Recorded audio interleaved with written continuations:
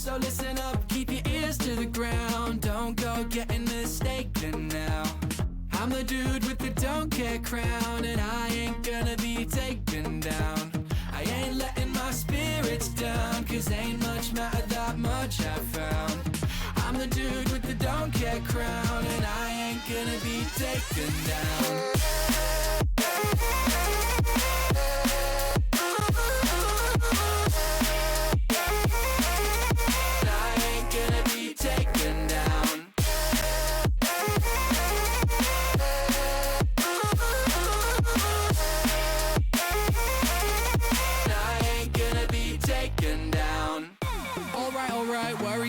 All night could just be a problem with the things you keep inside your mind. I get that it's hard to find recipes for living right. Maybe take a seat and I'll tell you how it goes. We can never know everything, so I've been letting go everything. Relax and then rejoice, cause you can't change a thing. Disappointment is a choice, that's the thing. So listen up, keep your ears to the ground. Don't go getting mistaken now. I'm the dude with the don't care crown, and I ain't gonna be taken down. I ain't letting my spirits down, cause ain't much matter that much I found. I'm the dude with the don't care crown, and I ain't gonna be taken down.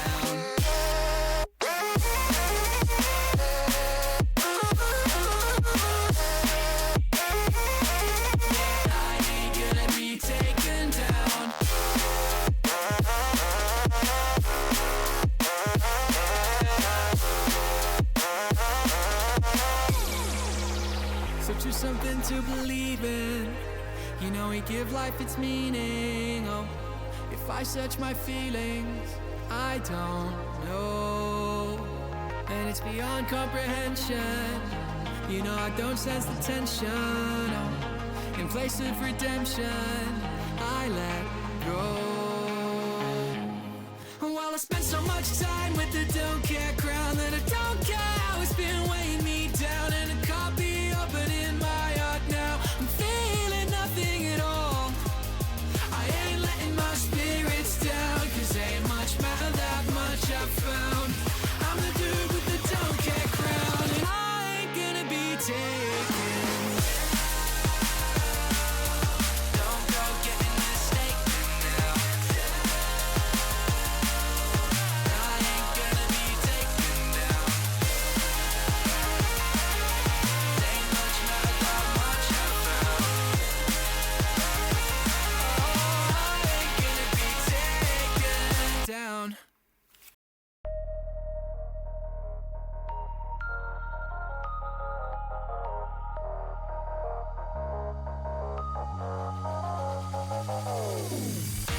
Feeling like a freight train running. What are the odds of getting 2 Fox Stevenson songs in a row on Random Shuffle? Welcome on in, taters. It's Thursday. You know what that means. Hello. Welcome in. I think everyone's still in ads for like another minute. So I'll say hello to everyone real quick while we wait for the ads to finish. Congratulations, Late. You got first, mate. You'll get book entry once we're in Potato World next stream, which will be Tuesday. Welcome on in, Late. Hope you're having a fantastic Thursday. Sam, how you doing? Don't worry, Sam. Okay, contain your hunger. I will be feeding chat delicious, tasty digital images. And I'll share with everyone, okay? The final image I'll post on the Discord. Welcome on in, Sam. I hope you're having a fantastic one. Let's see. Welcome on in, my gats. How you doing, mate? I hope you're having a great one. Oob, how's it going? Ninja, I hope you're having a fantastic one. You're ready for the food? This is a real recipe. All right, even though we're digitally cooking it in Photoshop, I'm going to literally pretend like we're cooking it in real life, okay? So, like, every step I take, you should be able to recreate to actually really make this dish in real life. And it's super simple. I'll talk about it a little bit more once we switch over. Ad should be over in like another 20 seconds. I have zero idea how scuffed this stream's gonna be. I'm hoping the audio's okay. I think I might have figured out why we were having audio issues. At least I hope. I've clicked a bunch of buttons, and we'll see if I broke everything. You can hear me, right? You can at least hear me, right? Everyone in chat can at least hear me right now, right? I'm not talking to myself. I'm not in the void right now. I'm not yapping in the great beyond. We can hear me? Let's go. I'm sorry for your ears, but I'm happy for my microphone. All right. Everyone's back from ads? Yes, yes. Can't hear me? Damn it. That's fine. Normal B scuff. We hear this one. Let's go. 5 stream streak ninja. Let's go. Thank you so much, mate. It means the world to me, guys. Let's see. I think everyone's back from ads. We got a lot of exciting stuff to talk about. I'm super stoked.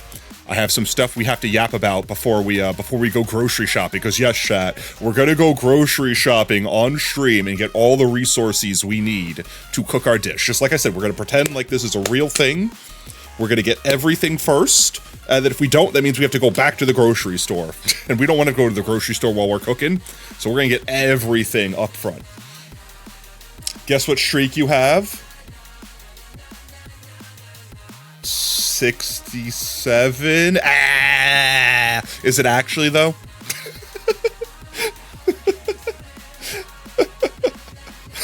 Let's go! Brain rot streak for the win! Late, thank you so much for the 3 stream streak, mate. My Gats with the 40. Holy schmouse out big streaks. Let's go. Thank you, my Gats. Thank you, Late. All right, let's see. Let's swap over. Get back to the live. All right, chat. All right. I'm ready for today's stream. I'm ready. Am I ready? Are you ready? Am I ready? No, you can't do that. You spoiled the surprise. B, I'm nerfing your command. You're not going to be able to use it for the first 10 minutes of stream. I'm a sheaf. I'm a tiny sheaf. Tiny sheaf. Smokey, welcome on in, mate. Ah. I love how Tot's hairnet is just cursed and floating next to me right now. There we go. See, we're all dressed up and ready to go, chat. We're all dressed up and ready to go. Look, even Tot is like OSHA proof. You adorable piece of shit. You're a monster. Ah! Ah! Why? Ah! A free gamble? Wait, a free gamble. It's gonna go off right now. Right? Oh no, it's not gonna go off. Smokey, no! No, you were still on the list, Smokey, and/or it's broken. I have no idea which one. Oh well, they tried, chat. They tried. They genuinely tried. We need some other peeps to get on the list there. We need some other peeps to try to roll it. But today, if you can't tell from my attire, my beautiful, beautiful last minute, definitely didn't make it 5 minutes before stream went live attire, we are ready to cook today. Chat, we have to cook. We gotta cook, okay? Quick, get Jesse. It's time to cook. Wait, you guys can't see my baldness. I'm covering my baldness with hat. You can tell I'm bald because the little floof is missing from out beneath it. But it's cook time, yes. We should reset the free gamble list. I probably can do that, actually. Yeah, that should be easy enough. I could do that. I think the problem is there's only like 3 people that keep trying to do it every stream. And they wait X amount of time, but since no one else is doing it, it's like the list isn't actually progressing through the names. So that's why the list is getting like locked up. That's got to be it. So I could maybe make the list shorter.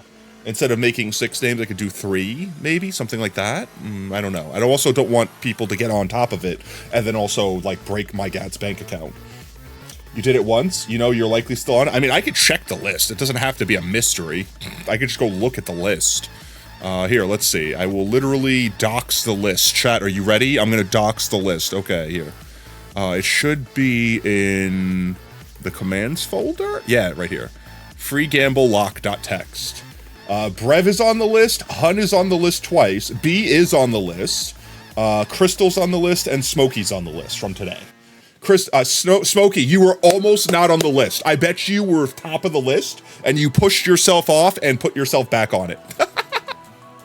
That's who's on the list. That's the 6 names currently on the list. So the next time someone uses it, Brev will get pushed off and Brev will be able to activate it. And then Hun's on it twice. Hun keeps trying. Hun keeps trying to go for that Gamba. They are consumed by greed. There we go. All right, chat. But let's see. I've got big and exciting news. There will be a tweet announcing, I think tomorrow I have it scheduled to go live while I'm at work. But for all of you that haven't been watching Twitter, we've got something really excited that I did not expect to do. This is brand new. This is kind of just dropped on my lap, and I'm absolutely floored for the experience. But drum roll, please. Drum roll, please. We're going to FanimeCon. Yeah, we're going to be on a TV screen at FanimeCon, getting carried around for a digital meet and greet. I'm going to a convention. This is actually like low key. This is like legitimately the first time Potato has been at a convention. I don't know. I have never done this before. I have no idea what to expect. I've got all my stuff set up, and I'm like ready to go. So yeah, let me shout out real quick some peeps. I don't think they have Twitch accounts or anything like that, but I know they have Twitters, and I would 100% say go please support these peeps because they are fantastic peeps indeed. But there was a giveaway on Twitter for the VTuber Research Club right here. And they were giving away, if I can find the original post here, they are giving away slots to cart around people, just like this, where you'll be on like a TV screen with someone carrying you around. I'll be able to see people through a cam. You will be able to see me from the screen. And then, yeah, I can meet, greet, talk to peeps, meet peeps, etc., etc. No, it's in California. I don't expect people are gonna have like, if you were already going, then cool, you get a chance to meet me. But I realistically don't expect people to be able to get like last minute tickets unless you're just in the area and you're like, never mind, I'm going now, you know. But our slot will be Sunday, so this upcoming Sunday from 2 p.m. and this is in PDT, so this is in Pacific time, because that's where the convention is. 2 p.m. to 3 p.m. We'll be walking around the con, and I'll just be chatting at everyone who wants to stop by and say hi. Yee. You're not willing to. I wouldn't blame any of you for not wanting to travel to California for a con. But at the same time, if this works out, and we have, you know, if everything's good, we like this, we like the format, etc., etc., there's no saying we can't do more of this. And in advance, where we schedule it instead of being like, okay, quick, suddenly drop everything for this weekend. We're doing this. So we won that. We're gonna be there. It was a 1 hour slot. You don't fancy traveling from the UK to California? I can't imagine. Why? Isn't that like free? Isn't gas like free these days? Everything's so cheap these days. You wanted to see that today. We have stuff on the day. You don't have to worry, guys. Like I said, I'm more excited that I'm getting the chance to go to a convention. I'm not expecting anyone to drop what they're doing and fly out to California. Like I said, this is more or less me just putting it out there. So if someone did happen to be in the area and or were already going to the convention, then they could stop by and maybe get a chance to see me. You streamed for the first time today on a game you really love, and you got 5 people to follow. Yo, let's go. That's actually huge for day 1. There's a lot of people that stream for weeks before they get their first follower, or maybe like first 5 even. But congratulations, mate. Last time you even thought about going to a convention, you had a panic attack, so that happened. I mean, that's fair. The only reason that I've been comfy with previous conventions is because like I've always had my own hotel room, and I know that I could just like go straight to it, and it's like in the convention center. I always get it like the closest one, like or the one that's like attached to the convention center. This way I could be like, nope, I'm overstimulated. Retreat to the potato hole. But I haven't been to a con for many a year. Like I want to say I was definitely living in New York at the time. Like it was at least 15 years ago. So this will also be the first convention I've been to since then. So I don't know how much it's going to be different. I've never been to this convention center before. They did have a map posted of it, but it didn't look familiar to me. And I'm not sure if that helps tell me where I'm going to be, so to speak. But so that was exciting news. I want to share that. Super thrilled. Again, shout out to VTube Research Club. You guys certainly didn't have to do that. You guys are amazing. Thank you very much. Yes. Let's see. What else do we have? Oh yeah, we got to pick the W Place winners this stream. I think we're going to do W Place after we do the cooking stream, because I'm not imagining the cooking stream is going to take like 3 to 4 hours. Unless stuff happens and I yap way too much and get way too distracted. But aside from that, presuming normal instances and everything like that, I don't suspect the cooking stream is going to take more than a couple hours. So after that, we'll do W Place. We could pick some pixels. We'll pick our winners. We'll get out our book entries. And then let's see. Tomorrow we'll be doing Beat Saber. I did not get a chance to potentially set up the model. even like the placeholder one. But I think we were talking about wanting to do that live, right? Like you guys wanted to see me and or watch me suffer trying to learn Unity on a live stream, or maybe a Discord stream. I don't know. I'm still drawn. I got floored with this news of being accepted to go to FanimeCon, so I've been focusing all the time I was going to spend on that, getting everything set up for that. And I may or may not have broken everything in my OBS. And by that I mean I had to make a vertical format for when I'll be on the screen. And I don't know what my dumbass thought, being like, oh yes, I will make an extra profile that'll have the vertical format, and I'll just move the stuff around in my current format, so it's like, I have everything there already. Then when I changed the settings back, it was all broke.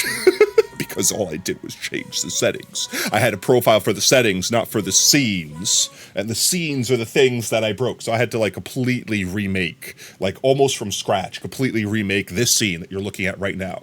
So if something's broken or missing here, it was my fault. Please don't blame me. It was all my fault. But I think I got it back. The only thing that might be slightly off was chat. I think chat was the only thing that I had Dumbass. to like, why'd you have to say it with such gusto? Why'd you have to say it with such gusto? Smokey's now famous in the chat. Let's go. Famous bang. Famous, yes.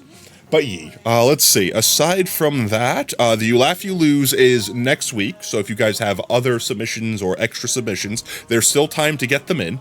I think we all decided collectively that we're going to do like we did last stream, where it's going to be, instead of if I laugh, the video ends format, it's going to be if I laugh, I spin punishment wheel, and then we keep going. And we're going to watch all the videos from that month, effectively, until we catch up to the first of the month. And then we'll watch every You Laugh, You Lose, we'll watch that month's videos. Which means there could be multiple winners, because this time, since it's not like a bonus You Laugh, You Lose, this time every video that makes me laugh will get the crown. So that's your chance, chat. You get book entries and crowns. There could be multiple winners. Yes. Did not know getting 5 viewers and follows your first stream was good. Yeah, honestly, like I said, a lot of times people will stream to no people for weeks, potentially. Depending upon, like, it depends. Like, if you go into it with a bit of experience and know what you're doing, then you'll probably get people on your first stream. But, like, most people don't know what they're doing when they stream for the very first time. They're figuring it out. I'm not satisfied with your stream. I wanna talk to your manager. Okay, I could get my manager. One second, I'm getting my manager, chat. I'm getting my manager. Where's my fake mustache? 1 second, chat. Mustache. Do I have a mustache? I have to have a mustache. How do I not have a mustache? Okay, wait, this'll work. This'll totally work. Okay. Hello. I'm Potato's manager. Obviously. I'm clearly a different person entirely. Can't you tell? What's the complaint? I hear there's a complaint. What's the complaint, good sir? What's the Oh no, you knocked off my disguise. Oh no, they're gonna realize. Alrighty then, chat. I think that's everything. For today's stream, I wanted to announce the details of what we're doing. I think we yapped about it a little bit before we went like live, like in the like the starting soon screen while peeps were in ads.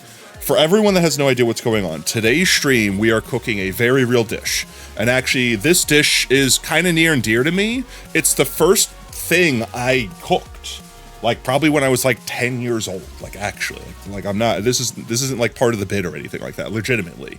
My grandma, bless her heart, rest in peace, grandmams. My grandma taught me this recipe because when I was a kid, she would make it for me literally every weekend. Every Sunday I went and visited my grandma.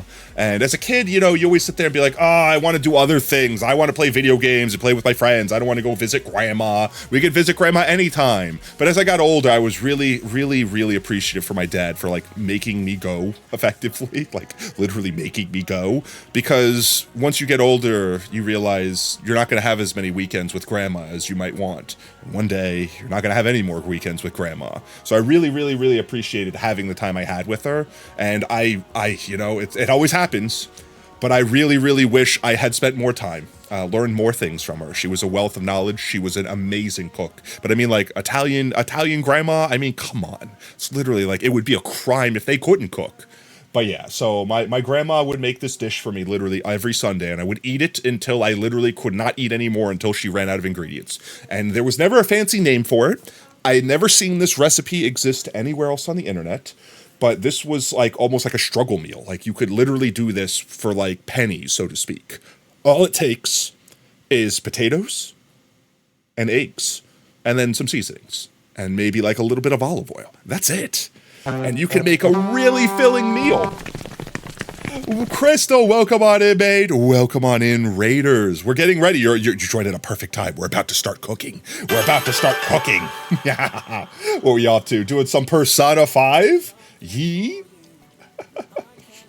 Welcome on in. Yeah, we're just telling the backstory of this recipe. So, my grandma taught me this recipe when I was like 10 years old. It was the first thing that I legitimately cooked, and it was awful the first time I did it, but I had cooked it many a time after that, like probably hundreds of times. I've cooked this meal while camping. I've cooked this meal just for casual breakfast. I cooked this meal when I was broke AF, and I was literally living off dollars a week. Like this is a meal that you could all do this. This is a dish anyone could cook, and it's super tasty. It's super simple, and it's super filling. Stop saying it. Stop saying like what? By the way, Potato, you are on when you finish streaming. You would have raided me. Oh, you're fine, mate. You don't have to worry about that. You pet tot and contaminated. No, you peeled off the hair net. Ah, no.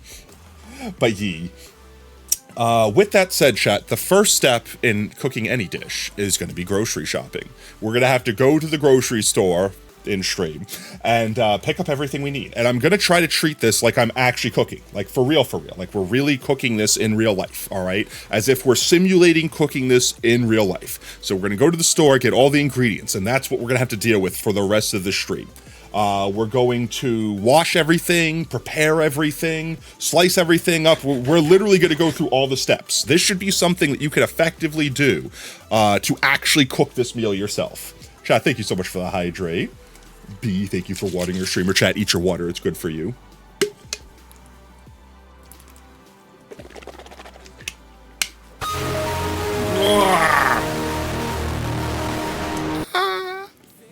Why was drinking, mate? Why was drinking? Whew, okay, let's see. With that said, chat, another bucket of doomed souls ready to be I judged. suppose we should Harrison, switch on you over can't be in videos like every fucking to the day. kitchen I'll never respond. and get our grocery list ready, right? Yee. Another bucket of doomed souls ready to be comes. judged. Harrison, The you can't be in portals to videos hell. Like every fucking day. I'll never respond. Take a hit. Portal to hell. Portal to hell. Portal to hell. Portal to hell. Portal to hell. Portal to hell. With that said, where is it? There we go. Boop. Alrighty then. I don't need Twitter open anymore. Okay. So the gimmick here, chat, is that we are not allowed to use anything besides Google Images and Photoshop to cook this dish. Appreciate that lurk, mate. There we are. We're in the kitchen, chat, alright? So the first thing we need to do is make an ingredient list. And let's see. I should be able to... I can add text, right? Where's text? Yeah.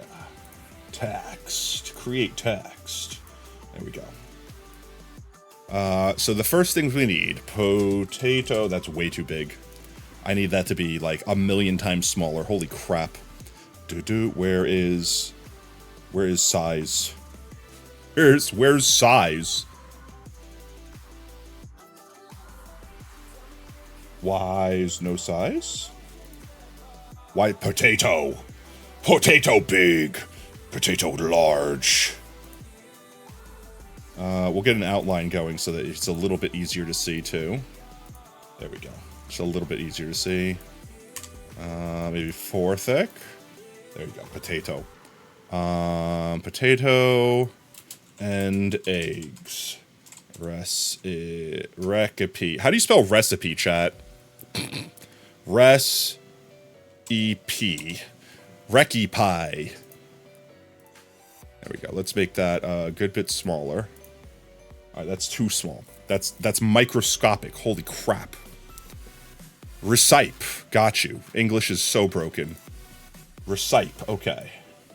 That's clearly how you say it, right? Recipe. Recipe. Recipe. There we go. All right, first thing we need 1 russet potato. All right, we're making our shopping list, chat, all right? We need half a dozen eggs. All right, we'll need salt and pepper, /pepper. And at this point in time, you could also throw in other stuff. So if you like jalapenos, if you want some garlic powder, if you want some other stuff, you could grab all of that. Exclamation point command should list all the commands you guys have available. Let's see, we'll need a little bit of olive oil. You could also use butter, chat. You could also use butter. Butter is acceptable. It might just burn if you're not careful with it. It'll be a lot more difficult to use butter because you have to worry about it burning. The olive oil, you're fine. It's commands with the S plural. It should list all the commands. Let's see. I'm trying to make sure we're not missing anything, chat, because we're missing stuff. That's it. We're not gonna have it. Yes, I like olive oil because it imparts like a certain flavor to it, but you could also use a neutral oil. You could use sunflower, you could use a strong, you could use sesame oil. You basically just need it to help brown and fry the potatoes. So you could pretty much use any oil. I would use anything that has like a medium to high smoke point. This way you don't risk burning it. I'm making a Spanish tortilla omelet? Not necessarily, but it might not be far off. Also, welcome on in, mate. Hope you're having a fantastic Thursday. Olive oil is good. Yeah, no, you could use canola oil. You could use any oil. For me, I'm going to grab olive oil because it's my preference. But you don't need a lot. You only need like a little glug. So if you already have whatever you have at home, I mean, technically you could get away with a spraying of Pam, okay? Like, this is super simple. But yeah, any oil, it's basically for conducting heat. It does it, after that, it's just for flavor. I think that's really it. Trying to sacrifice me. I see you, Smokey. I think that's it. Let's see. We don't need the mic in the kitchen. Yeah, I think that's it. Oh, you got ping because it included the mygats command, which automatically pings you. That's funny. Yeah, I think that's it. With that said, chat, I'll leave this in the top corner here. And let's go heckin' shopping, all right? So the first thing we need to do while shopping is pop up our browser. Maybe we will move the text down beneath the browser. Because remember, we're cooking everything from Google Images, all right? So I'm also gonna need, I realize now, some. All right, I'm gonna say this, all right, chat. I'm gonna say this. All the ingredients we have to get in advance. But I'm going to assume that we just have all the utensils and like cookware. So I'm going to be allowed to revisit Google to grab new images for like pots and pans and what have you. All right, I'm stipulating that rule.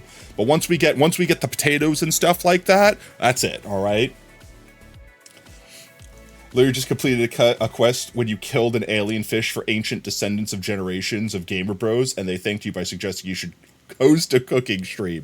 What are the odds? Oh my geez, what are the odds of that? All right, let's go ahead and jump on Google, just literally Google. And the first thing we're gonna grab is a potato. So let's go jump to our digital grocery store. And we're just gonna get a potato. My personal recommendation for this, chat, is a nice big russet potato, all right? You really only need one. Like, you don't even need like a whole bag. You could buy a single potato. One big potato, I don't think it's the right time for a ritual. I don't think that one's gonna work. It's pretty bright in the kitchen. I'm assuming it's daytime. I don't see the moon from here. Let's see. So I'm gonna say this one right here actually looks pretty good. We could just grab this one. So I'm going to copy that one over. We're going to go ahead and swap over, and I'm going to show... Let's see, I need to move stuff around still. I'm going to put this up here by chat. Chat, you can guard the recipe, okay? Actually, no, I'll put it over here. There we go. That should be out of the way. All right, and then I'm going to open up... I don't know if this is going to work now. This is the only part I haven't been able to test. Let's see if our kitchen works, chat. This is going to be scuffed, or this will be fantastic. I don't know which one. This is untested. This is entirely untested. Dum dum. Where is it? Okay.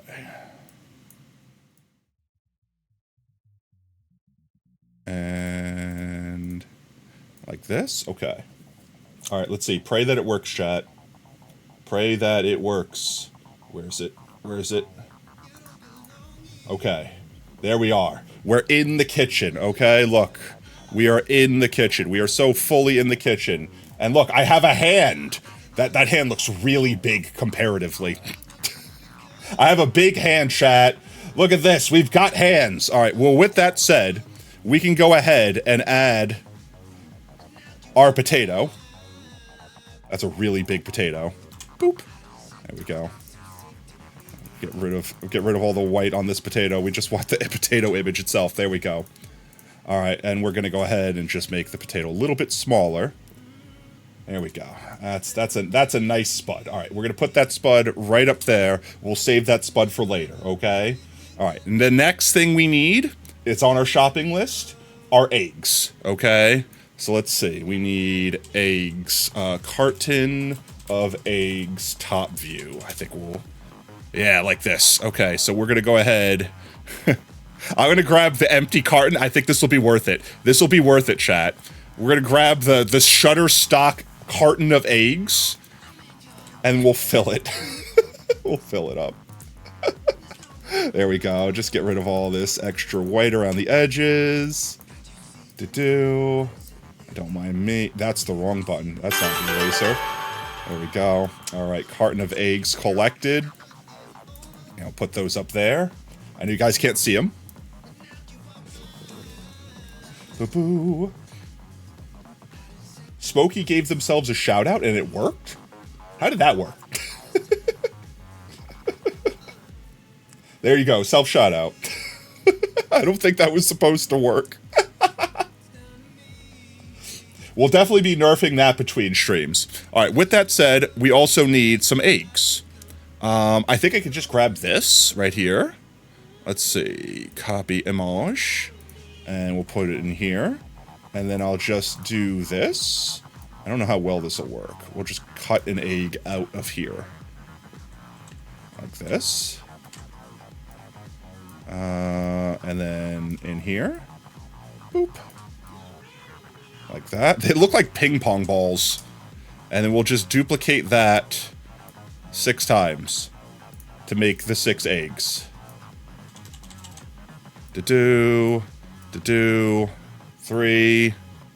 4, 5, and 6. Okay, there we go. We got our eggs.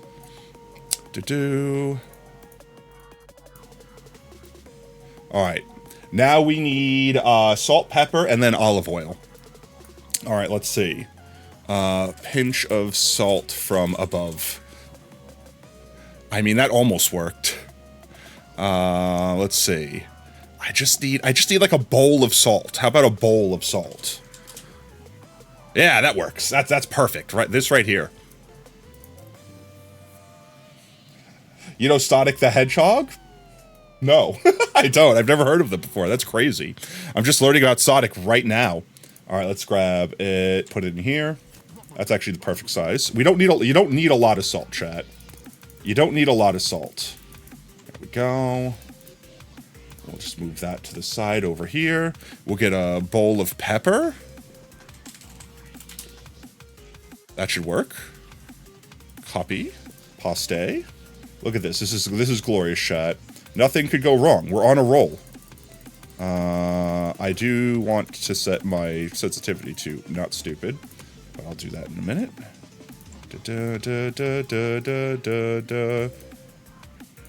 There we go. All right, where is my eraser? There it is. Glorious. There's our pepper.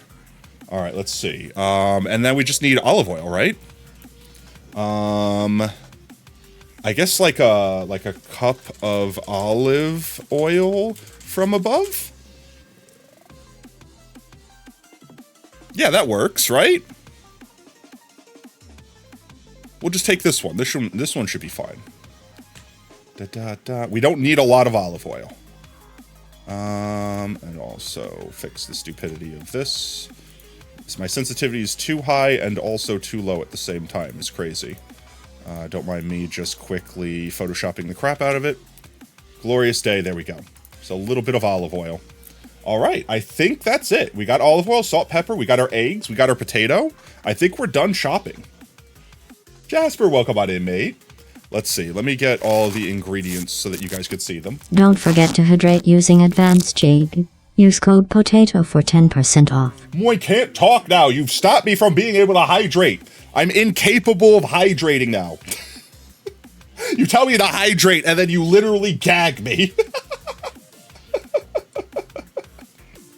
We're making potato and eggs. I don't know if there's a different name for this to be a real recipe. It was just a recipe my grandma taught me that she cooked me all the time. You did nothing, don't blame you. All right, chat, eat your water. It's good for you. Thank you for watering your streamer, mate.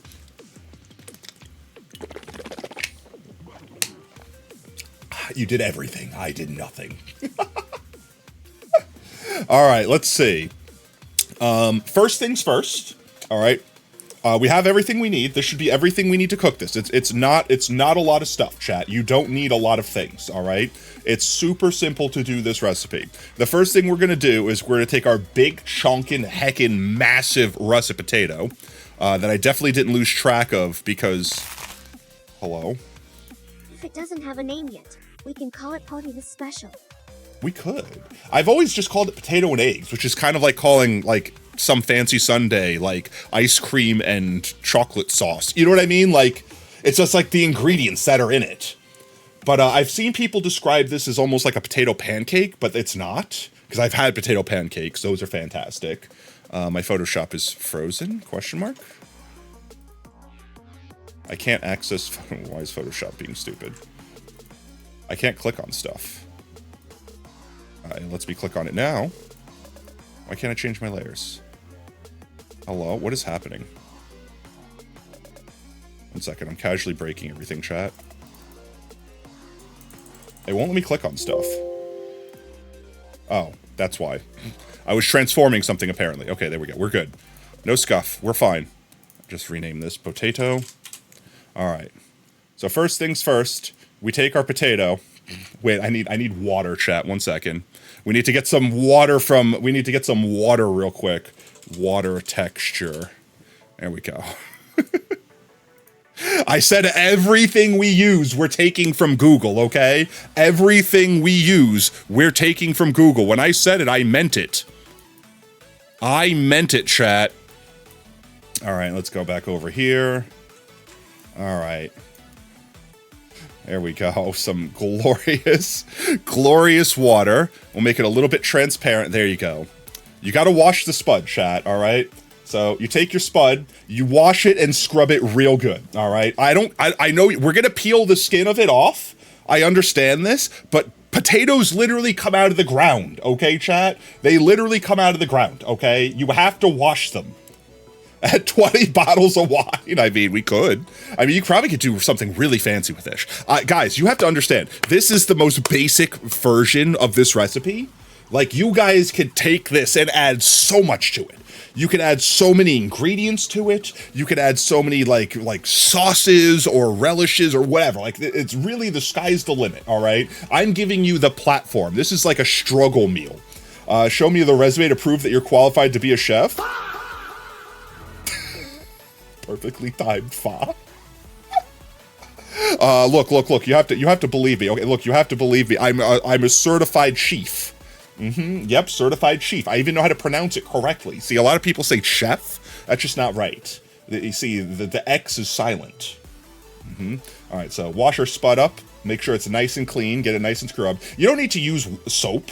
I don't believe in using soap on vegetables. I think that's a little excess. Just a really good scrubbing, and that's it. Did you wash your hands before you start? Of course, every good chef washes their hands before they start cooking. That's why, look, I have the chef hat on, and Tots got the hairnet on. Yes, I did. I did it off camera, okay, chat? We did it right after we finished grocery shopping. There we go, okay. All right, the potato is thoroughly washed, so we'll go ahead and take that out and put it back on our cutting board. And next thing we need to do is get a potato peeler. You could technically... And confirm he did not wash his hands. Look, I'm the one eating it, okay? It's my germs, all right? I'm allowed to do this, okay? I'm trying to grab my microphone. I don't have the microphone because the microphone wouldn't be... the microphone would not be proper in a cooking environment. Let's see. I have to switch tools real quick. Uno mas, chat. I have something prepared. I have no idea how scuffed this is going to look. This is going to look so scuffed. This is going to look so scuffed. Are you ready for this, chat? I'm going to pull out a potato peeler. Where is it? Where is it? Here it is. 1 second. I'm pulling out the potato peeler. The potato peeler. All right, let's see. Yep, Do-do. And this is the potato peeler. But you said you'd share with chat.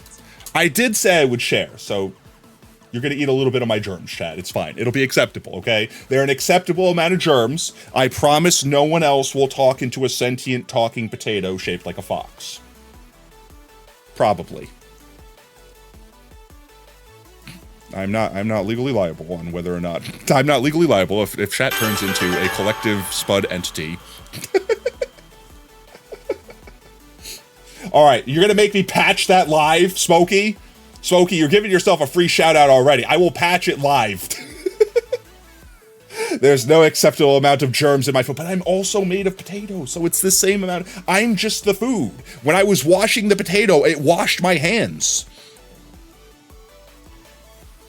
I don't have fur, I have starch. I'm just I'm fluffy. Peaches don't have fur and they're fluffy. Huh? All right, let's see. So I'm gonna do some trickery here. Let's see. I think this should be okay. Yeah, 1 second. Let's see. A peeled potato. We're gonna do some Photoshop magic here, okay? This doesn't count as getting ingredients. This is just for the aesthetic, okay? But I'm gonna go ahead and copy this, put this here. Chat, it'll make sense in just a minute. Trust me. All right, it'll make sense in just a minute. We're gonna peel the potato. Don't worry. We're peeling this potato. This potato is getting fully peeled live. Okay, this potato will be stripped live, like this. I need. Ta-da. Where is it? There we go. Unlink. There we go. All right, there we are. Glorious day. All right. There you go. One whole potato, unshaven, freshly washed. It's washed. There we go. All right, now time for me to pull out the cursed peeler. I hope it's not cursed. I hope it just works correctly. It's just gonna work correctly the first try, right? Wait, why is it not working? 1 second. Do I have to do this every time? There it is. Chat, do you like it? This too was taken from Google. I just combined a hand. Look at this. Look at this glorious appendage. Dad, I want to add my pennies into the food. No, you can add it to your own, okay? We don't need to cook those. Those are already cooked, okay? Those are pre-cooked. All right, chat, let's see. I need an appropriately sized... All right, here we go, chat. Are you ready? We're gonna peel our potato. We're gonna peel our potato. Right like this. I'm peeling the cutting board. There we go. Okay, ready? We're peeling the potato. There we go. Look at that. Oh, look at that. That's Wait, we're gonna zoom in on that bitch. That's a satisfying peel. Oh, look at that. Oh, that's satisfying. Oh, look at that. Oh, that's satisfying. That's a satisfying peel, chat. All right, look, we got another one. Ready? There we go. There we go. Almost done. All right, we're almost done, chat. We're almost done. Don't you do it. Now we have a floating hairnet. Peeling our spud. Peeling the spud. Nice. And this is all in Photoshop. There's nothing else but Photoshop. All right. And now we got to roll it over and do the other side. All right. Ready? Now we do the other side. Now we do the other side. All right, ready? I'm going to try something. Wait, I want to try something. I want to try something fancier. Even fancier. Even more fancy. No, that's too fancy. No, that's not fancy enough. Nope, that's not. Nope, nope, nope. Wait. Is M this? No, that looks gross. I had a flat one, didn't I? Yeah, there we go. Oh, that's not bad. There we go. There we go. We just got to go over it twice. You miss a spot sometimes, all right? That's fine, all right? There we go. Just like that. Welcome on, Con. Hope you're having a fantastic Thursday, mate. We're peeling a spud here. We're just peeling our spud here. There we go. Nice and clean strokes, chat. You want to get all of the skin off. Now, you could cook this with the skin on. I don't suspect that it would make it bad, but it would change the texture of it.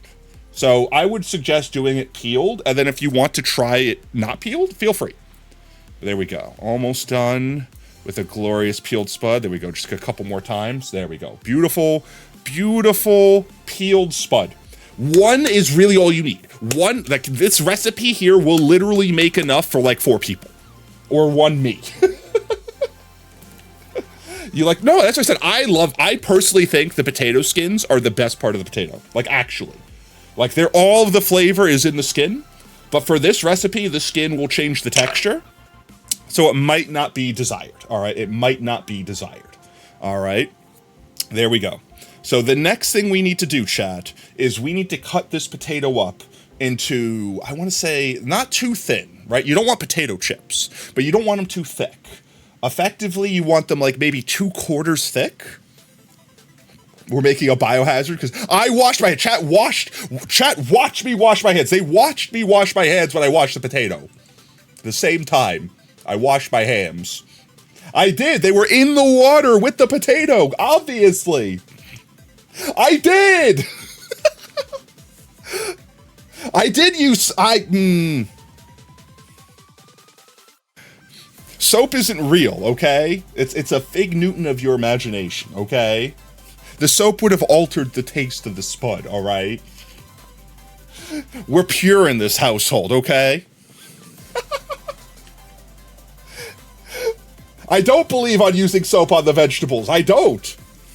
And I'm a vegetable, therefore I don't use soap on myself. You ate the soap? Why? I did that shit once, chat. I actually, true story, just quick aside real quick, chat. I was the kid that, when I learned how to cuss, my mom went, if you say cuss, I'm gonna wash your mouth out with soap. And my ass went, bet, and ran into the bathroom and tried to pull a power play. And, like, consumed the liquid soap. Thinking, like, if I do this now, she can never threaten me with this again because she knows I'm just that kind of crazy. I immediately regretted my decision. It did not come out very easily, and I never cussed in front of my mother again. Soap is just bleached hands. Welcome on Improv, mate. Also, welcome in, Mari. I think I said hi. I know you've been here for a minute. I'm sorry. I think I forgot to say hi to you. But so I literally did it to myself and then went, nope, okay, yep, nope. If you threat that is a valid threat. My mom looked at me like I was a dumbass, because I was, and was like, I was going to use the bar soap. Your ass tortured yourself by using the liquid soap. Yeah, sacrifice, exclamation point, sacrifice is sacrifice. That's their VIP command. That was their choice. It yeets sacrifice to the corner with their rock. All right, let's see. We don't need the peeler anymore. We do need the knife. So we're going to go ahead and switch out to our knife. I do have a knife. 1 second, chat. We're switching to a knife. What do you got there? A knife! No! All right, chat. It's time to switch to knife. Surely this will work. Surely this will look just not nearly as cursed, right? Surely this will be not cursed at all. Just absolutely uncursed in every way, shape, and form. There we go. Yeah. Yes, chat. Yes. Now when you bully me, I can defend myself. Yeah, come on, B. Try to shrink me now. Yeah. I'm armed and dangerous, and I've got an arm.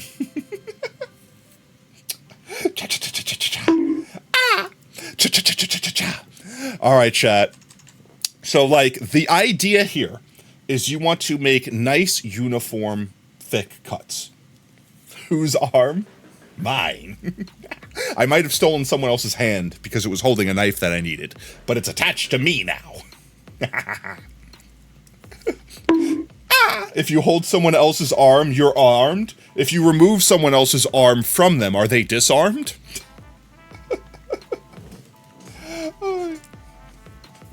You thought he was 24? You were told he was 15? Oof. Yeah, I'm old. I'm unk stat.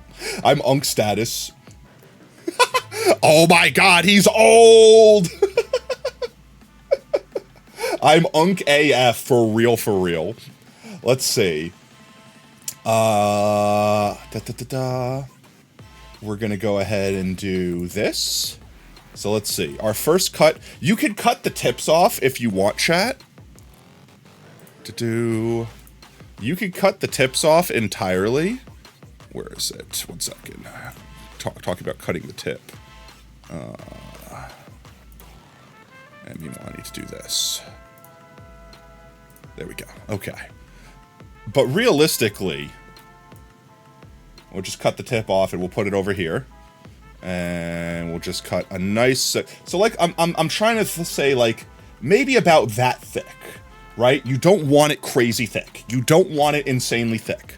Because the concept of this is you're going to put it flat on a pan, and you're going to cook it on one side, flip it once, and then partially cook the other side, and then throw your eggs in. And then effectively it cooks everything. So if it's too thick, it's going to take way too long, and you get crunchy potatoes, you're going to be sad. I would say err on the side of caution, and if you think you're cutting them too thick, cut them thinner. Because if you cut them thinner, that just means you have to flip them faster, okay? It doesn't mean you've ruined anything. Yeah, and if you like them crunchy, go for it. But I would recommend, like, half the thickness of a French fry. Can you take pre-cut potatoes? I don't know. Because, like, potatoes, here's the problem with potatoes, right? They oxidize really quick. So if you have pre-cut ones, they might be frozen, which is going to definitely alter the cook time. So, like, honestly, you're better off using a fresh spud. You're going to go get dinner? Have a good one, Smokey mate. So we're gonna go ahead and just cut these guys up. We're gonna dice these guys up nice and thin, just nice and consistently like that, right?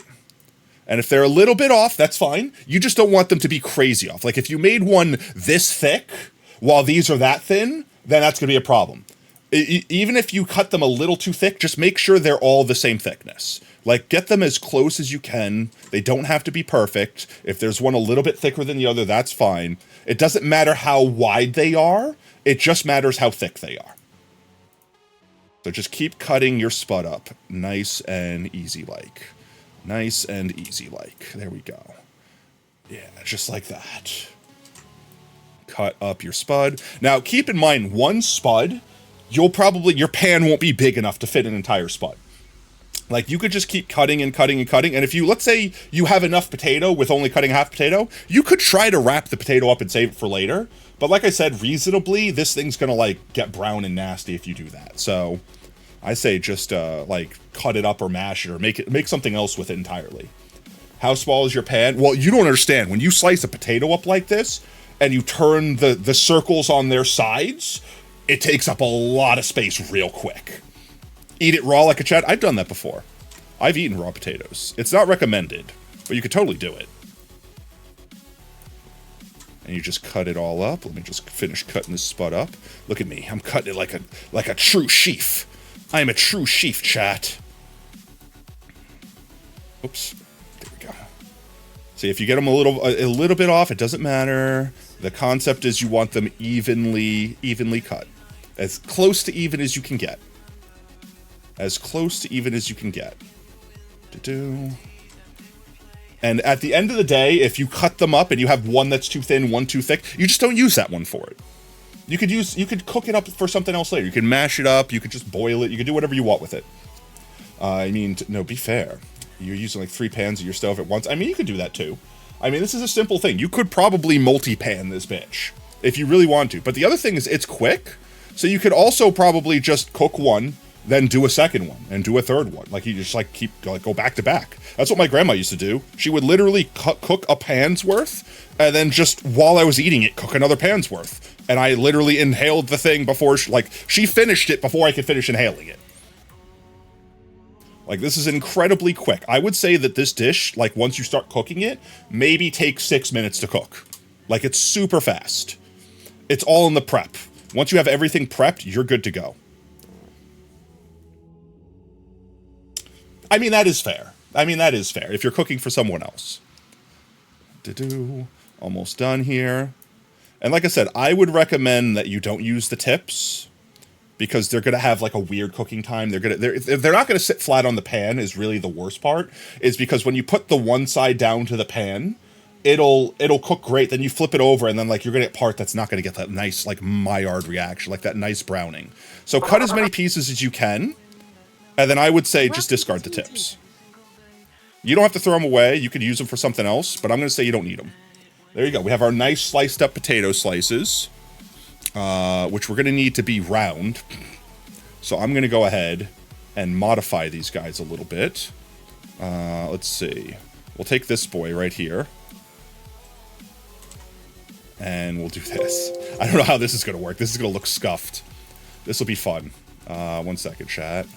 Hello, I'm gonna break I'm gonna break the facade. I need access, there we go. That's not, oh, that doesn't work. Hello? Uno mas. Where'd it go? There we go, it's back, okay.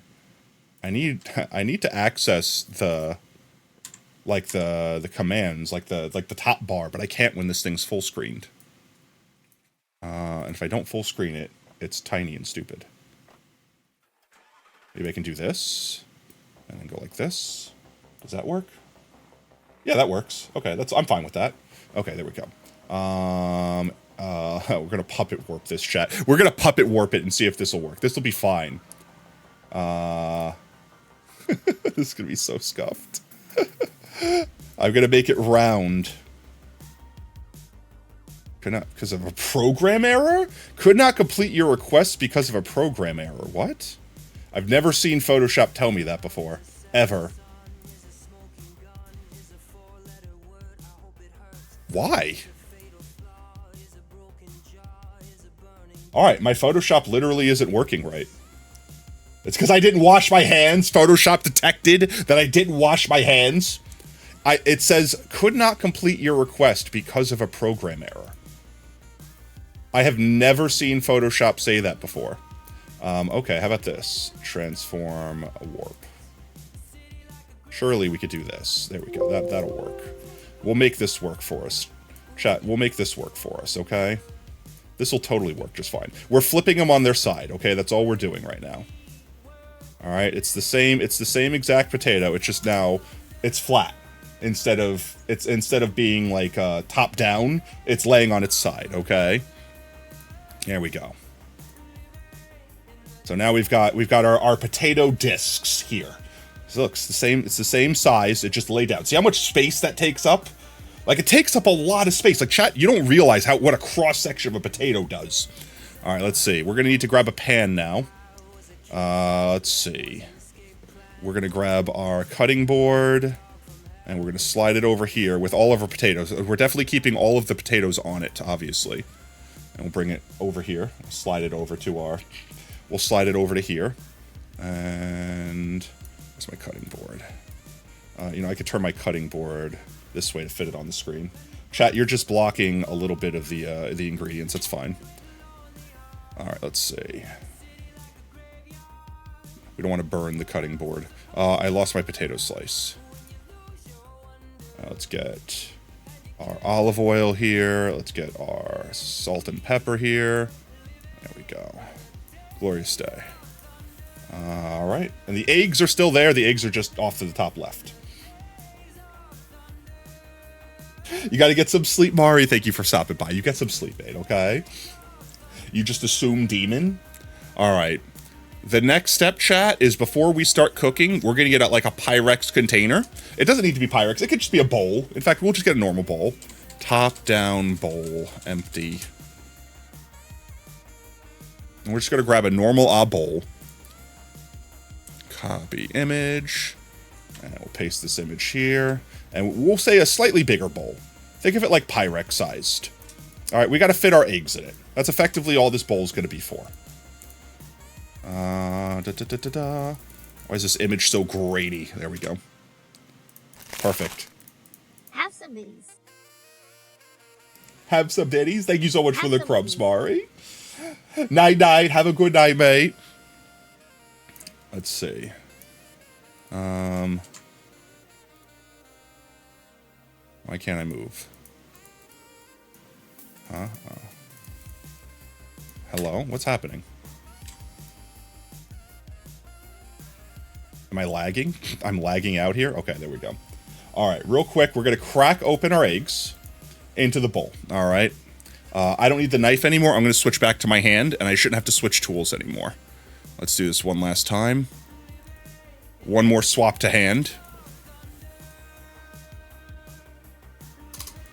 This is so scuffed, chat. All right, look, we're real sheeps, okay, chat? This is what it takes to be a real sheep in the real world, okay? Sometimes you gotta just switch your hands out real quick. It happens. And there we go. And here we are.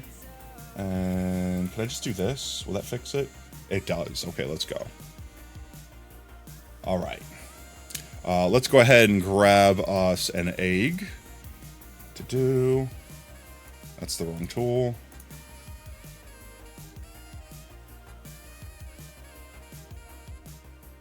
Almost. There we go. All right. Put it over the bowl. Let's get to the top there. There we go. All right. All right. We're gonna crack the egg. Don't crack your eggs on the rim of the bowl. If you do that, you're probably gonna like push the shards of the egg up into the egg. Crack it on a flat surface. All right, like a normal person. Crack it on a flat surface. Pour it into the bowl. All right. Imagine we crack this. Or we got to crack this egg open, chat. All right. I'm cracking this egg open. My Photoshop is lagging like crazy already. We might have to save the scene and reopen it because Photoshop is stupid. There we go. There we go. Cracking the egg open. Just like that. We get that yummy, ooey gooey yolk. Where's my bowl at? There it is. Bowl. I'm gonna label it so I don't lose it. There we go. And let's see. We need a good egg color. We need like a good eggy color. Kind of like... That looks eggy. Alright. Hello, let me paint. Why no paint? Why paint no occur? Alright, it's too laggy. We're gonna save it real quick, chat. We're saving the scene. And we're gonna reopen it. I don't know why Photoshop does this. It's like a memory leak thing. Photoshop just like lags out after a minute, and eventually just, you can't do shit. There we go. Not freaking out, but I'm afraid of losing you. All right, let's see. Get zoom back in. Get to our bowl. There we go. Okay. We're back where we was. There we go. So we have our egg in our bowl. We'll get all 6 eggs cracked, put in our bowl here. 3, 4, 5, 6. All right. And then we'll just presume that it's filled with slightly opaque liquid that is around it. Let's see. All right. Egg yolk is like slightly clear. There we go. Look at that. 6 beautifully cracked eggs. One after another. All right, look at that. Bowl full of eggs. And then we are going to grab... a whisk. You don't need a whisk. You could use a fork. In fact, we'll use a fork. It'll be easier. No, it's going to be scuffed, chat. We're showing off our Photoshop skills here, okay? It's scuff or no scuff. Oh my geez, that's massive. It's so big. 1 second, chat. Let's make it less big. Let's make it not the size of the screen. Holy crap. Just in shrinking. There we go. A little smaller. Thank you. And then I'm going to be lazy here and just remove all of the white from existence. And that should be good enough. And we'll just delete the shadow. Shadow the Hedgehog's a bitch ass anyway. There we go. Whisk. Instant whisk. Just add potato. Alright, you grab your whisk. You whisk up your eggs. You can use honestly, chopsticks are really useful cooking tools. Right? You just whisk up the eggs real good. And at this point in time is when you could add your salt, your pepper. You could add in all of your other seasonings if you're adding something else. Right? Like, let's say you're adding in, like, what's its name? Like, garlic powder. That's a little bit wide there. Why am I still so opaque? Oh, I know why. I'm on the whisk. There we go. There you go. Whisk them all together. Nice and smooth. You want them nice and smooth. No lumps, chat. Right? Just like that. And then you're done with your whisk. And we can put these off to the side till we're ready to use them. Alright, put them over there. Make sure they don't spill them. You don't want to spill them.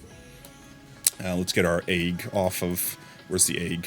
Which one of these is the egg? I didn't mark which one was the egg! Oh my Jeezums! Which one is... There's the egg. Okay, there we go. Let's go ahead and put you over here. I said put you over here. There you go. Alright. Now we need a pan. Skillet top-down view. Let's see. We'll grab this one. This one looks good. There we go. Da-doom. Alright. And now, chat, now is the time. Alright? You guys could put as much or as little salt as you need. Keep in mind, though, this is something you have to keep in mind with all things egg. Grab your pinch of salt. You can put it right in the egg. Grab your pepper. You can put it right in the egg. Mix it all in. Makes it all real good. But as soon as you add the salt, you have like an invisible timer going. It's going to like congeal your egg slightly. So if you're not confident you could do this quick on the first time, like immediately, I would say wait to add the salt till you were just about to ready to add the eggs, and then add the salt in, give it a quick whisk, then add the eggs in. That would be the best way to make sure that your eggs have a nice fluffy consistency. Otherwise, they're going to be a little bit more like thick and creamy, which might be a desired effect, but for this, we're going for like kind of like a fluffy omelet, so we don't want that to necessarily happen. All right, let's go ahead and add our pan to the scene. Of course, the pan is microscopic.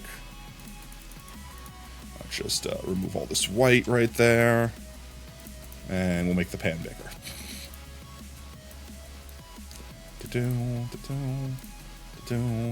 Unselect it! Thank you, Jesus. Everything is so laggy. Everything is so laggy. Let's see, we'll get a nice big pan. We'll rotate it around like a normal person. Alrighty then. Now, I would say, personally, for this, you don't want an incredibly high heat, all right? You want to have like a medium to high heat. You want enough that you could take the potatoes and you can make them like a nice golden brown, but you don't necessarily want to fry them. Like, you don't want them super hot, crunchy, okay? You want them like, think of like a potato. Well, think of a potato. Think of like a French fry. How the outside isn't like necessarily crispy and hard, but like you can feel the texture of it. And then the inside is like soft and fluffy. I would say like an 8, a 7 and 8, right? No, yeah, like, don't get me wrong. I love like tater tots are my favorite form of potato. But in this instance, for these, you want them like fluffy, not crispy. And you are going to lower the temperature once you get to the eggs. You're just putting the color on the potatoes. So first things first, we're going to remove this, and we got to make our oven hot. We've got to make the oven hot. So let's see. I'm gonna get a big old pencil brush here. And we need this to be red heckin' hot. There we go. Bigger than that. That should be good. There we go. Get it nice and hot. There we go. You definitely, now here's the important part, chat. You definitely want to preheat the pan, all right? You definitely want to preheat the pan. If you don't preheat the pan, what happens? Oops. What happens if you don't preheat the pan is you're going to have soggy everything. All right, because the oil is going to soak into the potato rather than like fry it effectively. 5 is our now. Keeping this in mind too, my gats. Every stove is going to have like a different like range. Like for example, the stove I have to turn it up like almost to high to get a medium sort of heat, just in general. So let the pan heat up. You can add your oil in. So we're going to grab our oil. If I can remember which one, there it is. This is the oil. Oil. And we're going to go ahead and pour the oil in. All right. Super scuffed. There we go. Pour the oil in. Da-doom. Where's my pan? And let's see, I need a color for the oil. The oil is going to just be like kind of clearish. Like this. And we're just going to have a little bit of oil in there. You know how it like beads up and everything like that? That's fine. We got oil in the pan.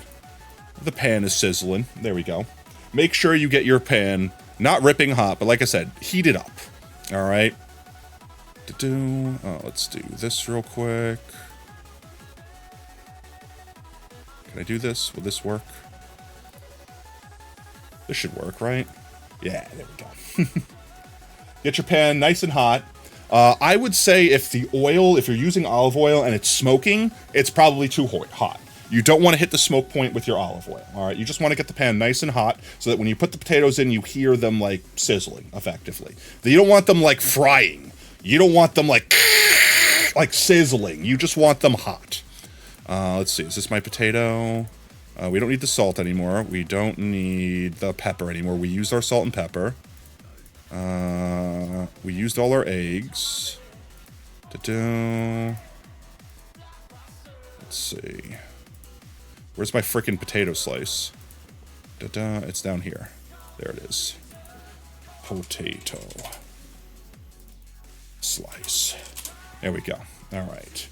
Once your pan is nice and warm, you're going to grab your potato slices and you're going to put them inside, spread out evenly. And you want to be kind of quick with this.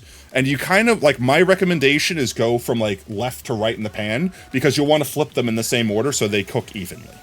So you'll put them in, just like that. And you're going to have, like, a whole bunch of varying sizes. Some will be huge, some will be small. That's normal. Just spread them out. You can make them almost touch one another. That's fine. You just want to make sure the flat part of them is, like, fully making contact with your hot oil. That's the only thing you really want to make sure. So just spread them out across the pan.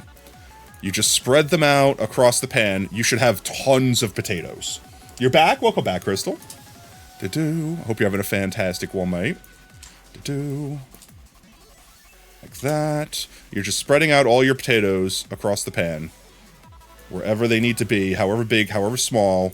Just kind of use your best judgment. You want to cover as much surface of the pan as you possibly can. Where did my microphone come back?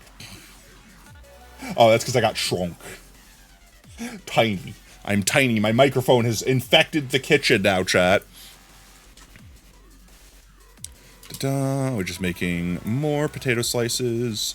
Fill the pan. Fill the pan with potato slices. There we go. There we go.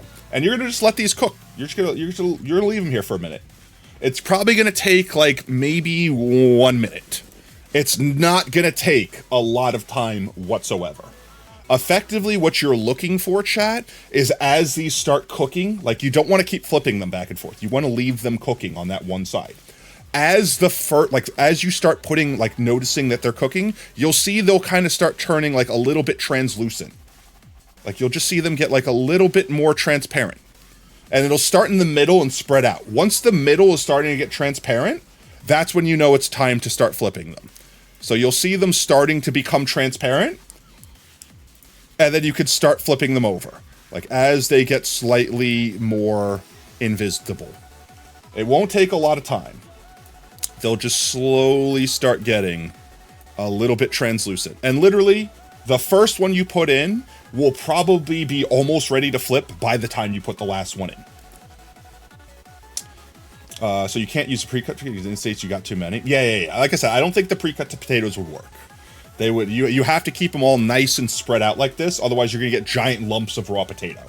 And the concept of this is why we're cutting them so thin is because they're cooking up from the one side, and then you're going to flip them over to the other side, and it'll cook them through to the middle, and then they'll be perfect. They'll be absolutely perfect. Let's see. Get the last of these translucent.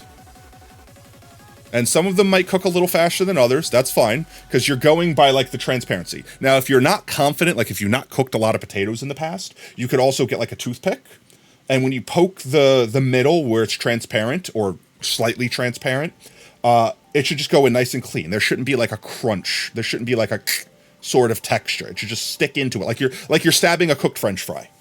It should kind of feel like that. Maybe with a super thin skin on the top, but the middle is going to cook faster than the outsides will. Just like that. I definitely missed one of these somewhere. That one little lad is slightly this guy. There we go. All right. And now we've done that to all of them. I missed one. There we go. Now we're going to start flipping them one by one.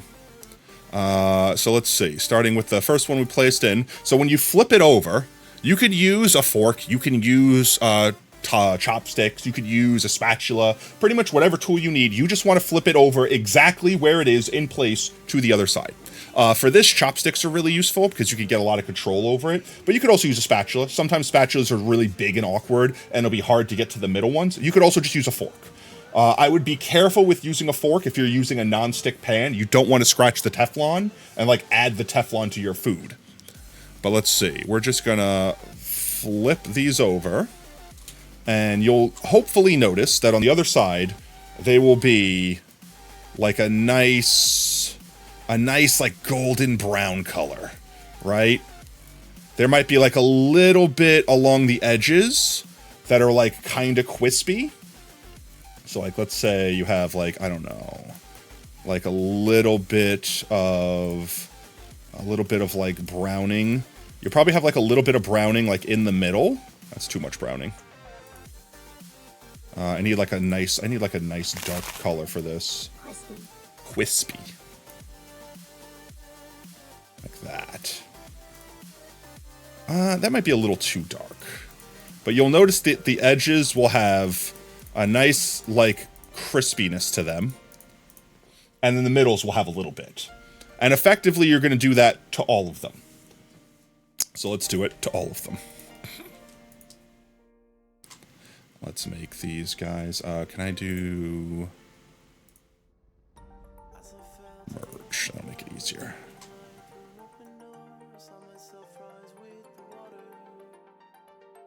There we go.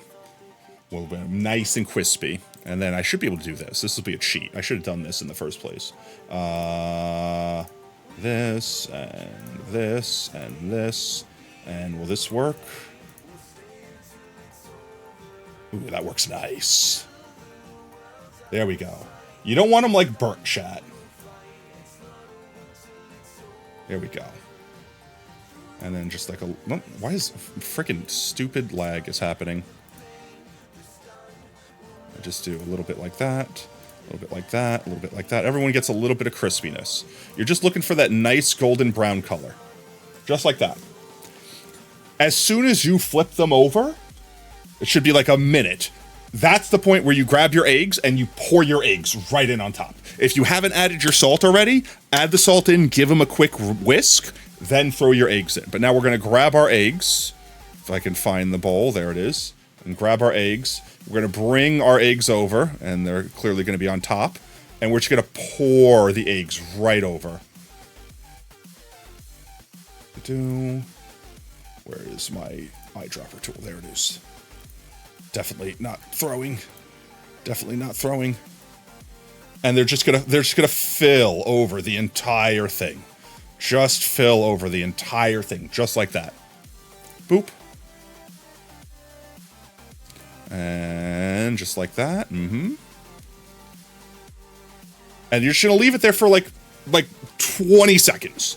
The eggs are gonna be spread really thin. They're gonna cook really fast. I would say you just grab hold. Let me do this. You just grab hold. Oopsie. I could fix it. 1 second, chat. Just need to do that. There we go. You just grab hold of your pan and give it a little shake. And this you might want a spatula for, unless you're really confident with your flipping ability. But pretty much as soon as you can flip this over, like a pancake, like a giant pancake, flop it on over. And then effectively what's going to happen is you're going to have cooked eggs on the bottom. They'll have a nice little bit of color on them. And almost all of your potatoes will be showing on the bottom side. So let's see. Where's my eggs? There's my eggs. Up like this. Up like this. There we go.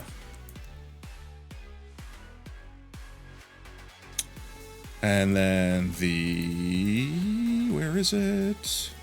Where is it? Hello, where did it go? There it is. Just need a little bit of color on those eggs. Trust, chat. Trust in the process. We're almost there. Oops. I need more red anyway. No, it looks brown. There we go.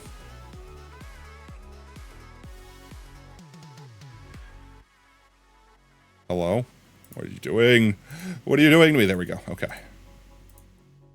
Just a little bit of color on the eggs.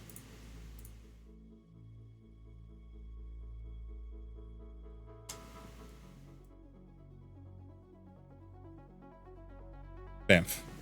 And then you honestly just wait till the other side stops sticking to the pan. They do kind of look like bananas. They do kind of look like bananas. But that chat, we're almost done here. Like at this point in time, you're just waiting for them to stop sticking to the pan, and you should be able to just take your pan and slide them right out, just like this, right onto a plate. So with that said, let's grab us a plate real quick. This one should work.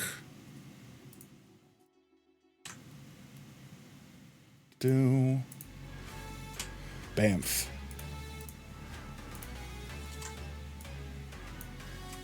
Make it big enough to actually fit our whole thing. There we go.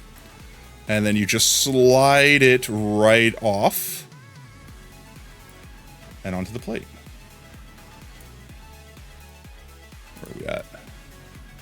Ah, I put the plate in here too. Wait, where did I put the plate? There it is. Bamf.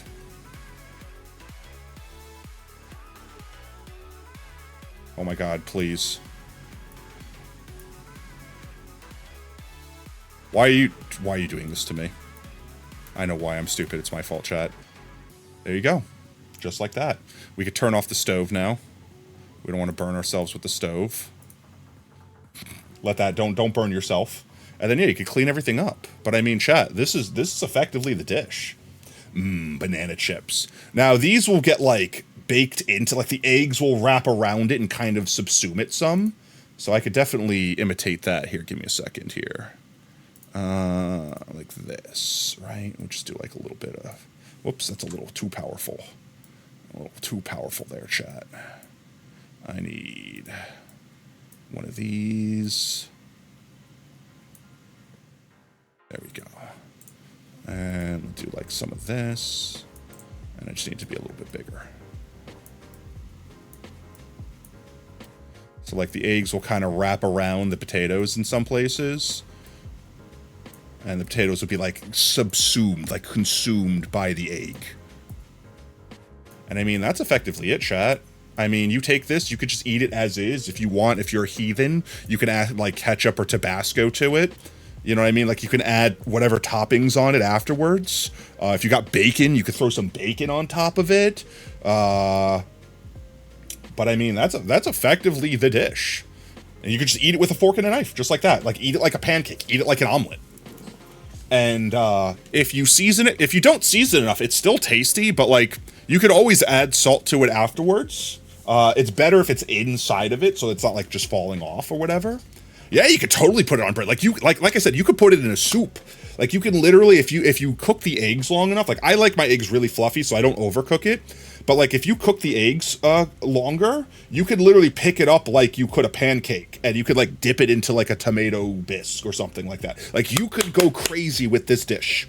And this literally costs you the cost of eggs and a potato. Like, it doesn't get much cheaper than this. And on top of it, potatoes are incredibly nutritious. Eggs have protein in them and other vitamins. So, like, you could literally live off this. I would say it probably wouldn't be good for you because there's probably like a lot of fat in the oils and stuff like that. But even then, if you use like a low fat or just, yeah, technically, if you have a really good pan, you don't even really need to use the oil. I'm going to recommend it because it's going to help the potatoes cook properly. But like, even then, like, you look at a pretty expensive potato, he's wearing a chef hat. Look, I am special, okay? Not all your grocery store potatoes are going to be like me. Nah. But yeah, I mean, that's it, chat. Like, you can, this dish probably takes less time than it took me to cook it here for you in real life. Especially like once you know what you're doing and you have everything ready for you. Special is one way to put it. But yeah, no, like I ate this dish literally like every weekend for my entire childhood and never complained once. When I grew up and I just wanted something quick and easy, I made this for myself. The most annoying part about making this is having to prepare the potato.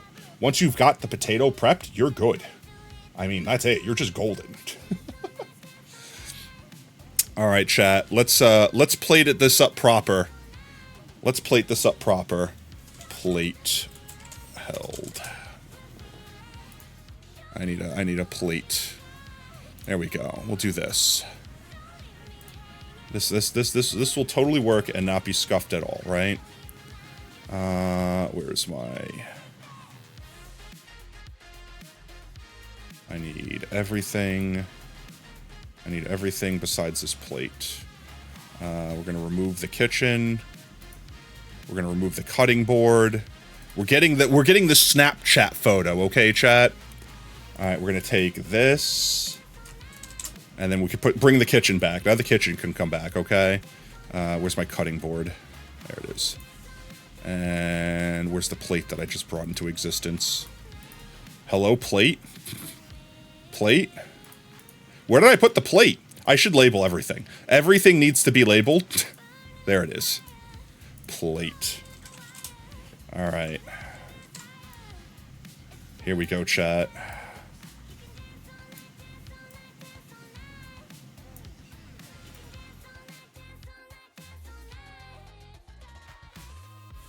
And we'll give it some body, okay? We'll make it like slightly, it's like a pancake thick. Hello? Am I allowed to click on anything? There we go. Photoshop is already dying, actively dying. All right, I'm not allowed to click on anything. All right, we're gonna take this as the screenshot. Can I at least select it? All right, I'll screenshot it the old manual way. Perfect. Eggs are quite expensive in the Netherlands because we're telling a story about eggs from local farmers being dangerous. And that's why grocery charge whatever for they want. Honestly, eggs are kind of expensive in America too. That's like a whole big thing about like, we're going to make eggs cheaper, and then they didn't. But they used to be cheap, at least back in the day. I used to be able to get like a giant box, like a 60-count box of eggs for like $6. No, it might have been like closer to 11, but still, like, eggs used to be dirt cheap. I survived for like a year off of eggs, effectively. Like, I ate omelets every day just because. Here we go, chat. We're going to share. We're going to go to the community Discord, and we're going to share our glorious dish. There we go. And you know what, chat? We're going to share it on Twitter, too. We're going to go ahead and Twitter. All right. Let's see. We'll quote tweet this one. All right. We cooked. Or did we get cooked? It's tastier than it looks. I swear. And we'll get some, like, pleading eyes. There we go. We made it on stream. Banana soup. There we go, chat.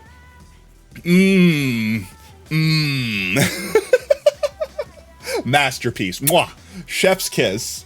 All you see are bananas. They do kind of look banana-y, I'm not gonna lie. I'm not gonna lie, it's like you left that banana brown a little bit too much. Alright, I'm gonna save this before it crashes and we lose it. Where is it at? File, save. There we go. Alright, that's it, chat. We cooked. You could see the vision, I know. Honestly, chat, if anyone cooks this recipe, A, let me know if my cooking instructions were clear enough for you guys to be able to even recreate it. And B, let me know how you like it. Honestly, I might legitimately cook this myself now that I've done it, because I haven't had this dish for a couple of years now, and low-key, this is like comfort food to me. It's a struggle meal in a way, but at the same time, like, there's something that's so incredibly simple and satisfying about eating it, because it just brings me back to, it's like Ratatouille. It's like being wowed by like the Michelin star chef, because it's like, oh, you served ratatouille, and I got brought back to, you know, me being sad after school and visiting grandma, and grandma cooked me potato and eggs, and then everything was happy because all I had to do was eat food and smile. It's like that. It's literally like that. Thank you for the recipe. You will definitely try to cook one time as soon as you get more tools in your kitchen. Fair enough, fair enough. And that's the other thing about this dish, is it's really simple to do. Like, you basically need a skillet and a bowl. Like, and a knife, I guess. Like, I guess you should probably have a cutting board so you don't, like, damage your counter. But I mean, like, realistically, like, you could just cut it on your countertop. Don't blame me if you damage your countertop cutting it, okay? Cut it on top of, like, a napkin or a towel or something like that. But you know what I mean? Like, you really don't need much. You need something to cut up the potato. You might need, like, a fork, and that's it. I mean, you probably have to need a fork to eat it anyway. So it's like skillet, fork, knife, potato, eggs, salt, pepper, which is technically optional, but definitely recommended. And then, like, butter or oil of pretty much any type. I definitely recommend oil over butter. It gives you a lot more play space, but, like, if you're proficient enough as a cook, I could see butter tasting fantastic. Welcome on in, fanboy mate. But yee. And yeah, if you guys do cook it and you share photos, drop it in the Discord, drop it in the food channel. Where's our food channel at? Food and cooking. Yeah, drop it in. 6, 7. I can't believe those are real. Drop it in here. Let me see. I want to see you guys cook. And I want to see how close it looks like to this. Honestly, if anything, chat, I think this is, like, too bright. Here, like, let me see. It would probably be a little more pale. Like that. And then maybe, like, a little bit more...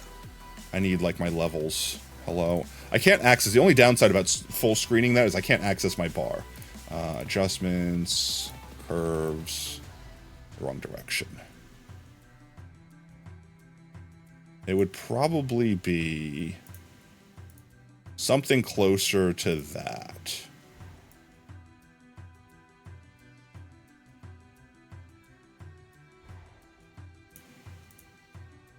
Probably look, honestly, a little more closer to this. Like, because the eggs are very light.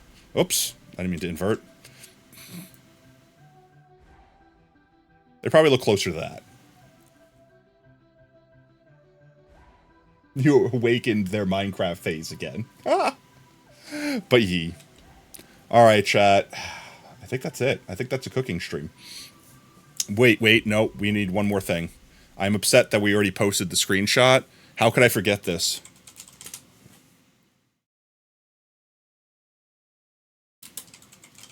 We're fancy here, chat, right? We're super fancy here.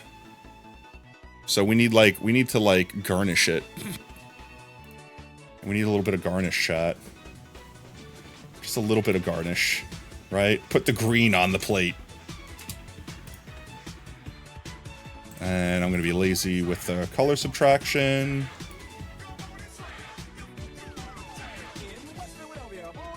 There you go. Now it's really fancy, chat. Now it's really fancy, alright? Beautiful.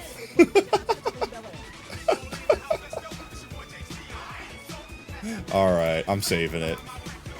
I'm saving it. You see, you only get the parsley when you're in stream, okay? Everyone else didn't get the parsley, okay? No one else got it. Banana lava soup. Banana lava soup it is. Maybe we call it the forbidden banana. Maybe if this recipe legitimately doesn't have a name, If this is literally something that like my grandma invented that has never been made before, and I've just been like handing this recipe down to generations, maybe we just call it banana soup for the meme. Forbidden banana soup.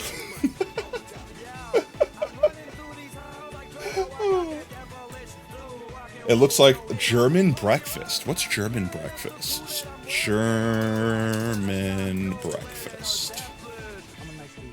Oh, well, Google doesn't help. It just shows me a bunch of things that people could eat in Germany.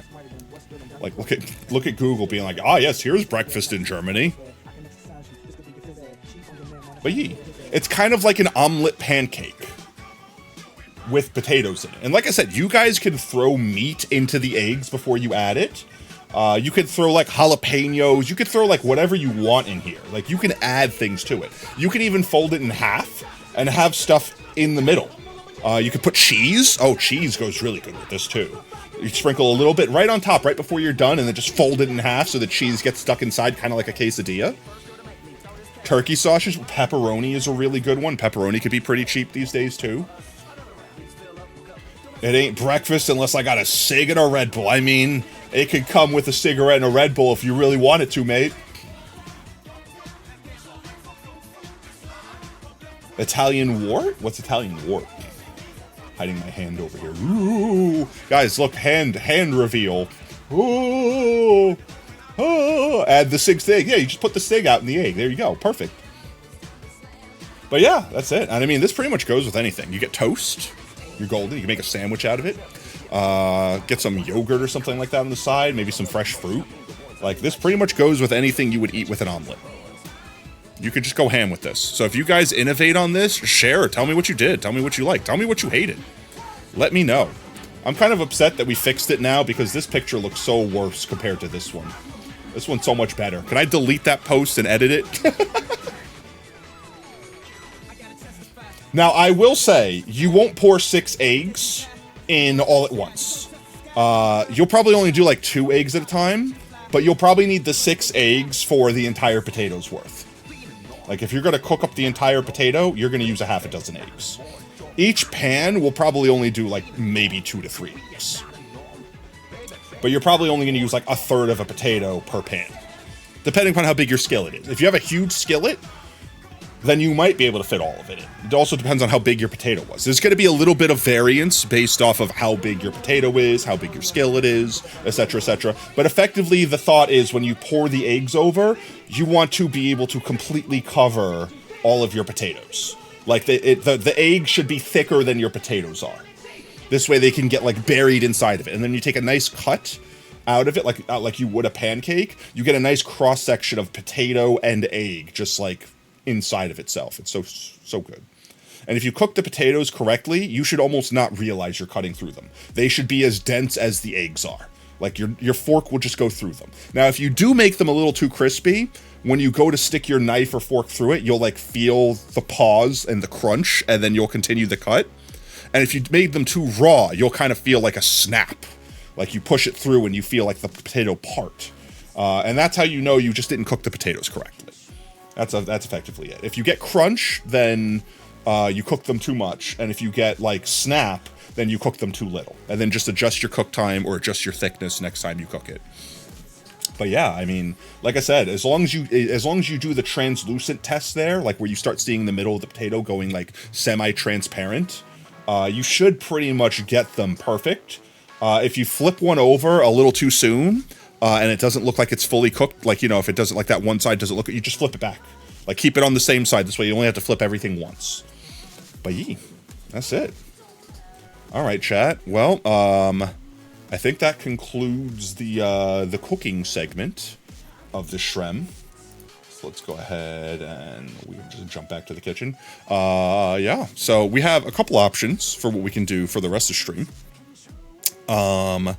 First option, I'm going to go ahead and get changed. I'll get out of my chef hat and I'll get Tot out of their...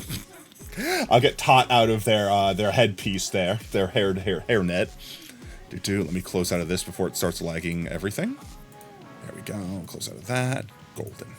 All right, Tot. Let's not remove you from me. Why? Oh, I know why. I have to unlock everything. Uno mas. There we go. All right, hairnet goes away. Chef hat goes away. Apron goes away. There we go. I locked everything in place. I locked everything in place so that when I was moving around, I didn't accidentally like grab my chef hat and rip it off me. I'm gonna hide. I'll hide down here while I'm bald. All you guys can see is my chrome dome. It looks like I have little horns, but they're just my ears. It's like the tufts of my ears, but it looks like I have little devil horns. Little devil. Little devil.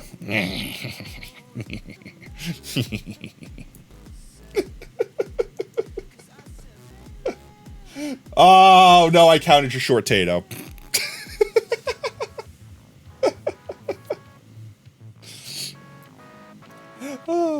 All right, let's see. So options for the rest of today's stream, chat. I'll let chat vote.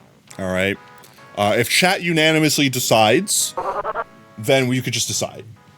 If you guys can't decide, we'll put up a poll. Okay, we'll do a poll. With that said, thank you so much for the follow, mate. Welcome to Team Tater. Whoop whoop. I had two things in mind, and they should fluff out the rest of the stream. Either we can do another round of, we could do season 2. We could do season 2 of 2 Trash, 1 Truth. If you guys are up for a little bit of a challenge, we could do that.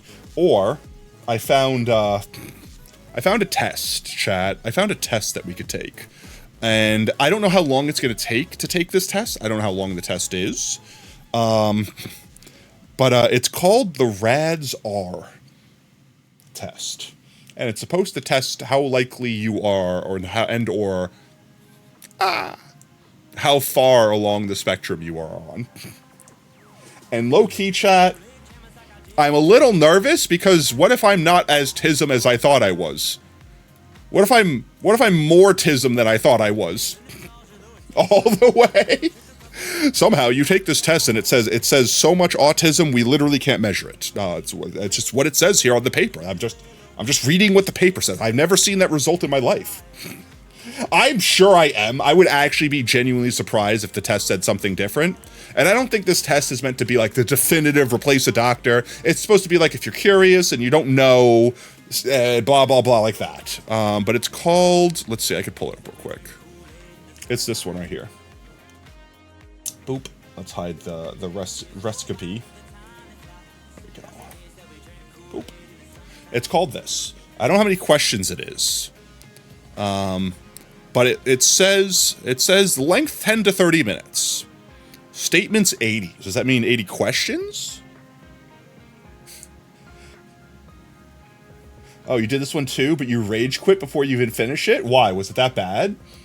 Anytime you take a TISM test, you're like 69 out of 10, but every time you went to the neurologist, they say they don't have it. Yeah, that's what I mean. Like, from everything I understand, everyone that I've ever talked to is like, yeah, doctors really don't diagnose you. They confirm or deny, maybe, but like, that's only on extreme cases of you clearly are or clearly aren't. Most of the time, people in the community be like, yeah, game recognizes game, and brother, you are familiar. Like that. You don't care how big the room is, you cast fireball? Wait! Don't worry, I have advanced uncanny dodge. I can dodge fireball even though you threw it in a barrel and I was trapped inside of it. And people wonder, yeah, that's what I mean. I never really cared if I was or wasn't, you know what I mean? I'm gonna be me regardless of who I am or what I have. But this would be useful, I guess, to people that are like uncertain, and then maybe it lets them know like, hey, maybe you want to find out. Maybe you want to look deeper into it. Maybe you could find stuff that helps you. Have advanced JG. Get wrecked. Yeah, tell them, Tot. And you could use code POTATO at checkout to save yourself 10% or more on your order. Hear me out. Some more toppings. Brownie with Oreo cookies inside. Ooh, okay, I'm listening. Chat, write this down. Chat, write this down, okay? Honestly, you listed 3 amazing things. S'mores, brownie, and Oreo all together? Yes, please. The only thing you're missing from that list to make it perfect is ice cream. What about, wait, what if you take your s'more topping brownie with Oreo cookies inside and just put it on ice cream? Ooh. Oh, that sounds like some soft serve. Like, I'm not talking about, like, hard ice cream. I mean, like, some nice, smooth, like, custard. Right? Ooh, what if? Ooh, but what if? Now I want ice cream, chat. Now I want ice cream. Ooh, Tot is kind of quiet today. I don't know why. Ice cream and M&M with chocolate shell syrup. Ooh, the chocolate shell syrup. Do they still make that? I haven't seen Shell in forever. We used to have this ice cream man that came around where I lived in New York. They were called Mr. Frosty. I'm still there, Daddy. I know you are, Tot. Don't worry. We won't get rid of you. They were called Mr. Frosty. And the thing that was unique about this ice cream man was instead of them coming around and serving, like, you know, creamsicles and, like, the generic, like, you could buy it at the store, like, popsicles inside of things, they actually had a soft serve machine, and they made, like, actual ice cream, shakes, smoothies, banana splits, you name it, and you got actual ice cream. And they had some really frickin' good soft serve. And they would do the thing with the chocolate shell and sprinkles and everything. Yo, Quachi, thank you so much for the follow, mate. And welcome to Team Tater. Whoop, whoop. The pop sound for getting pinged is working? What? Run, she's a ghost and a bitch. What anime? Ooh. I don't actually know that one. I don't know that line. It sounds like something in a Konosuba. I've not seen all of Konosuba. That feels like something. That feels like something Konosuba would do. If you get pinged, you hear a pop. Oh, okay, that's cool. So it's like you made like a notification sound for if you get pinged. Negative 1,000 points. No. All right, tell me the answer. Spare me, please. Please tell me the answer. I probably haven't seen the series. You're a ghost and also this. Ghost Stories. No, I should have definitely. Okay, I definitely should have known that one. That is a fantastic series. I've definitely seen it like at least 2 times. The funny thing is I've seen the dub twice, at least twice, and then extra times I've seen clips and stuff, like, you know, random, like, sections. I have never seen the original.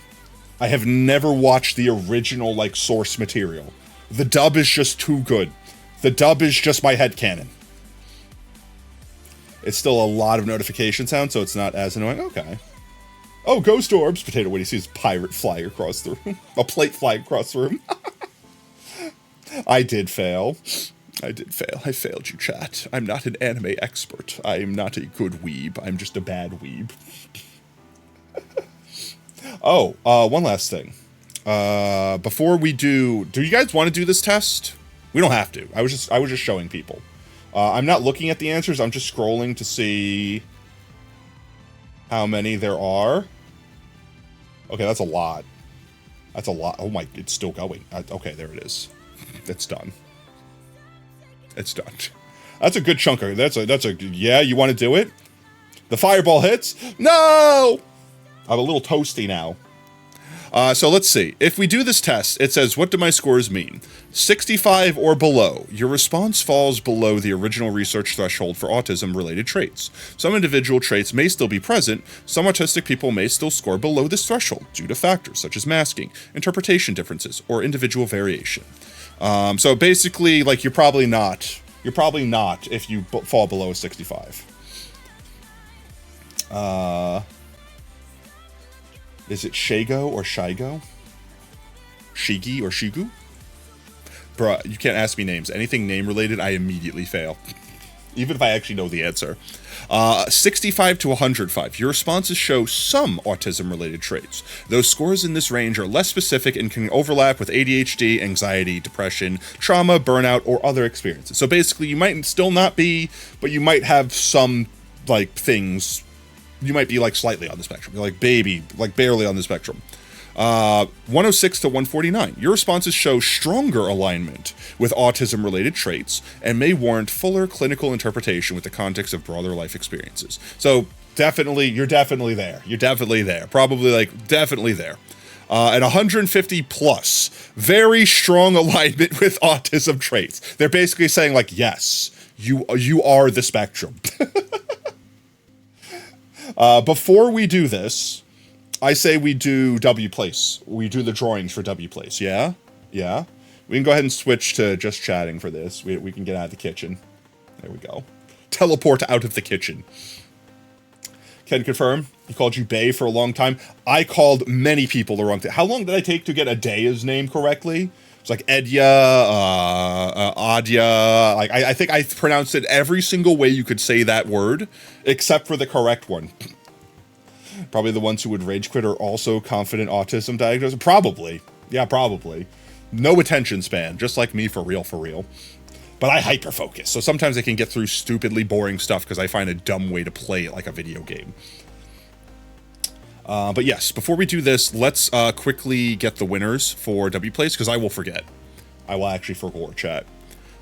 With that said, drumroll please, for this week's WPlace placer, whoever plays first place in the Alliance, which, by the way, if you guys want to join, there is now a link that everyone can join. It's tinyurl.com/foxtots. That'll allow you to join the Alliance here on WPlace, to which you could contribute. You could join us. Our next project, technically, the artist said 2 weeks, and tomorrow's 2 weeks. So that, as far as I know, they might be dropping us something we can use tomorrow. We're almost done with the potato chips here. I would say, honestly, by this time next week, these are definitely going to be finished because we're flying through it. We've got an entire potato chip finished already. Let's see. We'll highlight some other project. It looks like B's Flygon addiction has gained a third addition to the family.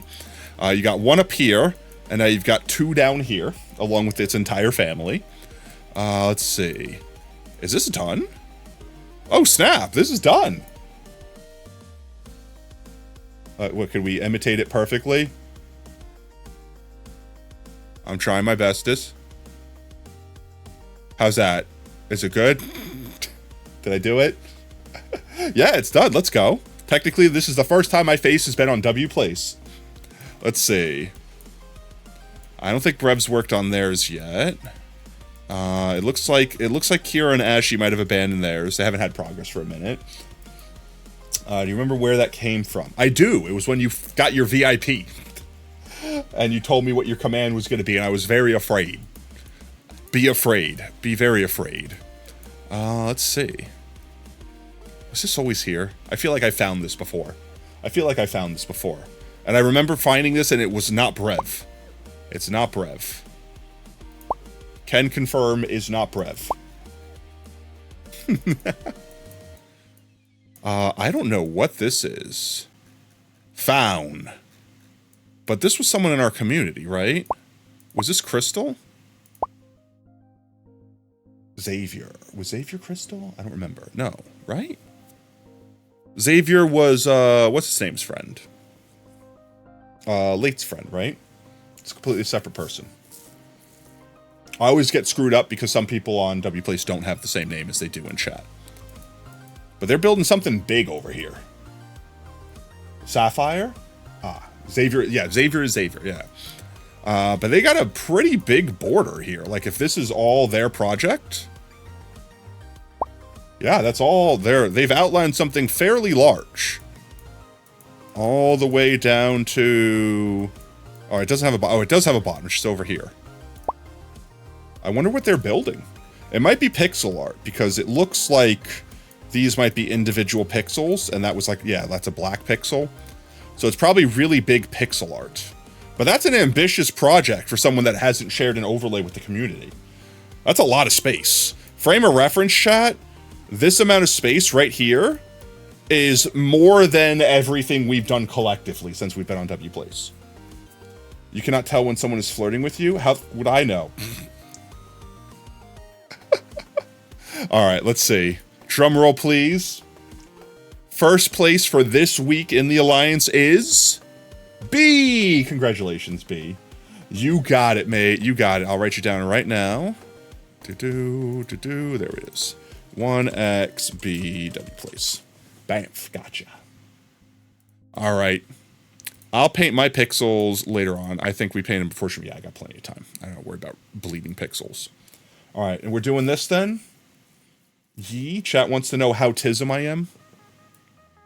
Discover my tism with me, chat. All right, let me I'm trying not to read all the questions. I don't want to spoil them. Basic information. Who's it for? Adults 16 plus who suspect they might be autistic, were missed earlier in life, or relate to autistic traits. One of those things is at least me. Length 10 to 30 minutes. Statements 80. I'm assuming that's 80 questions. Purpose to identify. Okay. Yeah, okay. It says, a few things to keep in mind. Focus on your typical experience, not perfect recall. Okay, so don't be a perfectionist about it. This test was not designed by autistics, so part of it may feel mismatched to how you process questions. Okay, some questions are worded broadly or vaguely. Choose what feels most typical. Okay, you may notice yourself thinking very literally. Please base answer on how you understand the question. Got you. Answer based off your internal experience, not just how you appear. Okay, like don't mask effectively.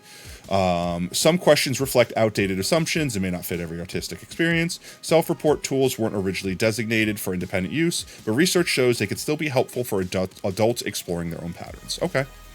Chat, do we want to do a Gamba?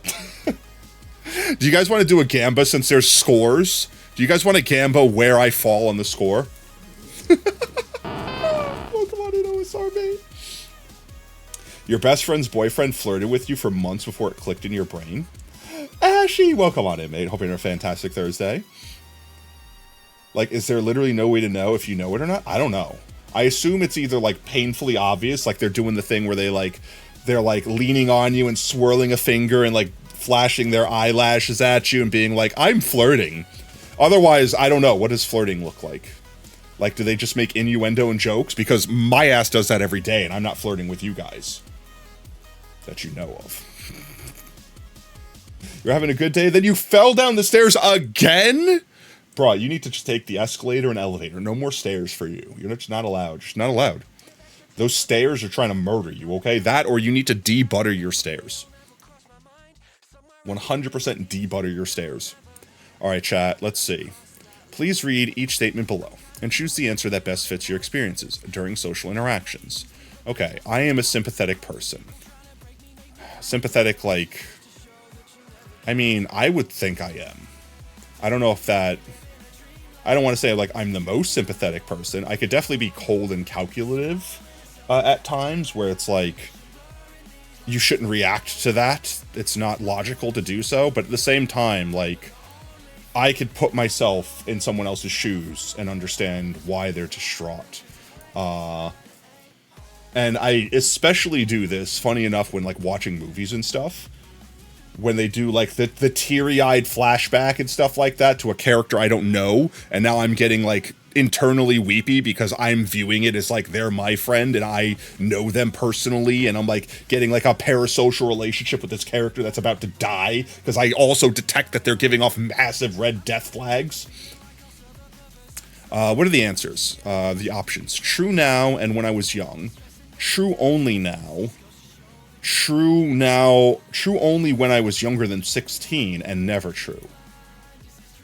I feel like I'm probably more sympathetic now than when I was a kid. Like, I feel like it's a learned sympathy. Like, when I was younger, I didn't understand how people felt things, but now I do. 53, you're considered a compassionate type of person, only now. And it's mostly sarcastic jokes that people somehow took as sweetness.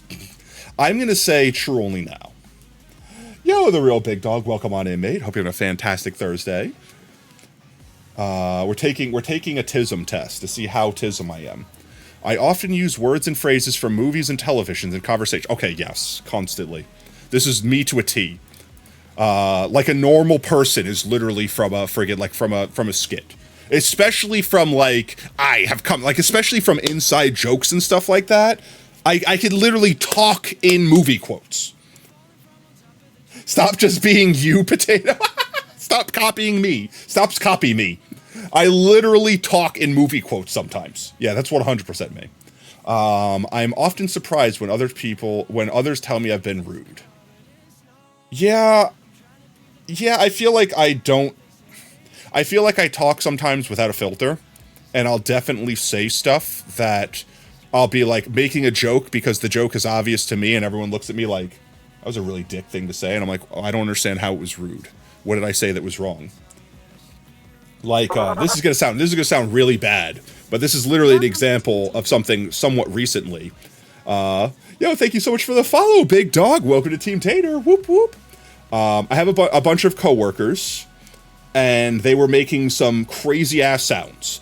And it literally just sounded like they were like, ooh, ooh, ah, ah, ah, ah, ooh, ooh. Like they were just going crazy. Everyone was having fun. And I'm like, what the f are you guys sounding like monkeys over there for? And I was literally saying that because they were making monkey sounds. I don't think they were actually trying to make monkey sounds, but they literally sounded like making monkey sounds. I didn't think anything of it. I was just calling out funny sounds. And then one of them looked at me like I had just said the most disgusting thing ever. And I'm like, I don't understand what's going on. And then I like walked away thinking like, did I say something wrong? Did I screw up? Like, I don't understand. And I heard them low-key say like, is that not just racist AF? And I'm like, what? Like, what did I say that was racist? Like, actually, like, I literally have no idea. And apparently, and I'm not aware of that, was not aware of this. Apparently, I guess it's like calling a certain ethnic group a monkey is like Frieza calling like Saiyans monkeys as like like that sort of thing. And the whole time I'm sitting there like, did I just offend a bunch of people without meaning to? Like, I was just making a joke because they were literally making sounds. And the sound sounded like monkey. That was it. So, like, I will constantly say things that I just don't understand why it comes across as rude. And it's 100% rude AF, apparently. I went back and apologized and explained myself. And the one of the coworkers that I know very well is like, no, we understand. Like, they know me. They understand. That is yeah, that's what I mean. I'm like, I was just literally making joke to sounds. You know, if you go and you make that sound and be like, oh man, did you just let one rip? And if that's somehow racist, then I'm like, oh, well, I'm screwed for making a fart joke. I'm sorry. But no, like, everyone's chill. We're cool. You have a question, but the reason for it is a little dark. Is that fine? I don't know. Depends on what it pertains to. If you make monkey sounds and someone says you're a monkey, it's obvious. So that's what I think. Like, that's what I thought. I didn't even realize that there was a racist thing to be connotated from it besides a Saiyan and Dragon Ball Z. Like, that's the only time I've heard the phrase monkey used as like a racist remark. So it didn't even occur to me. And then they explained it to me later on. I was like, oh my God, I'm so sorry. I'm so sorry, please. They're like, no, we understood you didn't mean it. The other person that made the comment, like, is that not racist? Like, they were new and they didn't know me. So they were like, is that guy casually being racist and everyone here is just chill with it? If you go ooh, and calls you, that's what I said. That's what I'm saying. That's what I say. How do you make new friends? You just hang out. Like, for example, there's a lot of people that just hang out and chat here. You make new friends. That's kind of what our community is all about. People finding each other, hanging out, feeling a safe space that you can just be you in. So yeah, just vibe with us for a bit. You'll probably make some friends here. You could !point socials if you want, mate. Join our community Discord. Play games with us. We do game nights. We play with viewers and stuff like that. It's a good time. Yeah. But yeah, there's no hack to making friends. You just kind of hang around people that you like and eventually build some trust, and next thing you know, you got friends.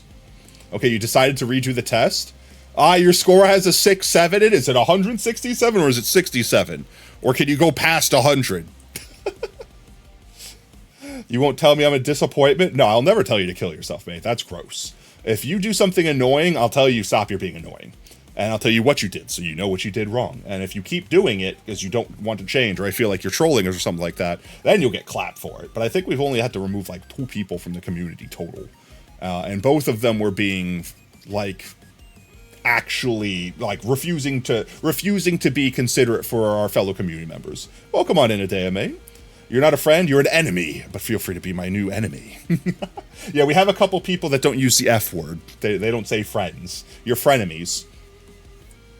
But ye, Pokemon Master over here, welcome on in today. I hope you're having a fantastic Thursday. Sometimes I talk too loudly or too softly, and I'm not aware of it. Yes, definitely. I definitely cannot control my volume sometimes. If it's a very, very quiet space and I could hear my voice echoing, I'll be like, oops, I'm definitely being way too loud. But for sure, I talk loud as hell. I've had my roommates come in and be like, why are you just screaming? You're talking to yourself. Stop. So yeah, definitely. And definitely as a kid. Arguably worse as a kid. I can't tell you, I have ingrained into my brain, library voice. Because I would just talk loudly, constantly. And I kept getting whispered to my parents library voices. Remember, library voices were inside voice or inside voice. It was library voice and inside voice, constantly. To the point where that trigger comes up if I think I'm being too loud, and then I might accidentally talk too soft and not realize that people can't hear me. And I'll just be talking to them like I'm right next to them, even though they're like across the room from me. They're like, bro, I can't hear anything you're saying. Like you were whispering under your breath, and I'm like, I'm sorry, I didn't want to be loud. Tatos, stop, you're just me. I often don't know how to act in social situations. I feel like a lot of this is masking. When I was a kid, definitely not. As an adult, I definitely feel like I learned the correct social interactions to have. So I would say true when I was younger than 16. But I feel like I understand most of the social norms now and stuff like that, and be like, oh, this I can read a room now. I can read a room. You do now, but no, exactly, that's what I mean. Like, as a kid, definitely not. 100% not. I was floundering around like a crazy child. I could put myself in definitely. I don't think as a kid, but definitely now. I would say true only now. I could definitely, like, this is kind of like the first question. I could definitely, like, literally put myself in someone else's shoes and, like, experience what they're experiencing from, like, their viewpoint. It, like, was that empathy? I'd like to think I have empathy. You still can't read a room, but you could do small talk stuff and talk now. I feel like I've had enough experiences with people now that I can, like, pick up on body language. Working in an animal hospital for, like, a decade and a half, when animals can't talk to you, it's kind of like the only way you really know if they're about to bite you or be scared or be friendly is by reading body language. And a lot of people don't realize, which is probably makes it easier to read them, but a lot of people don't realize that people do that too. Even though we have language, the way you, like, avert your eyes, the way you, like, perk your ears up, the way you, like the way you react to things says a lot about how something came across. So if I say, like, hey, Brev, are you, like, an idiot or something? And you react a certain way, and I'd be like, oh, wait, that's the reaction of someone that didn't take that as a joke. No, Brev, I'm sorry. It was a joke. I was joking. Like, you know me. I don't think that. You know what I mean? Like, I've gotten really good at reading body language, which makes it really awkward when I'm online because you can't do that. Do I say that to Brev often? Actually, that's probably the first time I've ever said that to Brev. Even jokingly. Mod abuse, shaking my head. No, we love our mods here. But, like, for real, like, online, sometimes I'm extra cooked because if I say text, I don't understand how it comes across. I don't understand how you respond to it because I can't see your response to it. So if you respond hostilely, I'd be like, okay, wait, let me rephrase it. I don't think it came across the way I meant it to come across. But in the real big dog, same text. Yes, the text is the worst. It is useful for quick communication. It is not good for efficient communication. Me and Oob could literally look at each other and make, like, a nod and, like, read each other's minds. Me and Oob communicate in GIFs. Because GIFs, like, GIFs and memes effectively convey an entire complicated set of emotions with one glance at a screen. Like, literally, you guys know the bit, like, the meme where it's like, you, me, eat orange, you give me orange, me eat orange, me eat, you eat me, or orange eat you. Like, that meme with the monkey.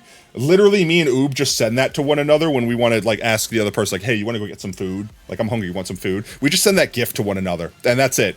We either give it a thumbs up or thumbs down, and that's it. Communication has occurred. You bully your boyfriend, and when he bullies you back, you laugh your asses off. I mean, yeah, that's just a mutual, you guys are just having fun. A picture speaks 1,000 words. A moving picture speaks 1,000 pictures. Exactly, there you go. I like that today. I'm stealing that. But you get that. That's where your imposter syndrome comes from, being able to hide your emotions easier online. It is. One of the reasons why I can be online, I can do this, is because I know I can just kind of be like, okay, I'm overwhelmed right now, but you guys don't see it, because if I slightly smile, even if my face is, like, conveying dread, my VTuber won't pick it up. So I can kind of, like, take a moment to, like, recover, rebound, and then be like, all right, I'm actually good. Because I know I'm fine. Like, deep down inside, I know I'm okay. But, like, it shakes you sometimes. You know what I mean? Especially, like, the imposter syndrome. 100% shakes you. But yeah, I definitely feel like I can do this. 100%. I definitely don't feel like I could do this when I was younger. This is definitely, like, obtaining X amount of years worth of experience. And the experience feeds into itself and makes, like, a feedback loop of, I've covered most instances. Thief! You think people you talk to online are better friends than people you used to call friends. I mean, but there's also the instance, you got to think about this too, big dog. You never really know someone when they're online because you're only seeing the face that they give you. Like me. Like, everyone here sees me on stream every day, but, like, you guys don't know about what I do in my personal life. You don't live with me. You know what I mean? Like, they say, what's the saying? You don't truly know someone until you've eaten a ton of salt with them. And the concept is you're only eating a little bit of salt at a time. So by the time you've consumed a ton, like a metric ton of salt, you've known that person and been close with them for years. You know what I like literal years. You need to introduce your boyfriend. Yeah, have them come by chat. If they have their own computer and you're not like sharing a computer. True now, and when I was young, and every day forever,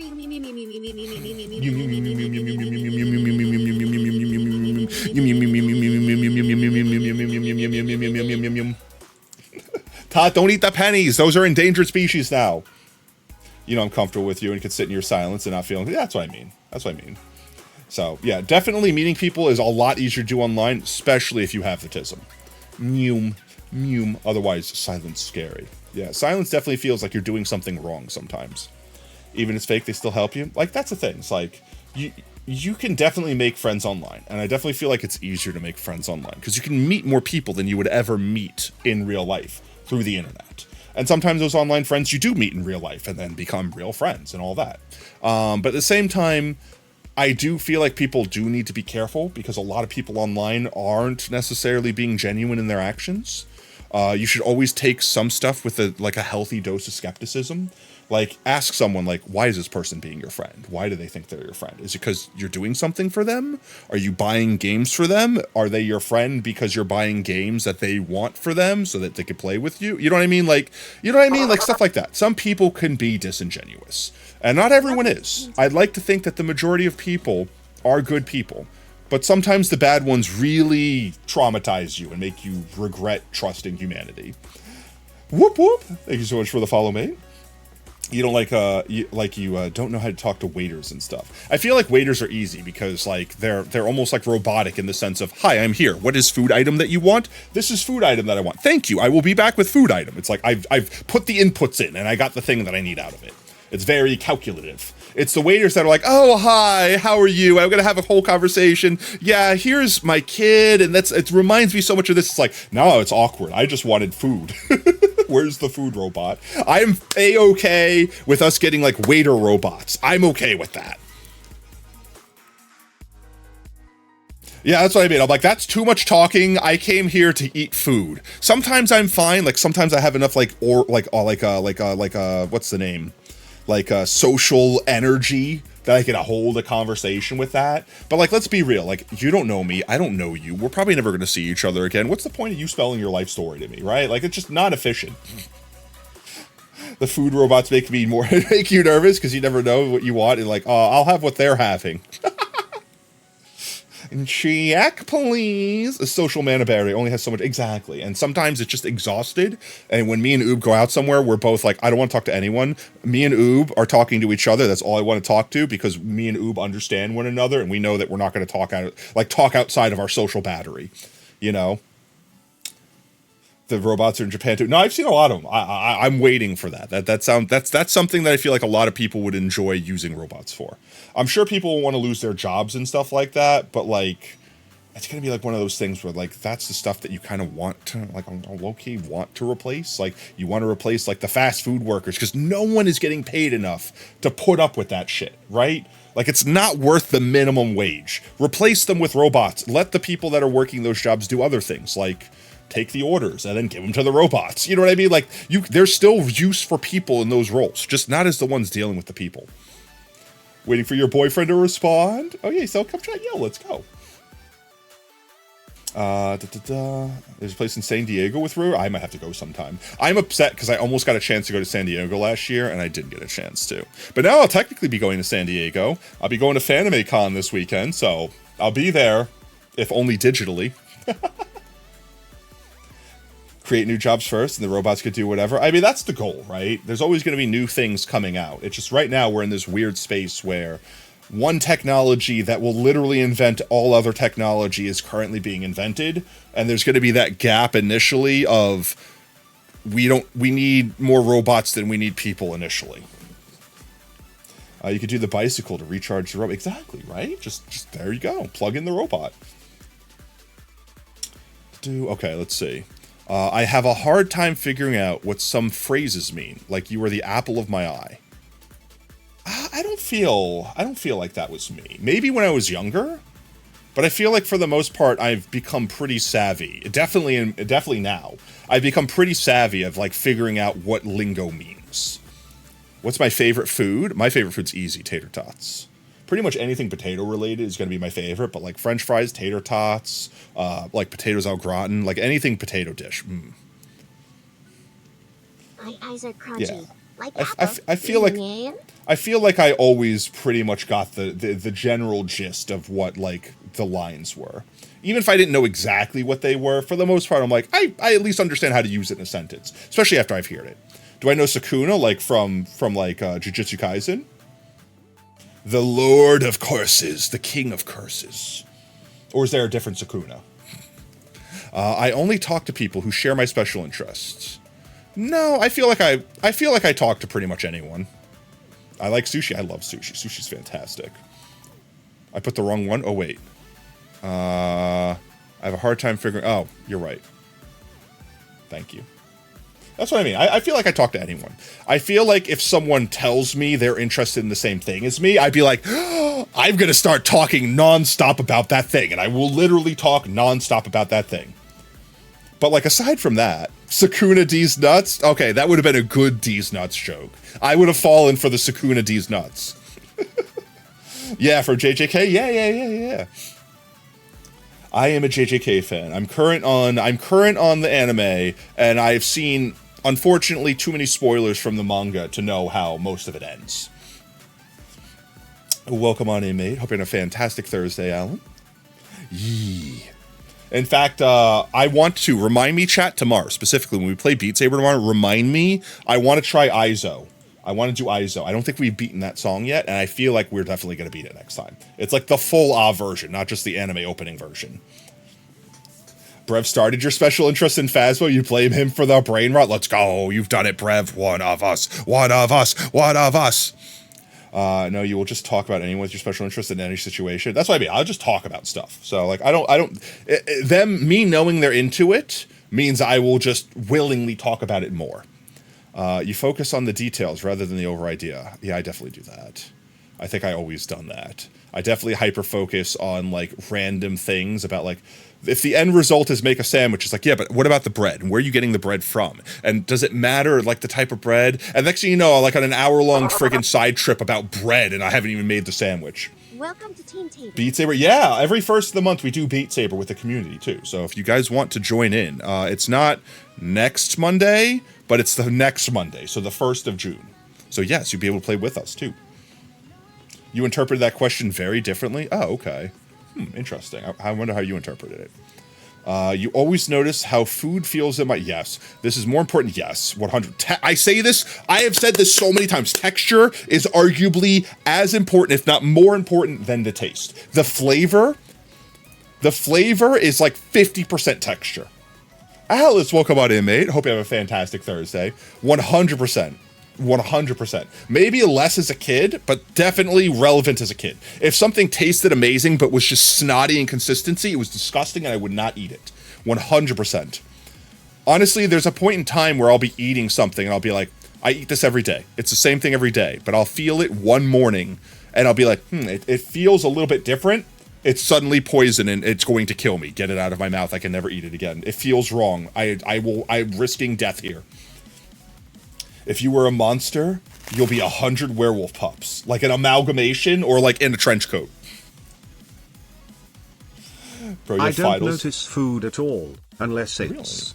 You're eating a dead animal right now. No, yeah, pretty much. That's pretty much my brain. My brain is like, I'm eating Penny eggs. texture, you man. You penny texture now. I'm literally like, I'll be like eating eggs, like the same thing I've eaten every day. And all of a sudden one day I'll put a bite in my mouth and like something will be a little crunchy or a little springy or a little raw. Like something will be slightly off and my brain will just be like, that's poison, you're gonna die. Oh my god, you don't understand. That one bite was actually toxic for you. It's not the same, it's different. It's completely, it's deadly. You're gonna die, spit it out quick. And then from that point on, I will not be able to eat that same dish without thinking about that moment and being in fear of that moment. Perfect example, and this is something I literally had to overcome because I love broccoli, but one time I ate broccoli and it had this slightly alcoholic taste to it, just a little bit, and I got sick from it. And from now on, whenever I eat broccoli, if I feel like it's slightly off, my brain is like, nope, poison, I'm going to die. The over ideal, never put too true, focus on too much. What'd you do if you saw 100 werewolf pups? Are they friendly or am I about to die? Because it's either pet them and or flee for my life. When they're crunchy. Yeah, exactly. We're dead. Exactly. It's just like, nope, I've consumed poison. There's a bug in my food. There's something is wrong. I'm going to die. It's so true, though. It's so true. They're cute and small, then I will probably attempt to pet. I'm gonna roll for a handle animal. I miss my best friends or family when we were apart for a long time. Okay, this one's gonna be super controversial. Alright, so let me explain myself. I need to explain myself with this one, chat. I always miss my friends. I always think about my friends. I always think about my family. I love my friends. I love my family. I constantly talk about my friends that I have in New York and how I wish I could be with them every day. But at the same time, I don't really feel like I'm gonna like die. I don't feel like it's like I don't have a depression fit or anything like that. In fact, there's lots of times where, like, aside from my immediate family, and I swear to God, if my family ever watches this video, please accept that this is just part of the autism. I don't hate you. I love you all. I swear to God. But, like, family is awkward sometimes. And, like, there's, like, the same social battery that goes into random friends goes into family. And, like, there are times where I'm like, okay, I've depleted. I need to be away. I need to be on my own. I never feel sad apart. And when I'm together, I have social battery. It's really, I don't know how to describe it. I love my family to death. I don't want to not be with my family. And I miss them, but I don't miss them, if that makes any sense. Like, there's never been a point in time where it's like I regretted moving away from New York because I'm away from my family. There's been times where it's like, I wish I could see my family right now, but it's never been like this feeling of like, I'm sad because I'm away from them, if that makes any sense. Family is so awkward, you don't have a social battery for family. I definitely have it. Like, they're using the same amount of social energy. If you're dating someone, you miss them. You don't really miss your friends and family in the way. That's what I mean. Like, I don't really know how to describe it without making it sound like I just don't care about people. Because I care about people. I care about people deeply. It's just like, I don't know. Like, it's kind of like if your favorite food place went away forever. Like, let's say your favorite restaurant closes. You'd be like, man, I really miss that place. But it's not like you're distraught every day and you're like curled up in your bed crying because your favorite food place closed down. It's just like, I really wish I can go to that food place when you think about it. But then aside from that, it's a normal day. Did you see your new question? Let's see. Would you adopt 100 werewolf pups? And what would you name them all? I don't know. That sounds like a lot of mouths to feed. I feel like I physically would not be able to take care of that many responsibly. If they needed my help, I would try to help them get good homes, but I don't think I could adopt them. I don't think I could. World War I, World War II, World War III, World War IV, World War V, what? That's what I read WW as. It sounds like you were dependent on someone, which is not a thing, yeah. Yeah, I'm definitely not dependent on people. So that's why I say never true. I love my family to death. I miss my mom. I miss Spike. I wish I could hang out, like, literally every time I hang out with Oob or I hang out with Lab, which are effectively my friends that I have down here. Every single time I do, I wish that Spike could be right there. And I'm sure Spike would have a great time hanging out with them. I think all of us would have a great time together. And I really, really, really, really want Spike to visit sometime so I could show my friends to them, so to speak, like the friends that they haven't met yet, and other way around. I wish I could bring my friends up there to meet them. But it's one of those things where it's just, I understand that that's very difficult to do, especially in this day and age, especially with how expensive friggin' flights are these days. You care about those people doesn't mean you have to be there for them for, like, all the time for extras. Yeah, like, that's what I said. It's like, it's really hard to explain. Someone better at words than me would definitely be able to explain this better.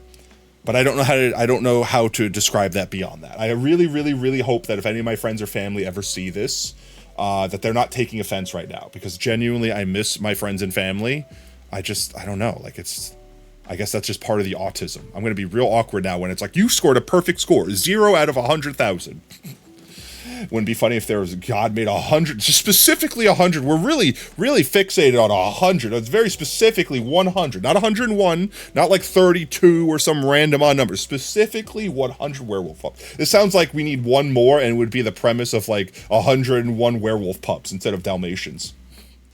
Yeah, I don't need to yearn. Exactly. I don't need to yearn for them to care about them.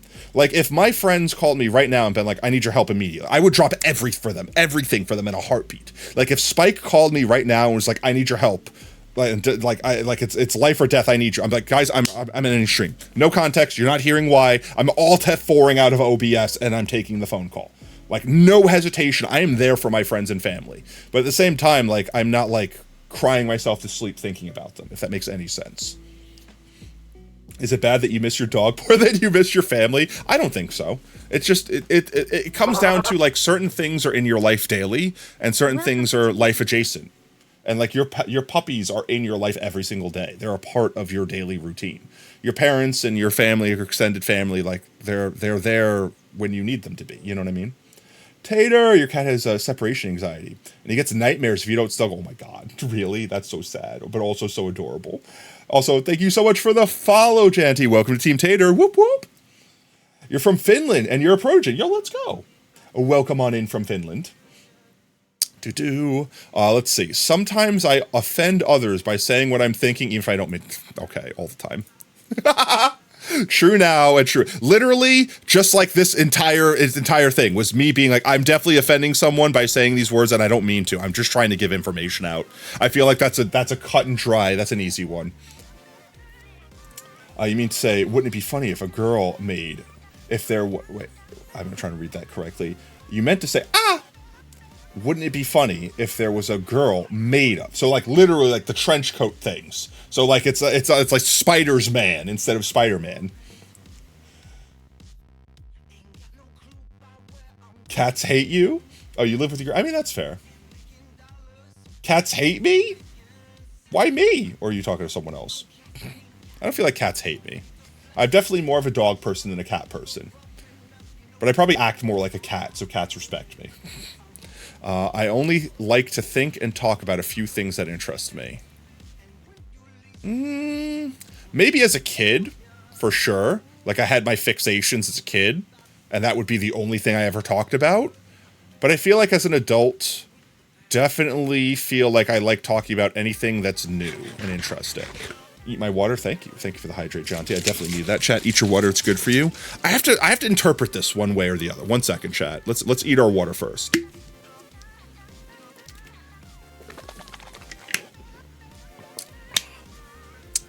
Thank you for watering your streamer, Jonty.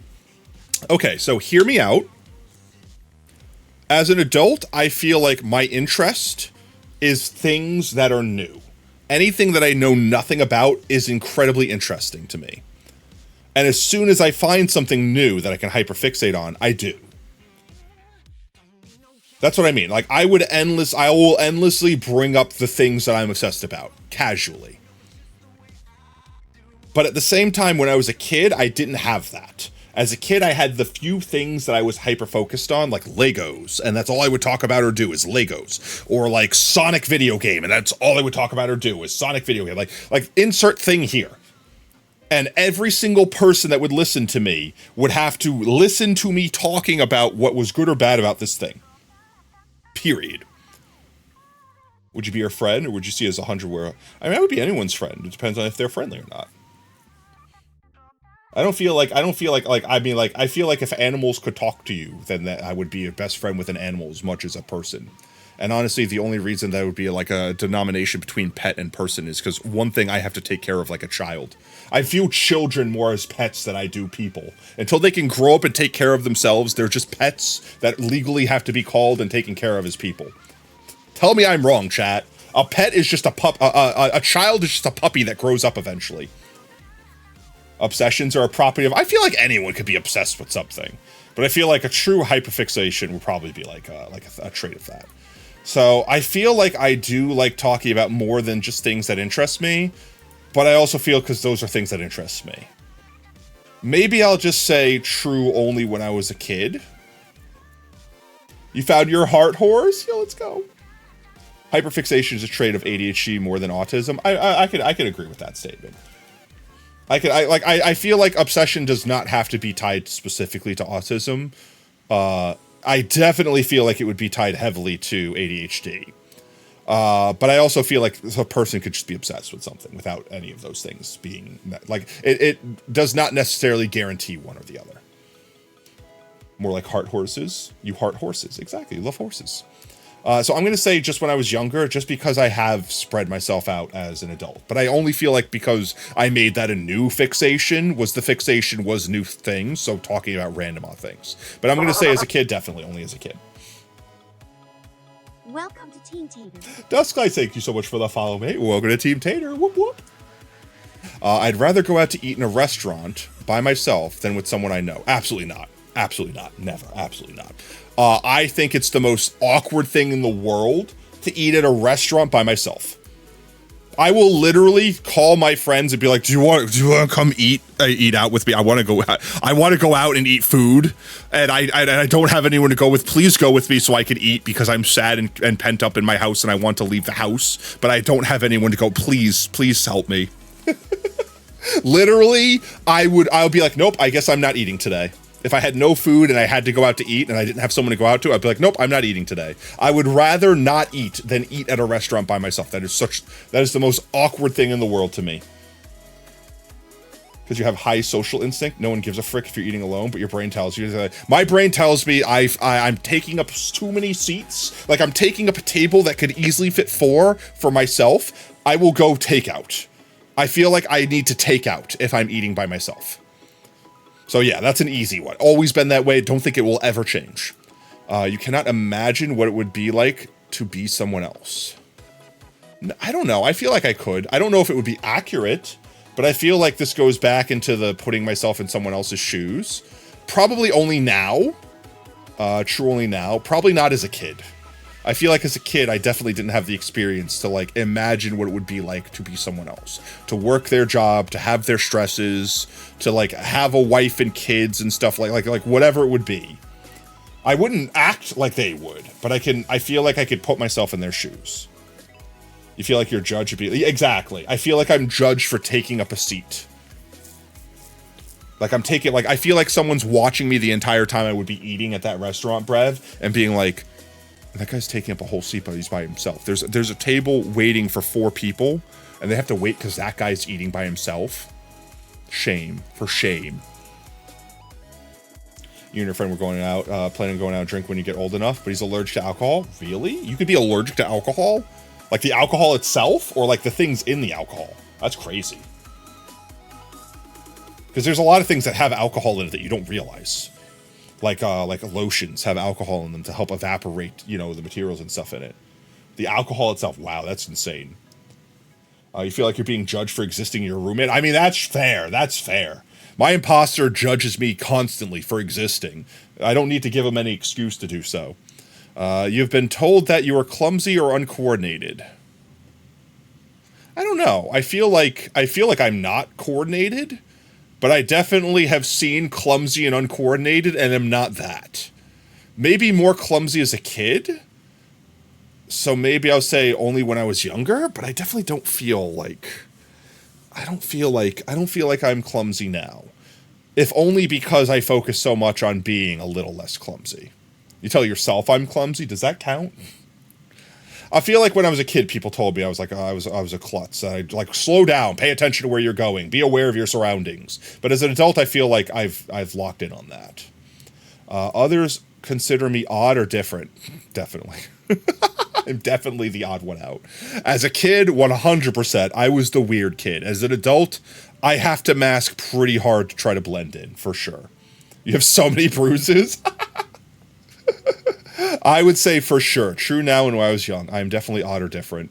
I never fit in. I was always like in high school, I had like 3 people that I made friends with, and those were other kids were just as weird as me, that were into like anime and computer games and stuff like that. Definitely was into nothing that everyone else was into. I mean, you're always streaming in time and everything's going as planned as far as I know, as far as you know, exactly.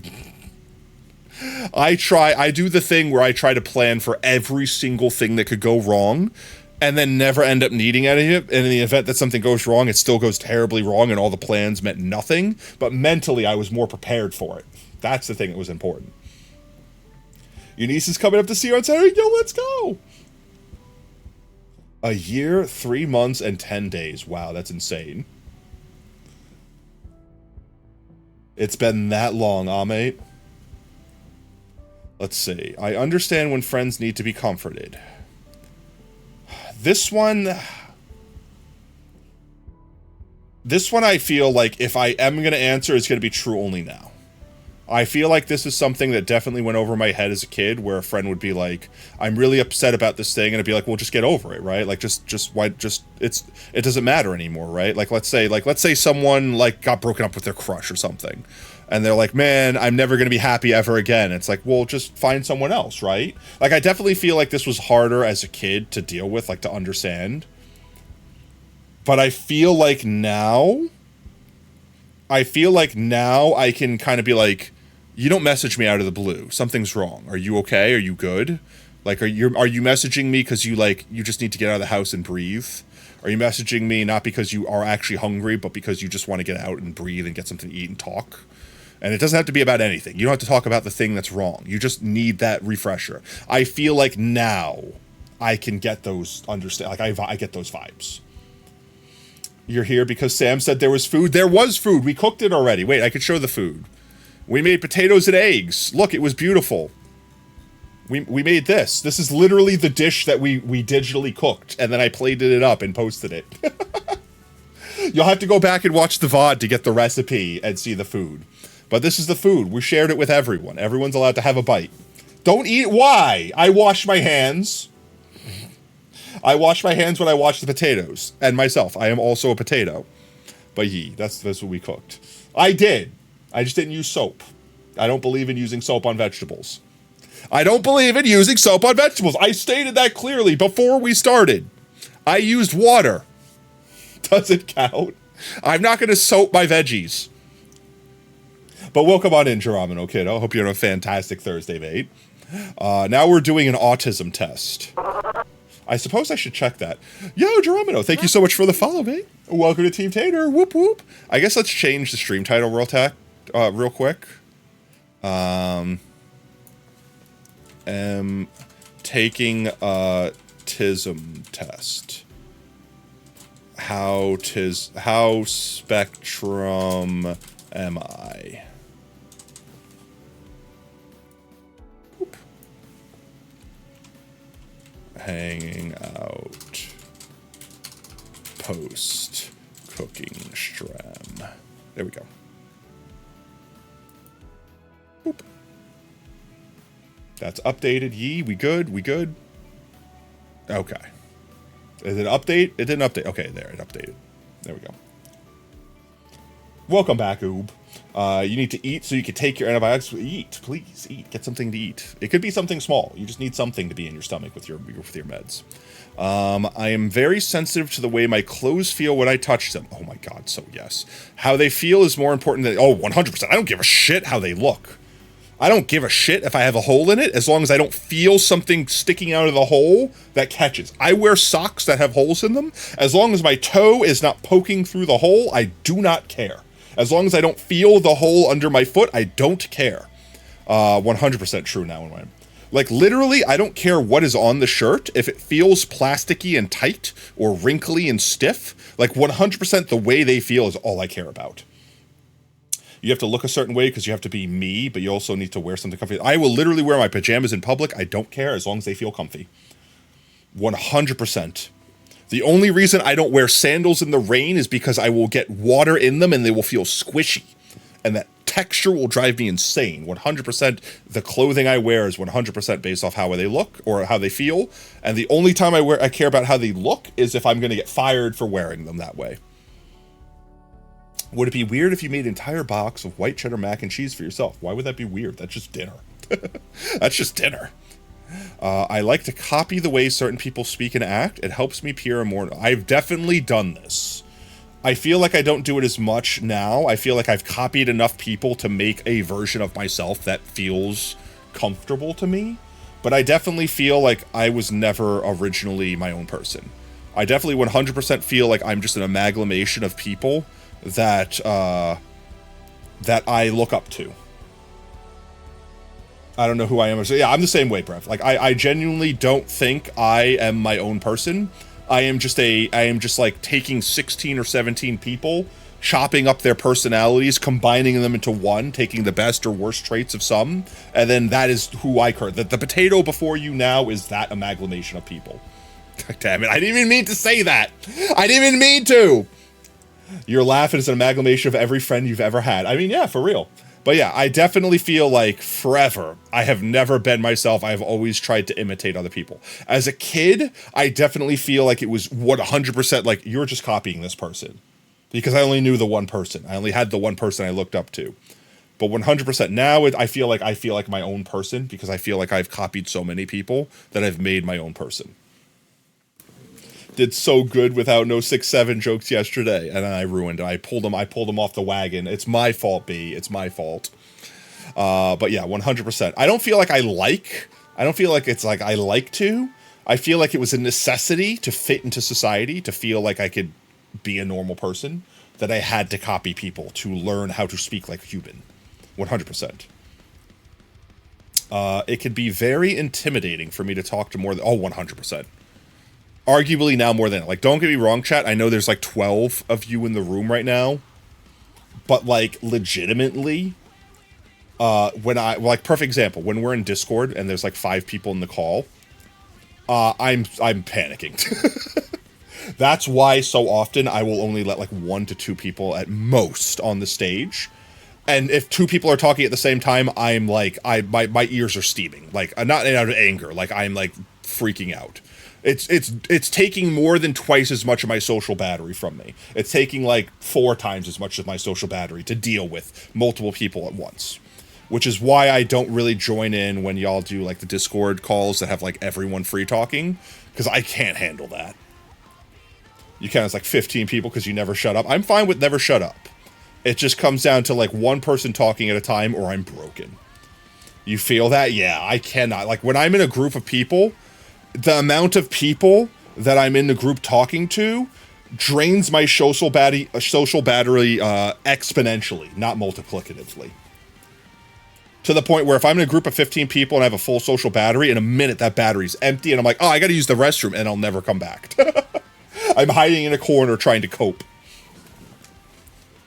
You're about to eat a can of olives for dinner and call it a night. I mean, olives are good for you. They're full of omega-6 and 3 fatty acids. They're relatively low calories. They're tasty. That's why I leave after one game now. No, for the most part, if it's only me, you, and especially, and this is the other thing I'll say, if there are people that I'm incredibly comfortable around, they take less from my social battery. And me knowing Brev and B better than I know most people in the Discord, like for at least talking to them, definitely means you guys drain my social battery way slower. Now he just hates you, don't worry. That feeling's mutual, right, B? I have to act normal to please other people and make them like me. I feel like I definitely did this as a kid when I learned how to act normal. And I feel like I still do that in a professional setting as an adult. But like when I'm around you guys, like fuck it, if you don't like me who I am, then you don't like me, go away. You know what I mean? I definitely don't feel like I have to act normal when I'm just talking to my friends and stuff. Like when I'm just hanging out with y'all. When I'm at work, 100%. So I feel like I'm going to interpret that as true. Because if I'm not normal, I am afraid that people are going to be like, I'm a normal person, and you're not normal, therefore I don't like you. How about the first time you spoke to you in a VC? Definitely nervous. I'm nervous about everyone, first time speaking in a VC. 100%. Because I don't know them, I don't know what jokes I can make around them, I don't know how much I need to, like, watch what I say, or, you know, like, I'll make a joke that I feel like would be a completely normal potato joke, and they'd be like, my mom's dead, though. And I'll be like, oh no, oh no, oh no, oh no. Like, I'd be like, you know who else makes jokes about this thing? My mom! And they'll be like, bringing up your mother reminded me that my mother's dead and I'm very sad now. And I'm like, oh no, oh no, oh no, oh no. Yeah, like, so, like, yeah, I feel like that's normal, though. I feel like most people would be afraid of that. I don't know. Not gonna lie, you and Brev drain your battery a lot less than normal a lot less than everyone else, even Toby, who we watch anime with, because you haven't known him as long. I mean, that's fair. Well, some people you just click with and you feel comfy with. I feel like that's what it is. It's not amount of time that I've known someone. It's like a puzzle piece. How well does the puzzle piece fit with the other person? If the puzzle piece is a perfect fit, then it still takes time of feeling comfortable with that connection before that social battery drain is lowered.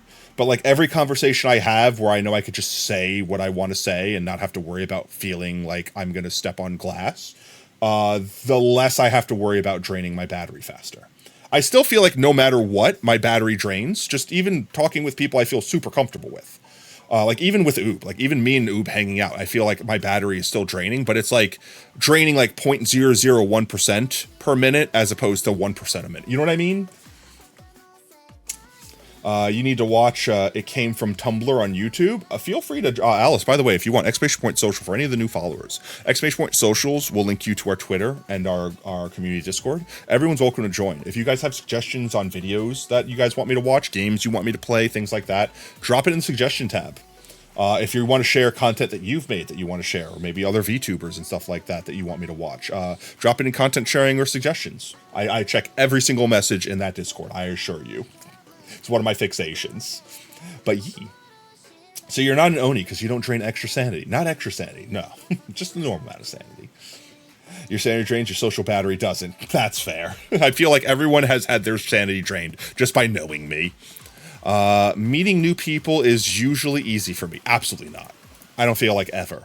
Every time I meet someone new, the mask, my as normal as possible mask goes on until I get a basic read on them. And then I'm constantly nervous that I'm going to screw stuff up. But it gets a little bit more comfortable as I get to know them better. 100%. But I never want to say it's easy meeting new people. You're going to disappear now? No worries, Ashley. Have a good night. Thanks for vibing with us, mate. Have a good rest of your day. Bye-bye. Bye-bye. I get highly confused when someone interrupts me when I'm talking about something I'm very interested in. I can very easily have my train of thought derailed and then completely forget what I was talking about. And then I don't know if it's confusion to what they're talking about, but definitely confusion in where I was.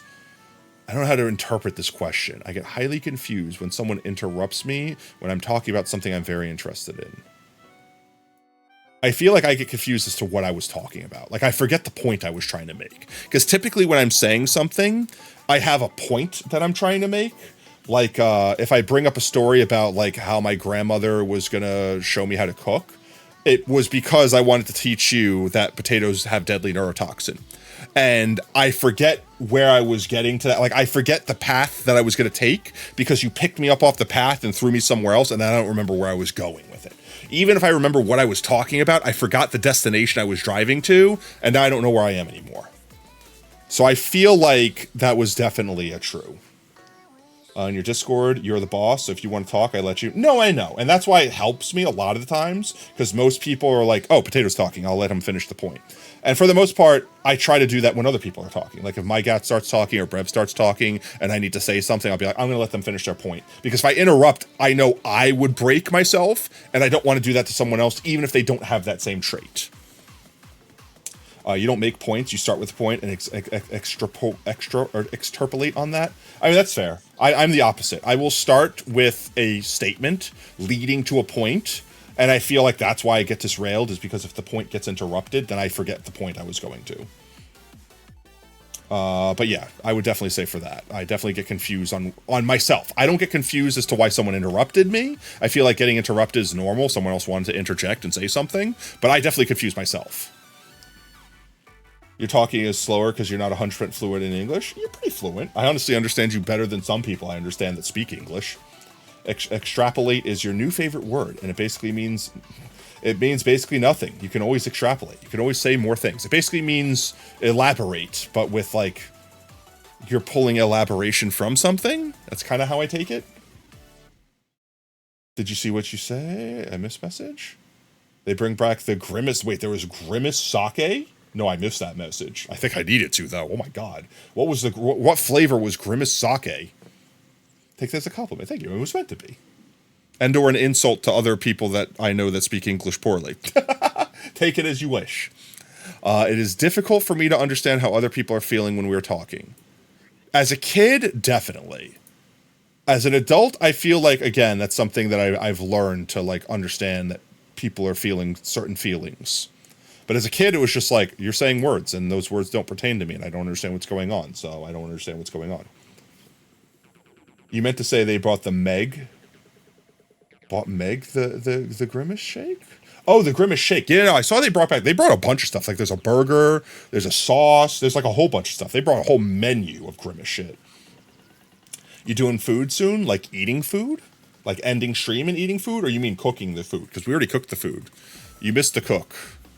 You missed the cook. We cooked potatoes and eggs. This was the dish we cooked.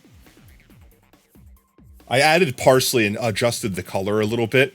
But this is literally the dish that we cooked step by step on stream. He's selling cook. This talk of food is making me hungry. I can get some food afterwards. I only had a sandwich for food today, so I could definitely eat a thing. In fact, I have some quiche if you want to share some quiche with me. It's going out of date soon that I definitely need to cook.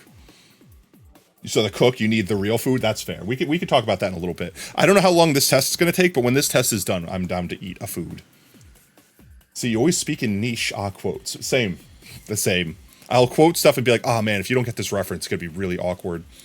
You like having a conversation with several people. For instance, around a dinner table. Absolutely not. Never. Like, don't get me wrong, if I know everyone at the dinner table is going to talk about the same thing, I'm fine with having a conversation. But I don't think I seek big conversations with that. Like, for example, like if we're at D&D and 5 people are there and we're all talking about D&D, I'm fine talking about D&D. I have a good time with that.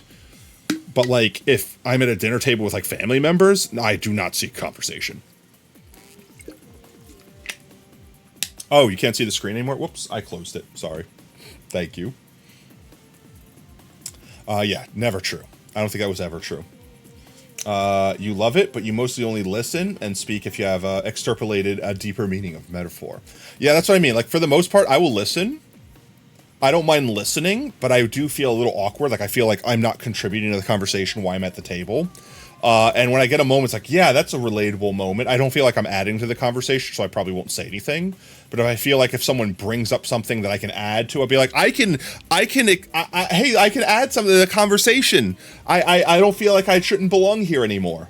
But it's mostly awkward. I would say I don't like having conversations with several people. I'm forced to generally have to be normal.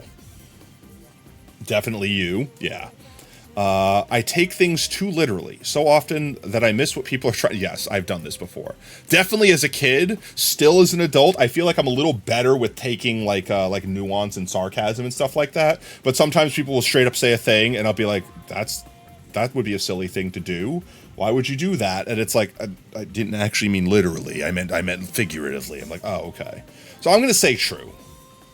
I definitely take things too literally sometimes. But I feel like if it's a saying or like a metaphor or like a euphemism, I can understand that's, oh, you're being sarcastic or you're being facetious, being sarcastic. TikTok's going to make another meme about the Grimace. Haven't they? Haven't they made like 1,000 memes already? I know I made memes about it. I know I made memes about their freaking, their Grimace burger looking like the ugly patty from SpongeBob. It is very difficult for me to understand when someone is embarrassed or jealous. I want to say definitely as a kid, 100% as a kid. Maybe also now? Embarrassment is one of those things that when someone expresses like body language for embarrassment, it could also just be like stop it. Like, you know what I mean? Like, I'm not like, stop. No, literally, you're making me uncomfortable. Versus, stop it. You're funny. Oh, that's cute. You know what I mean? Ooh, that's a hard one. And jealousy, I don't understand. Because sometimes, like, all right, like, I am a naturally competitive person, but I only mean to be competitive in, like, a fun way. Like, for example, like actually, you know what, Fit? You're the perfect example. I view you as, like, someone to aspire to be. And I might be competitive with, like, let's say Beat Saber in this instance, but I never mean to be in a way that's like, I'm angry that you're better than me, or I'm finally better than you, eat it. If anything, if I ever, which I don't think I will, I feel like your league's above me, but like competitive in a way that I use it to motivate myself. Everyone that I see that's better than me isn't rampant jealousy that they're better than me. It's excitement that I know that maybe I can become that good one day. You know what I mean? Like that sort of thing. So sometimes when I try to step up to someone else's like expertise, and they take that as like responding with jealousy or like disdain, sometimes I don't read that. Sometimes I don't read that, and I view that as like, okay, fine. I see that you're improving, which means I'm just going to improve so that you can't catch up to me. And I like that. I'm good with that. Like, I'm good with you're getting better so that I'm getting better, so that we're never meeting at the same level, but we're constantly both growing. And I feel like that's what like rivals are for. And I feel like that's healthy, as long as both people are viewing it the same way. If the other person views like, step back, get away from me, stop. I might not read that sometimes. And I'd be like, oh, I'm sorry. I thought this was like a healthy rivalry and we were both like trying to like improve ourselves. I didn't view this as you were being upset with me.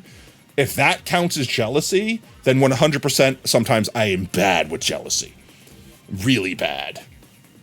Aside from that, if it's jealous, like I hate you because you have a thing, then I feel like everyone can read that. You know what I mean? Like I have a thing that you want, and I'm angry you have a thing that I want. Like I feel like that's super superficial. Potato, I bet you can't beat me to pre-siege act. I definitely can't. Honestly, the problem with that is most of the time I'll probably be playing with you, which means we're both gaining the same amount of experience. Don't have a rivalry like Ash and Gary. Have a rivalry like Liko and Roy. Liko and Roy? I feel like Ash had a healthy rivalry with Gary, but Gary did not have a healthy rivalry with Ash. I feel like Ash was like inspired to constantly keep doing better because of Gary, but I feel like Ash was beneath Gary. You know what I mean? Like I feel like that's the perfect kind of jealousy where Ash did not understand the jealousy that that Gary had when he was closing the gap and Gary wasn't. They're actually friends to work and help each other. I feel like the perfect rivalry ended up being like Bakugo and Deku from My Hero Academia, where at first it was like, back off, scrub, you're not gonna be me, but at the end it's like, you made me better and I made you better. Let's keep being better together. That ended up being perfect. In your example, it's exactly like your job. You could tell right away when people are jealous because they tend to get more worked up to trigger you. Yeah, that's what I mean. Like the superficial jealousy, I feel like everyone can detect. They're basically screaming, I hate you, Baka. You're screaming? Why? What happened? Wait, there's a 2 times multiplier on what? Experience? For Faz right now? For the event or something? I'm sorry, I missed that. I'm going to say that. I'm going to stick with that. I'm going with like the rule set. I'm going with my first interpretation of it. Oh, geez. I could have been double experiencing. Well, we'll definitely be doing that at some point tomorrow. Some ordinary textures do not bother to feel very offensive. 100%. 100%. I'm not as bad as some people that I know, but in the same way with clothes, like I would not wear a shirt made out of microfiber. That would drive me insane. Oob can't even touch microfiber. But like the way it clings to you, like it feels gross. I feel like other people are like, what are you talking about? It's just a towel, bruh. Like just use the towel, bruh. But I cannot deal with microfiber. Like, I have to wear gloves. Yeah, Oob will literally get violent over it. I will say true, 100%. Even if it's not, like, violent reaction to the, like, I don't really want to hold this any more than I have to, and I would prefer to put gloves on to deal with this thing. It definitely happens more with, first example, when I'm washing dishes. I hate the texture of soap. Like, specifically Dawn, like, dish soap. I hate the texture of it on my hands. If I wash my hands with Dawn, I use like the smallest micro drop of it because I know it will be washed away. If I use too much and it lingers behind, I will wash my hands like 10,000 extra times to remove the texture of like dish soap. Specifically dish soap, not hand soap. It's different. Hand soap and dish soap are different, and so is bar soap, which is why when I wash, like when I shower, I use bar soap. I cannot deal with like body wash. Body wash is disgusting. I do not understand how you use body wash, Oob. Like, legitimately. You need this question specifically for you. Use dish soap on dogs at work. You're very used to... I cannot. I use dish soap, but I would prefer to wear gloves when handling it. when I wash stuff with dish soap, like actually wash the dishes where I need to use copious amounts of dish soap, I am wearing gloves while doing so. If I wash my hands with it, I'm using probably less than I need because I don't need a lot. One time I had an intrusive thought of putting my Milwaukee work gloves in my mouth, and every time I tried to talk for like a 45-minute period after that, I gagged because I was thinking about it. Why? I would gag too because they're work gloves. They're probably disgusting. They're probably filthy. But I mean, it's an intrusive thought, so you didn't act on it. I hope. Right? Very good at getting... Yeah, no, I had to use Dawn at work too, especially when dogs got, like, rolled around in oil or something like that.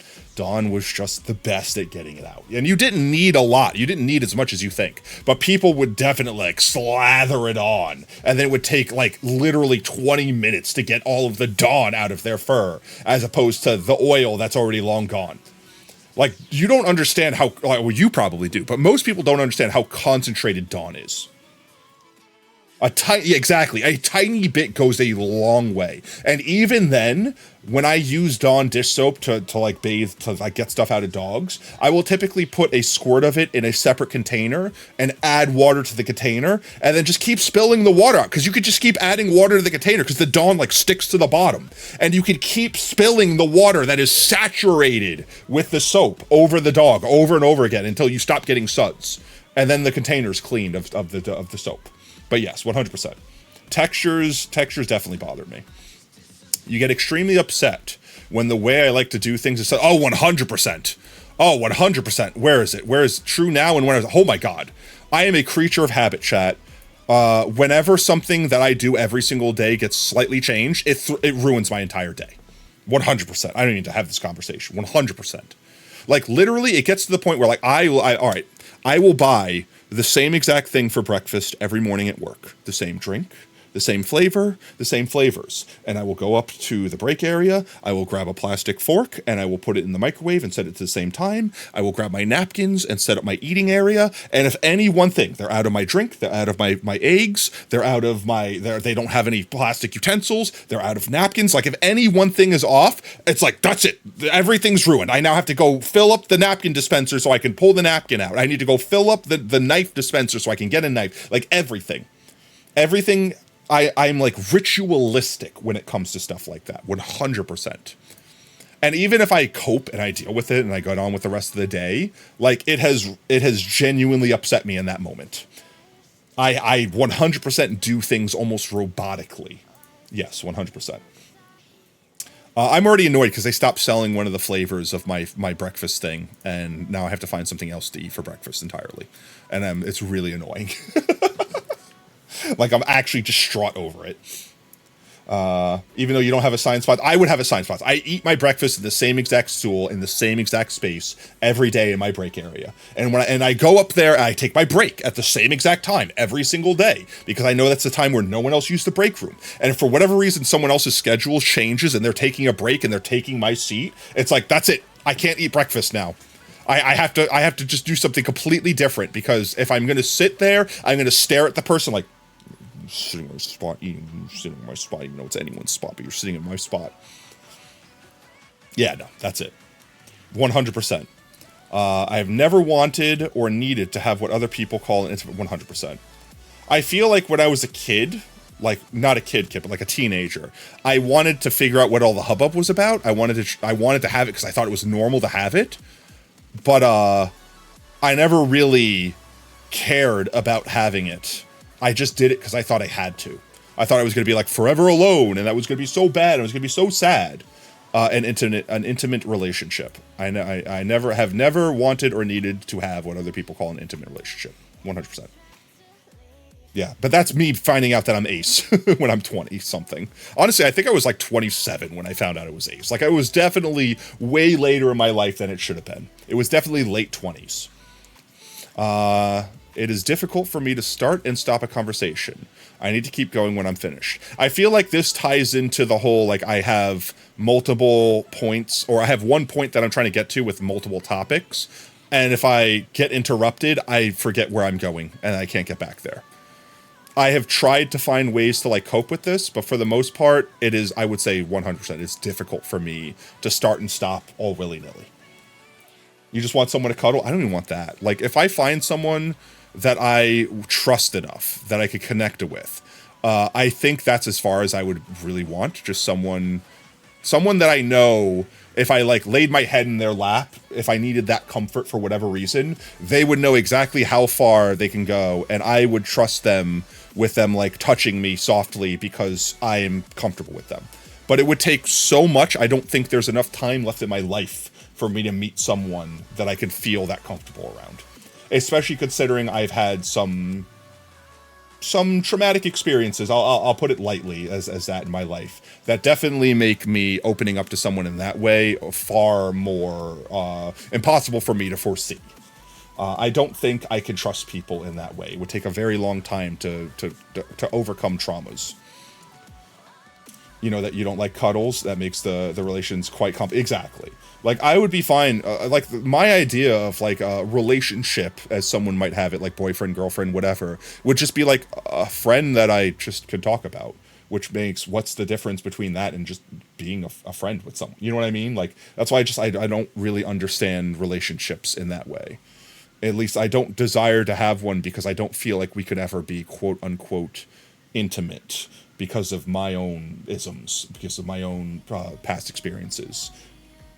Because of people that have abused me in the past and made me very, very skeptical and nervous of allowing myself to be open in that way with people. So, if, like I said, it might literally take, if I met someone today that for whatever reason I felt comfortable going down that path with, it might literally take the rest of my life before I would feel comfortable with them just touching me and or me, like, touching them in that way. Not even like sex. I'm talking about like just literally like cuddling. And also you have someone that is like contractually committed to making sure you're not lonely. You have like a contracted partner. You speak with a normal rhythm. If I do I speak with a normal rhythm? If I do, I definitely did not as a kid. Is that a true only now? I feel like I talk pretty. Oh, it's called marriage. Are you married, Brev? You're not married. Are you married? Are you married? For real, for real? I actually didn't know that if you are. Okay. I was going to be very concerned that I didn't realize that you were married this entire time. And just be like, wait, Brev's married and I didn't know that? I'm a bad friend. You're very comfortable with my way? Yeah, but is it a rhythm? I'm assuming talking with a rhythm is like, I'm not talking like this, and I'm not talking like that. Like, I'm very this and that, and I'm saying a thing, and I'm saying the next thing. I'm coming out, like, on beat with my words. I feel like as a kid, maybe I didn't do that. As I literally do the thing that I just said. I don't know. I feel like at least true right now. I don't really know how to interpret that. I feel like definitely true only now, maybe not as a kid. That was my first instinct, so I'm going to stick with that. I'm saying if someone was, gotcha. If someone was married, they're contractually obligated. I feel like that would make me feel worse. I'm not going to lie. If I feel like someone felt like coerced to be there for me, that would make me feel ickier about it. Even that would feel normally. I mean, that's fair. You can have rhythms that's like offbeat, so to speak. It's still part of the beat. That's pretty much what wedding vows are, I guess. Yeah, it makes sense. Yeah. I could see that. The same sound, color, or texture can suddenly change from very sensitive to very dull. Ooh. I don't know. Like, I'm assuming that's like the way you feel the thing, where you're like, this makes me feel hype, this makes me feel hype, this makes me feel hype. I'm used to it now. I don't know. I don't feel like stuff suddenly changes. I'm very like cold in the logic of like, this color is this color. It's this color. It doesn't feel any more or less exciting to me. I definitely feel like texture wouldn't change.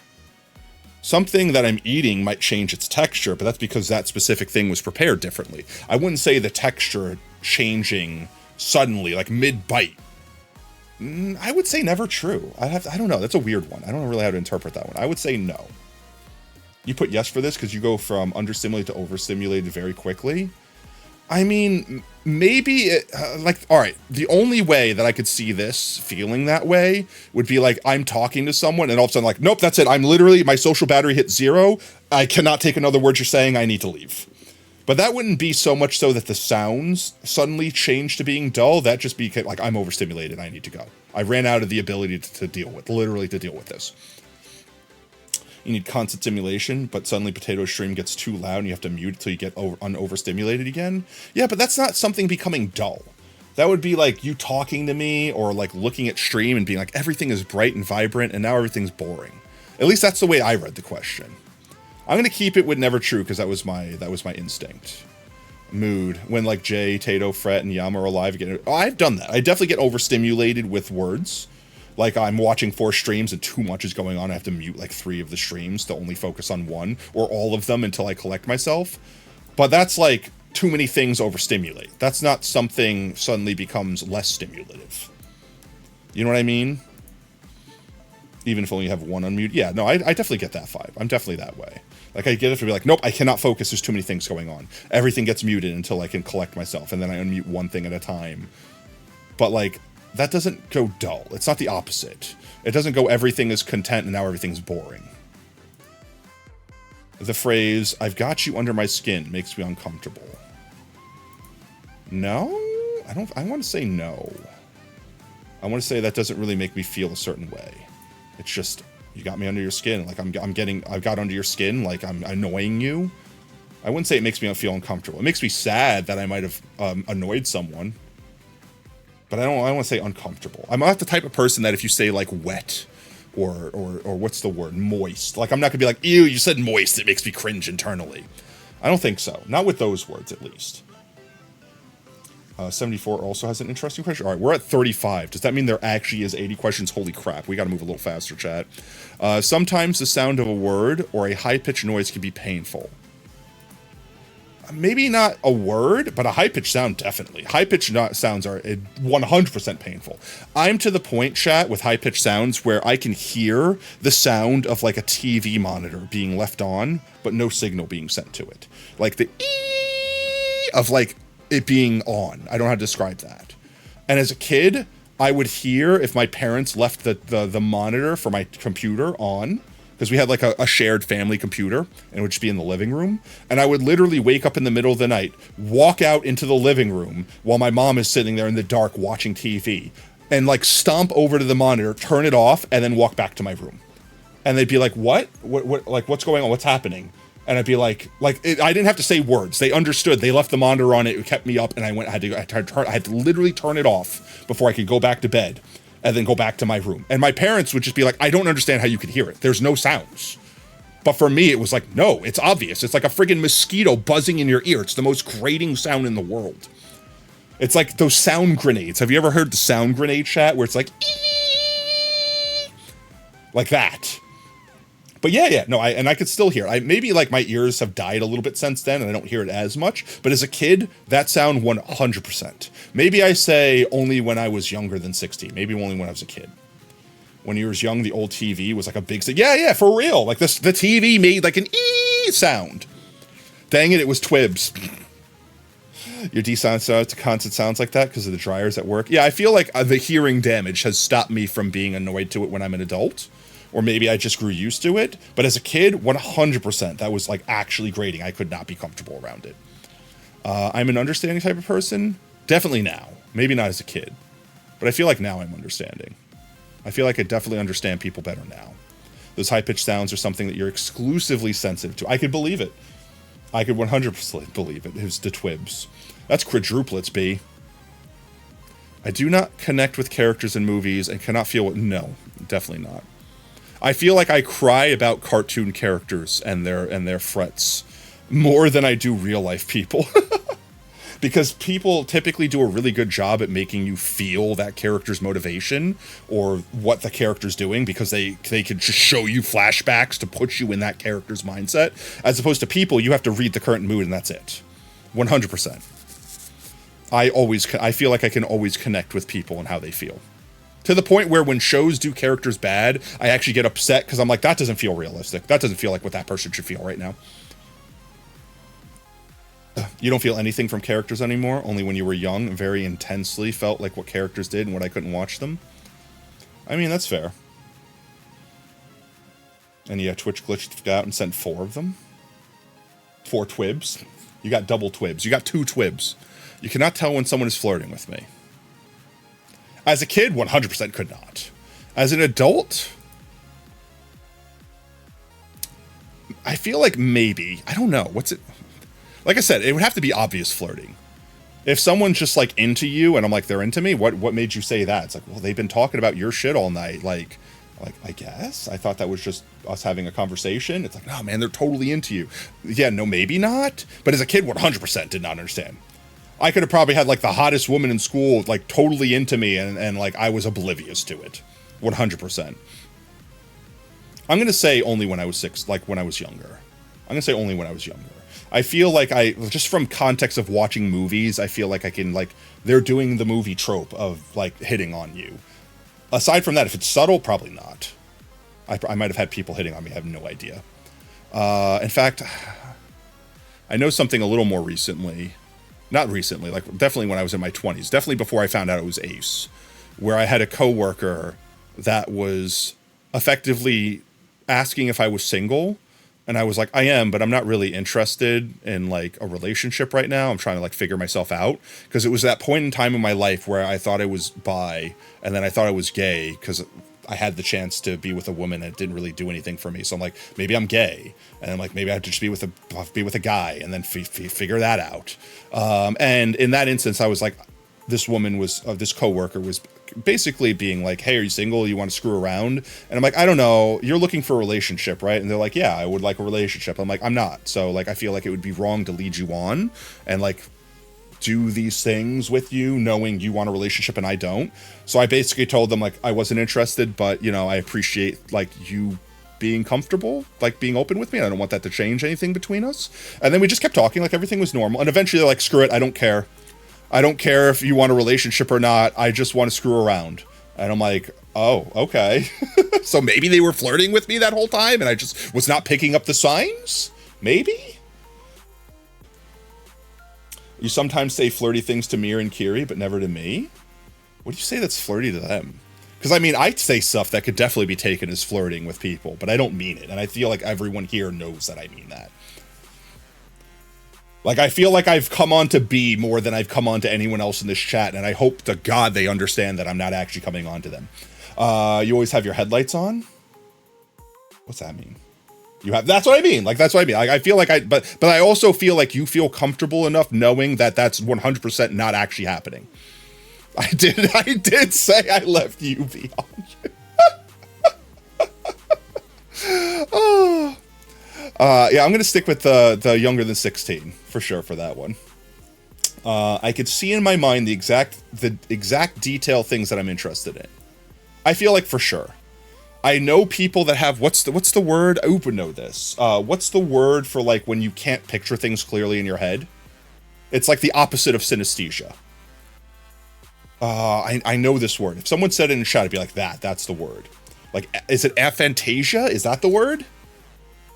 It sounds vaguely I'm afraid to type it in. It is aphantasia. Yeah, like I have the opposite of that for sure.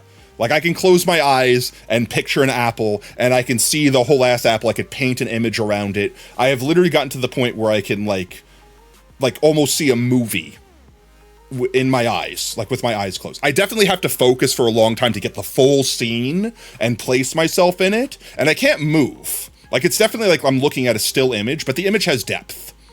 But I could for sure, like, place myself in a place with enough concentration. Otherwise, I could close my eyes and casually, like, have an outline of an apple in a split second without even thinking about it. And if I focus on it for, like, even a minute, I can have a full apple, shiny, all the detail. It's kind of blurry, but, like, all the detail is still there. Like, I could see the leaf, I could see the stem. I know that it's an apple.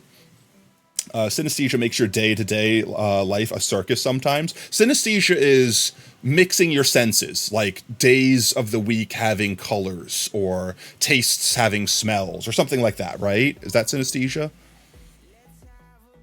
Brev just really likes their headlights. You can't picture a phantom, you have aphantasia. Why is it so colorful? Yeah, that's synesthesia, right? Am I wrong in saying that? So I'm going to say definitely true now when I was young. I've always had a very vivid imagination.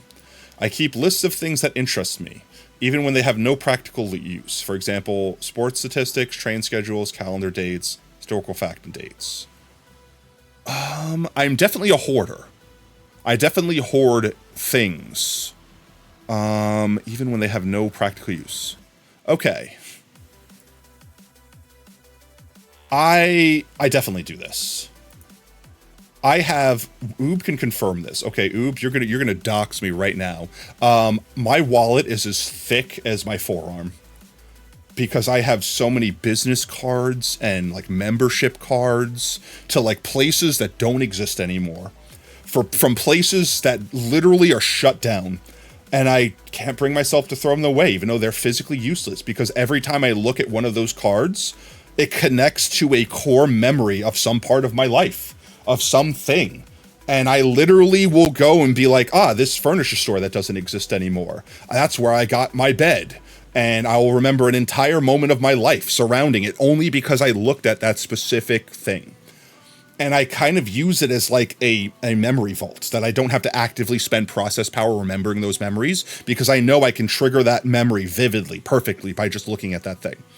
So I definitely hang on to things that literally have zero practical use, if only so that I can remember those specific things specifically. For sure, 100%. And I will never throw away those things in my wallet. I will retire my wallet one day, and I will hang on to my wallet, full of nothing but a bunch of business cards from people that I've met in places that I've been. You can tell you something funny you just discovered about Kiriana. She has a secret Discord server where she stories every wholesome message she stirs to people. So whenever people she feels rough, she can read it again. Aw, that's awesome. I definitely have like a Discord server that I keep things in, and I will literally not delete stuff that I've resolved, just so I can go back and remember that I did that thing. For sure, 100%. Yo, Crumpy, welcome on in, mate. Hope you're having a fantastic one. We're taking an autism test right now to see how tism I am. Let's see. When I feel overwhelmed by my senses, I have to isolate myself to shut them down. For sure. 100%. Literally, like my social battery's empty. I need to separate myself from everything. Everything needs to leave me alone. I need to recharge at least enough to function, and then I can go back out there. For sure. 100%. 100%. Let's see. I like to talk things over with my friends. Definitely now more. I don't feel like that was something I did as I don't feel like I had enough friends that I trusted as a kid, because I had friends that I thought were my friends that weren't my friends, that were either using me, or I thought it was a friendship, but it was a one-way street. They didn't see it that way. But once I found my friends, I definitely like talking stuff over with my friends. I definitely have like the am I stupid for thinking this way? Is this as good as an idea as I think it is? Is this a terrible idea? I definitely like to talk things over with my friends now. Friends? What friends? Yeah, exactly. Yeah, for sure. But as a kid, no. I definitely didn't. I felt like I just had to do dumb shit and figure it out on my own. I cannot tell if someone is interested or bored with what I'm saying. As a kid, definitely could not figure it out. As an adult, I feel like now I definitely have like the ability to read the room and be like, oh, you're bored right now. Like this is like, oh, this conversation turned into them just being responding like, yeah, yeah, Like I just keep saying stuff, and they're like, yeah. I'm like, okay, this conversation clearly isn't interesting. You don't have anything to add to it. I'm boring you with it. I'll wrap it up. We'll move on. But as a kid, nope, my ass would drone on and on about whatever thing that I was rambling about. And if you continued to nod your head and listen, I would continue to yap. You can't tell now at all, but you could always just assume no one cares what you're saying. Yeah, that's what I said. I've gotten a little bit better about realizing, even if it's already too late and I've already bored them, I realize like, oh, I'm doing the thing. I'm droning on. Only now, though. Definitely not as a kid. It could be very hard to read someone's face, hand, and body movements when they are talking. As a kid, definitely not. As an adult now, like I said, I feel like I trust what people's bodies do more than I trust the words they say. If someone says something to me, I genuinely don't even care about the words that come out of their mouth. It's the inflection of their voice when they say it. It's the look in their eyes when they say it.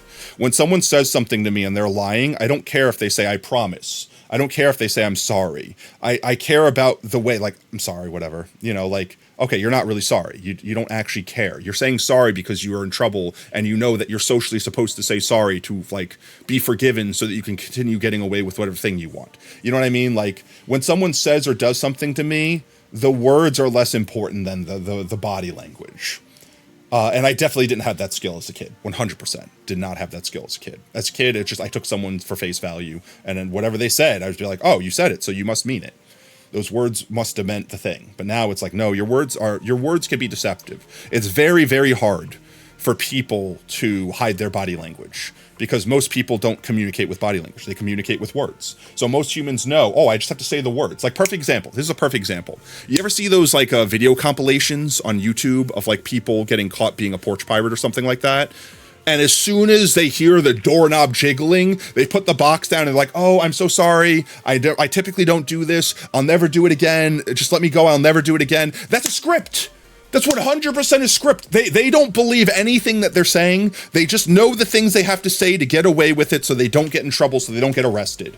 They're going to go do it again tomorrow. They're going to go do it again next week. They're going to keep porch pirating because those people learn that script from doing it constantly and knowing the things they have to say to get away with it.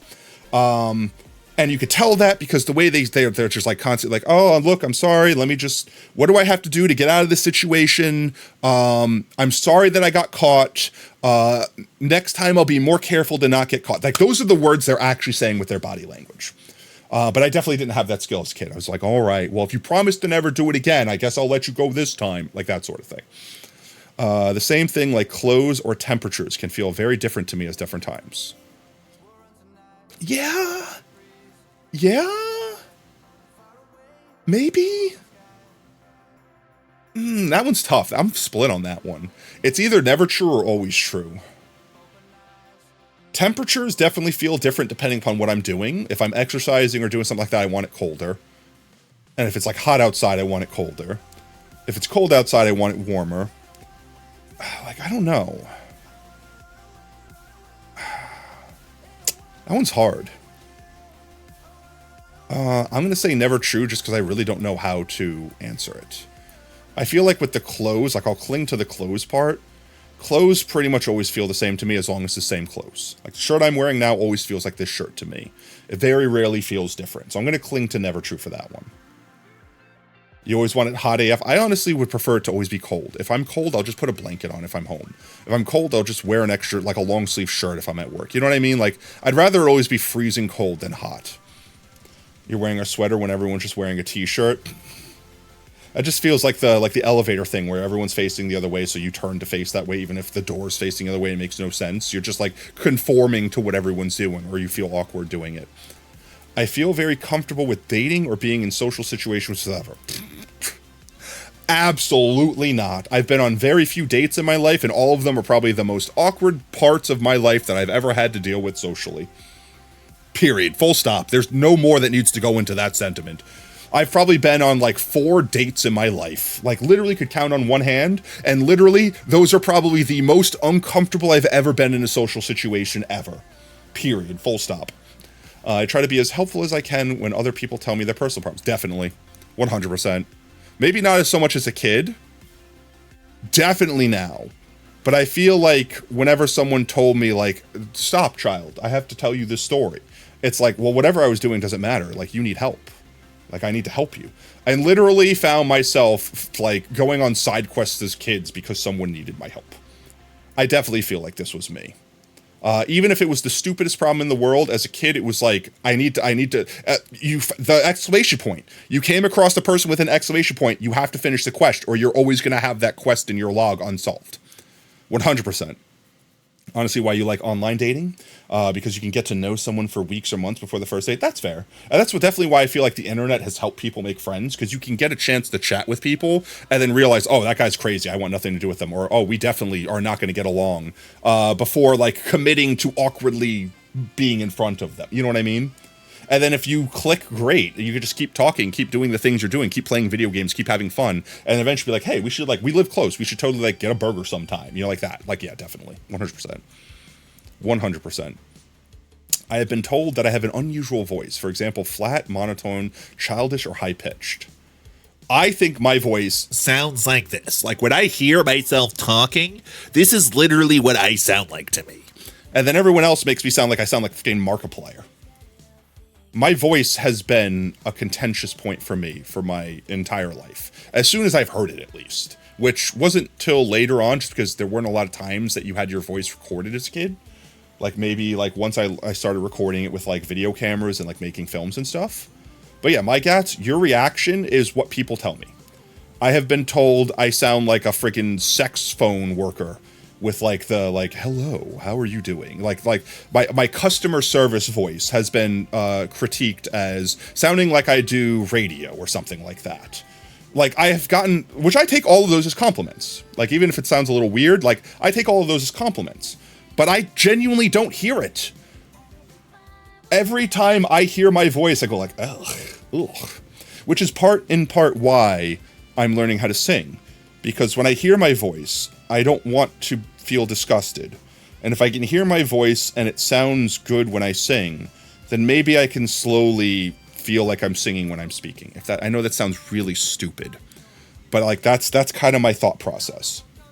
I legit sound like Kane. Like Kane from Amazing Digital Circus. Hello, my cattywampus cucumbers. Like maybe if I really like jazz it up or whatever. Really? Okay, well I like Kane's voice. I don't hear it though. I don't hear it. Every time I think of my voice, I hear my voice, I sound like Lois from Family Guy. Just a masculine Lois. That's what I hear. That's legit what I hear. Unusual. I would say no one ever told me I have an unusual voice though. Kane from CNC.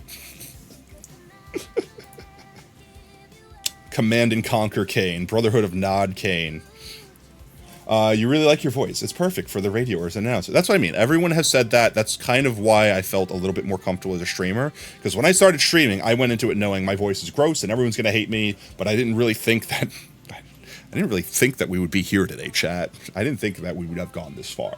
I thought that I was going to be a statistic, that I was going to stream for a couple months, get it out of my system, and I would have been done. But, like, genuinely, you guys are the reason I'm still here. Like, I literally can't do this without you guys. Like, there's no reason for me to be here without a community to help foster, to help grow. Hearing it for the first time in Potato streams, like, I'm the same way, B. Don't worry, it's mutual. Potato, you really do have a face for VTubing. I really do, don't I, Oob? Oob knows how to say. Oob knows how to say such kind words. Sometimes a thought or subject gets stuck in my mind, and I have to talk about it, even if no one's interested. Definitely. I will literally sit there and like hyperfixate on something. Like perfect example, me and Oob watched an episode of what was it? Punisher. And after the episode was completely done, and we walked away from it, I had this one part that stuck in my head. I'm like, that's stupid and makes no sense. And the whole day I was like lamenting over it. To the point where as soon as I heard Oob, I'm like, Oob, I have to mention this to you. This was stupid, and it's been stuck in my head all day, and there, I feel comfortable now. And you can ask Oob, literally. And we sat down and watched something. What was it? We watched The Boys, right? We watched the season finale of The Boys. And I'm like, I need to talk about this thing. And you're like, I don't really think that way. And it's like, no, it's definitely that way. It's so stupid. I can't believe I didn't comment. It's so bad. I can't believe I didn't comment it as we watched it happen live. And that's it. And it was done. And we were fine with it. And we moved on. I do certain things with my hands over and over again, like flapping, twirling sticks or strings, waving things by my eyes. Definitely not with my hands. I definitely do the thing with my foot, like if I'm sitting, where like I bounce my foot constantly. My feet are constantly moving. My feet cannot sit still. Unless I'm sitting cross-legged, like my feet are constantly moving, but I don't move my hands that much. If I have something in my hands, I'm fidgeting with it, clicking a pen, you know, spinning a fidget spinner, whatever. But like, I'm not really like moving my fingers around in front of me, or like I'm not really moving my hands. So I'm going to say never true, just specifically because it said hands. You're stimming incarnate? Yeah, definitely. For real. That one's definitely Oob true forever. You used to have someone in your class who always said, shut up, because no one's listening. They're just rude. They're just rude. Or the classic 3, no one cares, who cares, and no one asked. I like who asked. I like who asked when, but only as an insult to people that are being abrasive as hell. Not as just someone that's just innocent and having a good time, and we're just like, just kicking the chair out from beneath them for no reason. That's just rude. Oh, just your whole class. Yeah, but kids are the most cruel species on the friggin' planet. Children are ruthless. Holy crap, are children ruthless. Stop having a good time. Exactly. I have never been interested in what most people know I consider interesting. I have never been interested in what most of the people I know consider interesting. Oh, sure. Yeah, definitely. I'm interested in the most weird AF things. Like people, I grew up around so many people like sports. Oh man, sports team this. And I'm like, I literally have zero interest in that. I want to build a computer. Computers? What are those? You know, like literally, like focused on weird games and computers, and everyone around me was focused on literally anything but that. 100%.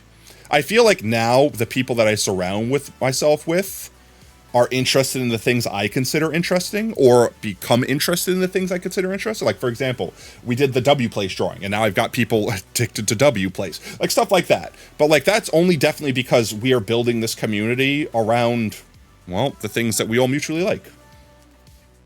Otherwise, if I was just in society, 100% they would not be interested in any of the shit I'm interested in. I am considered a compassionate type of person. I would like to think so, even if only not as a kid. I feel like as a kid, maybe I was considered compassionate, but I never viewed myself as it. I don't know. That's a hard one. I definitely will say only now. I definitely feel like only now, if anything, if not just never. I'd like to think I'm compassionate now. I'm not like the world's most compassionate person or anything, but I like to think I'm compassionate. I bully you constantly, but I don't bully anyone else as much as I bully you. I take out all the bullying on you so I can be compassionate to the rest of the world. I get along with other people by following a set of specific rules that help me look number. Oh, definitely. That is me to a T. I literally have a flow chart of like, hello, new human being. Time to initiate introduction protocol. That is so me for real. The other kids were so mean. You were considered compassionate. Exactly. I was just compassionate by comparison. Thank you so much for the follow, mate. Welcome to Team Tater. Woo woo. Welcome on in, Jace. Hope you're having a fantastic Thursday, mate. Let's see. It is very difficult for me to work and function in groups. Definitely. 100%. I feel like this question's already been asked 3 times. I feel like they're repeating the same thing. I do not do well in groups. I need social battery in order to handle groups, or serious cope. You actually wrote a whole protocol of life for social interactions.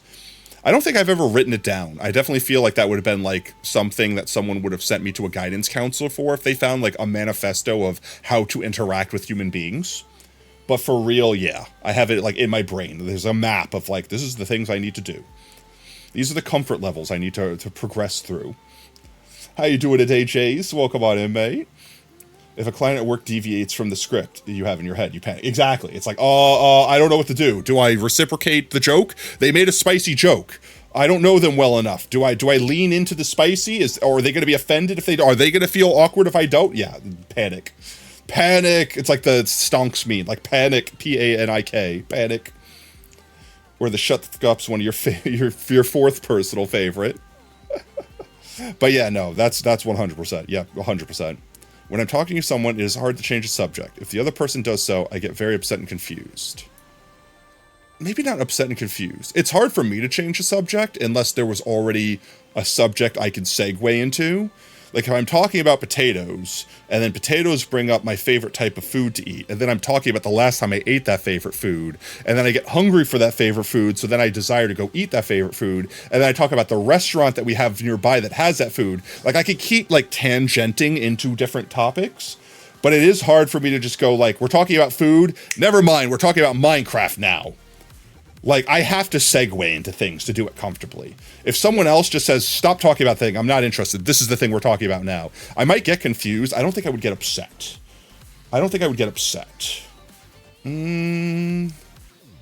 I'll say it's hard to change the subject when I'm talking to someone, and confused. So most of it. And I'll just ignore the upset part, and I'll say true. We literally did that the other day, and I was just like, I don't know what to do in this situation. Now it's awkward silence because I'm derailed. Yeah, 100%. Confused 100%. I don't think I was upset. I don't think I've ever get upset. Someone would have to be insulting with your thing you're talking about is dumb. We're moving on to this thing. And then I'll be like, well, that's offensive. But 100% confused because it's like, I don't know how the conversation died. I don't know where to go now. I had a whole conversation path we were following. There was an entire tree growing out of the ground. And now you just cut the tree down and I don't know how to start again. For sure confused. You're a bit the opposite. You often have multi-threaded conversations and learn to trace back to them when needed. Some people can't keep up with them. It's one thing if I brought up a thing in a conversation, I double back to it. It's another thing to just completely cut where the conversation is that has no relevance to it and just be like, we're not talking about that anymore. We're talking about this now.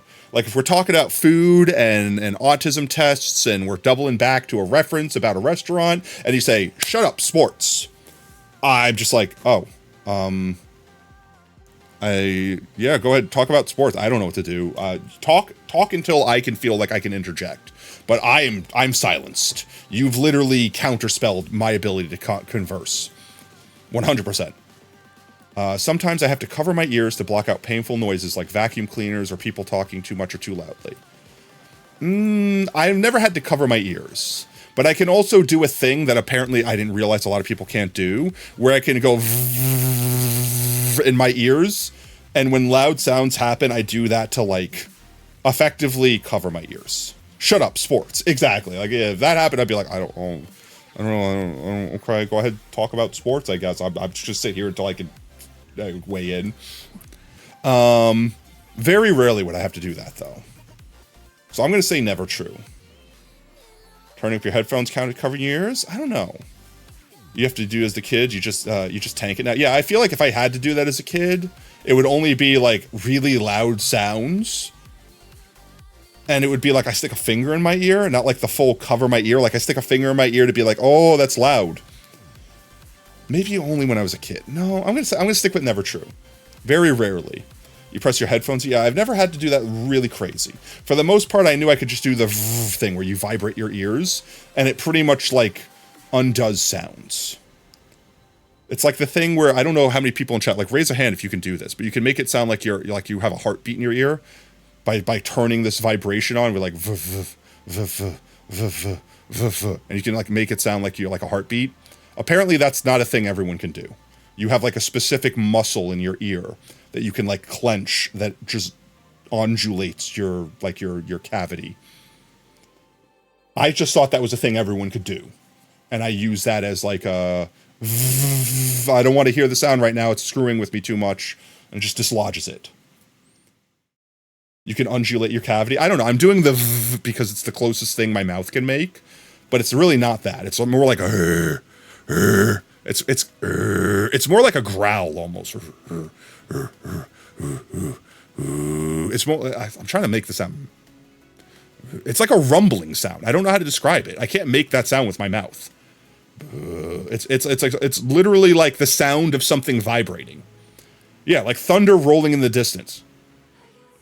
Like a distant thunder. Yeah, that sounds closer. It's not quite it, but it sounds a lot closer than v. It's just a vibrating sound. I don't know how to describe it. That's literally, if you don't hear the sound, it's like describing what orange is to a colorblind person. It's kind of like yellow mixed with red. You know what I mean? Tensor tymphi muscle. That's the muscle call. Yeah, you can do that, and so can Fury. So can I. A third person that could do it. Realizing you might have that and you just never notice it. Yeah, it's like you clench a thing in your ear. It's like you might accidentally do it by clenching your jaw real tight. Like go to clench your jaw like really tight, and if you hear like a vibration in the back of your ear, focus on that muscle back there. Yeah, yawning. Actually, yeah, yawning does it. Oh yeah, yawning it does it. Yawning does it. Yawning does it like crazy powerful. Yeah, if you hear that when you yawn, you could do that on will if you could just clench that muscle. Apparently, allegedly, only like 1 in 400 people can do it on command. Really? That rare? I thought it was like 1 in 2. Yeah, I could just do it on command. Like, I can't sustain it constantly. It's kind of like holding a heavy object straight out. Your arm eventually just gives up and the sound slowly dies out. But then after a second, you just do it again. Like here, I'm going to start doing it now and see how long I can hold it for.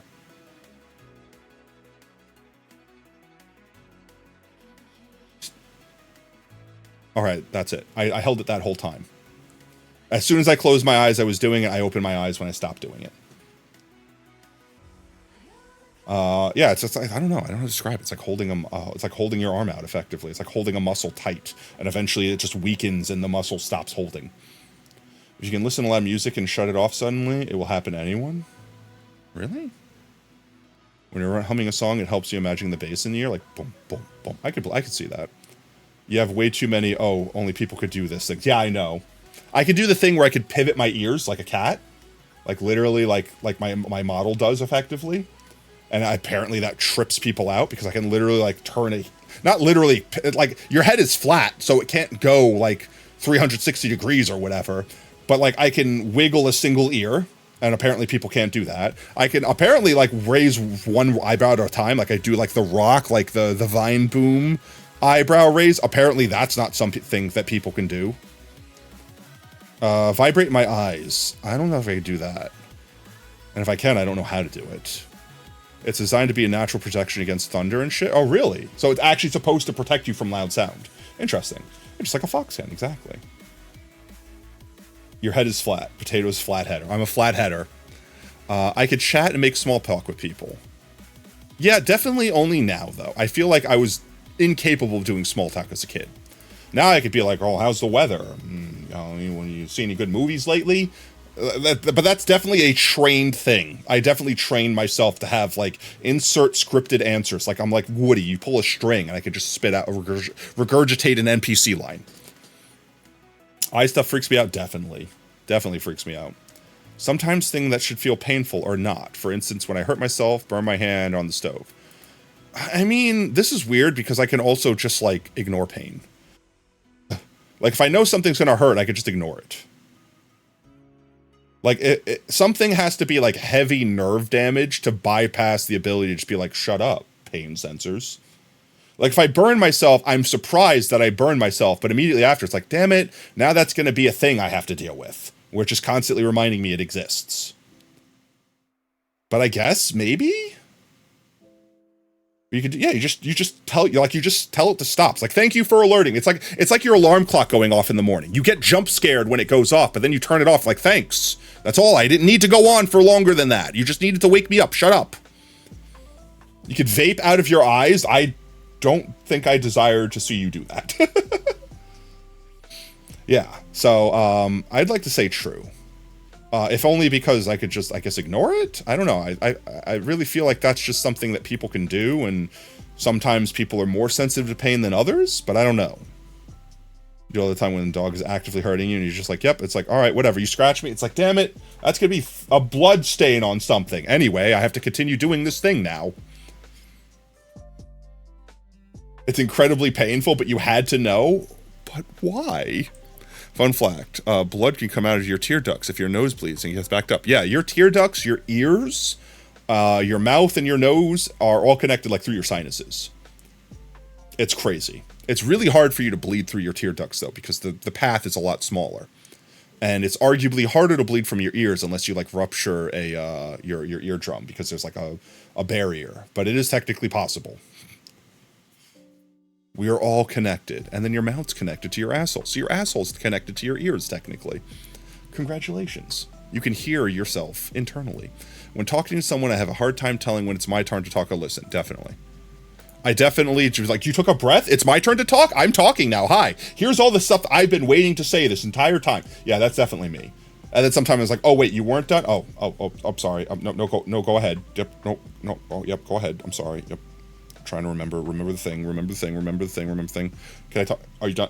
Can I talk now? Can I talk now? Oh, okay. No, that's definitely me. I feel like that's why I work so well as a VTuber, because like my gat said earlier, it's like, oh, it's my community, so everyone like bows to allow me to speak. So it's a lot easier for me to get my words out because everyone's allowing me like the right of way. But other than that, like when I'm in a mutual conversation where there's no right of way because I'm streamer, I'm just like, You breathe? You breathe? It's my turn to talk now. Yes, I'm talking now. Okay, and I'm not gonna have to take a breath because I could talk for a really long time. I can also talk while I can also breathe inside while I'm talking. I can also breathe when I'm talking inside. Like, I literally talk when I'm breathing inwards. So it's like I could talk for a really, really long time without needing to breathe. So no one else gets to cut me off until they just be like, I have a thing I want to say. And I'm like, oh, okay, let me finish this real quick. And now I finished my point. Go ahead, say your thing. I feel like it's like, you ever have those like circles where it's like, whoever holds the feather can speak.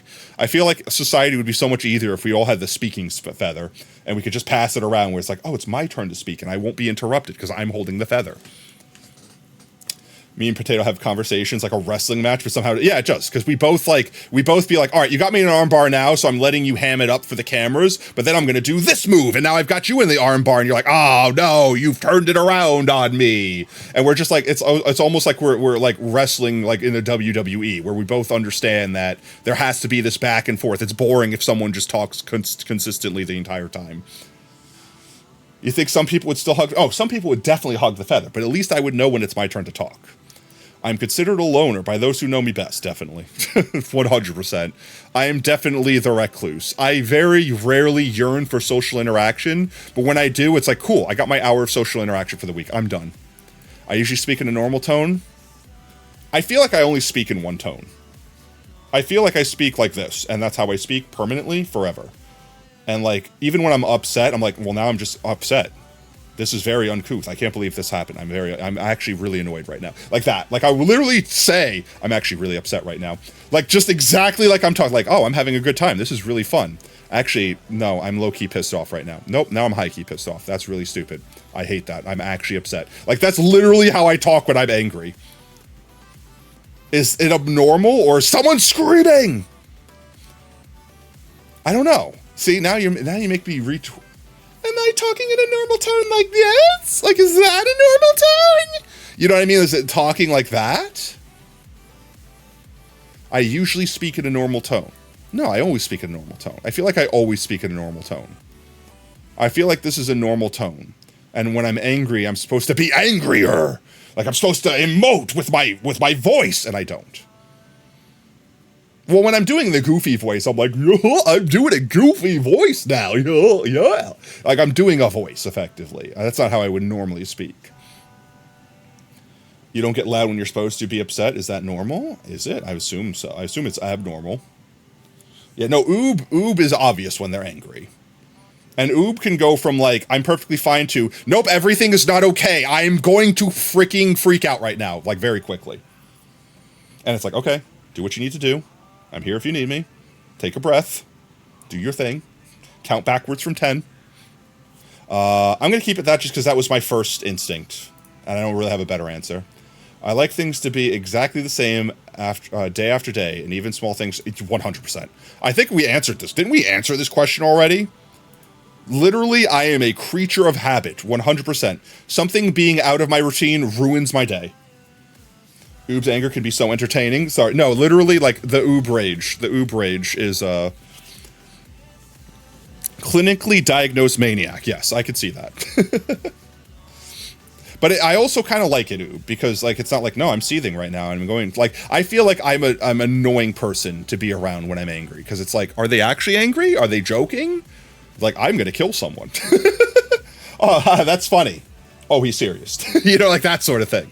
Where it's, Oob's like, oh no, everyone stop. Like, stop screwing around. Oob's actually angry. As opposed to, oh, Potato, you're so funny. I'm going to keep pressing you. I'm actually going to kill you now. Oh, you're hilarious.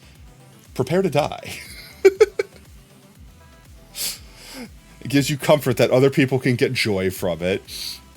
I like to also think that you lean into it sometimes, where you know that it's for the funnies, so you just, like, you don't necessarily, you don't act like fake being angry, you're frustrated, but you also realize that it's cathartic, is this correct word? It's like relieving, where you could just be like, I'm doing that thing right now because I'm actually frustrated. And you know everyone gets a laugh, and you relieve the stress by letting it out instead of bottling it up, and then you go back to being normal again. And then, like, everyone had a good time. You know what I mean? Like, you got to say a funny thing, you also got to let it out of your system, and then everything gets to resume as normal. You know what I mean? So, like, it all works. You just got a blood moon, Dan? You're not looping it? No. How to make friends and socialize is a mystery to me. Definitely when I was young, 100%. I feel like I kind of understand enough tropes as to how to meet people. It's definitely hard, but I wouldn't call it a mystery. As a kid, yeah, that was magic. That was some sort of Christian magic as a child. It's the gas release and the steampunk. Exactly, that's it. You're just like, turn the valve a little bit. All right, back. It calms me to spin around or rock in a chair when I'm feeling stressed. I don't feel like I'm this. I don't feel like I'm this. I might spin or rock, but I don't think it calms me. I think that's just me physically jittering and being unable to contain it. I definitely hit like a meditative stance. Like I'll just be like, nope, stop, everything stop. Eyes are closed. I'm like cinching my teeth. I'm like, my palms are pressed together and I'm going to my happy place and I'm bringing myself back. So I'm going to say never. I'm going to say never. Yeah, I'm going to say that's not me. Spinning messes with vestibularship, but maybe that's calming. Maybe spinning like is just like side to side, not like circles. The phrase, he wears his heart on his sleeve, does not make sense to me. I actually did not understand what this saying meant for a minute. I thought this meant like it was obvious what your emotions are. Like you don't hide it, like you don't mask. Like when you're angry, you're like, I'm angry and I'm just angry. But then someone at some point in time confused me with being like, no, that's actually bad. You shouldn't be that. And I'm like, wait, isn't it good to be transparent? So like I got confused for a bit. But I thought for the longest time, and I still think to this day, that it's basically like you don't mask, you wear your emotions openly. When you're angry, you appear angry. When you're sad, you appear sad. You're not like, no, I'm fine, but you're actually dying inside and you need someone to reach out and be like, but are you okay? Are you really? You know what I mean? So I'm going to say true. I'm going to say that I feel like I understand this and that the other person was just stupid. If I am in a place where there are many smells, textures to feel, noises, or bright lights, I feel anxious or frightened. Maybe not frightened, but definitely anxious. We're 100% anxious. I don't think frightened. I don't feel like fear is a natural response for me. Anxious is 100%. The funny thing is that you don't know what those expressions mean, but Google Translate's smart enough. That's fair. I want to say true, if anything, for the anxious. Less on the frightened. And you can ask Oob. Literally, I've been standing in the kitchen before, and I'll be standing in like a very specific spot where there's like a little floor mat by the sink in case water spills so that the water's on the floor. And I'll be like cooking something across the kitchen, but standing on that mat. And Oob will walk in and be like, why are you standing there? And it's like, the floor overstimulated me because I could feel the texture of every grain of sand and crumb on the tile. And I got overstimulated. So I need to stand on the carpet, which is a separate but consistent texture that I can't feel all the different textures on. Potato must have gotten negative 31 out of 10 on those reverse tests. Reverse test? What reverse test? Oh, wait. I put the wrong answer? On what? On what? What did I do wrong? Wait, where did I get wrong? I'm in a place where there's many things. I feel anxious or frightened. I do. The phrase he wears his heart on his sleeve does not make sense to me. I felt like it made sense to me. And I'm small and bald. What did I answer wrong?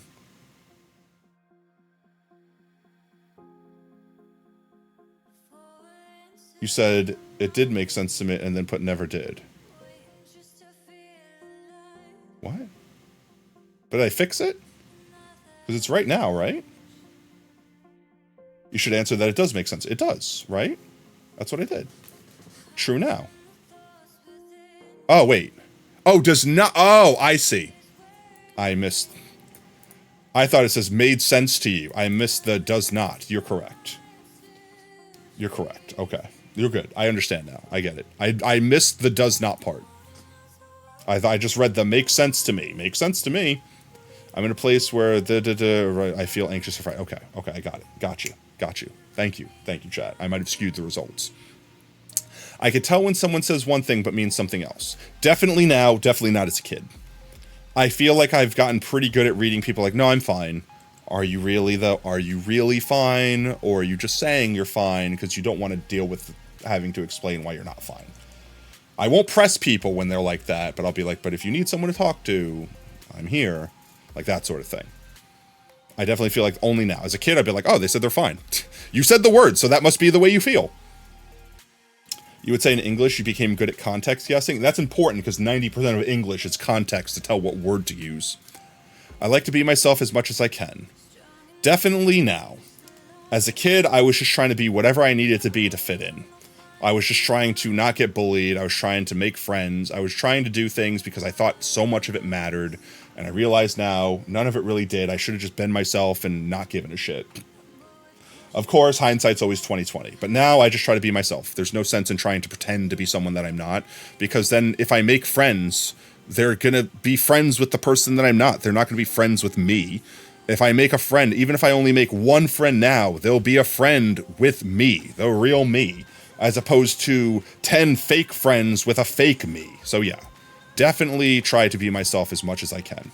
I have to mask up sometimes to like keep a job and stuff like that, or to not be awkward when meeting someone new. But for the most part, I try to be only me, be based above all else. That's my saying. Miri's about as fluent in English as you, but sometimes she makes mistakes. I'm fluent in English and I make mistakes. What are you talking about? I keep my thoughts stacked in my memory, like they're on filing cards. And I pick out the ones I need by looking through the stack and finding the right one. Or another unique way. Okay, I was going to say, all of this, no. But in another unique way, yes. Okay, so trying to... My thoughts are like Magic the Gathering resolving the stack. They don't get picked in whatever order from like a filing cabinet. They go in a certain order and they need to be resolved in that order. And when I need to change something, I need to break the whole stack down and build it back up from scratch. Which is why I forget stuff so much, because someone would be like, here's this random thing to add to the stack. And I'm like, that would go perfect right there. But then I never actually add it to the stack. So it just completely leaves. And why writing stuff down is so useful for me, because then when I'm making the new stack, I could be like, make sure I add all these things to the stack, including this thing that's written down.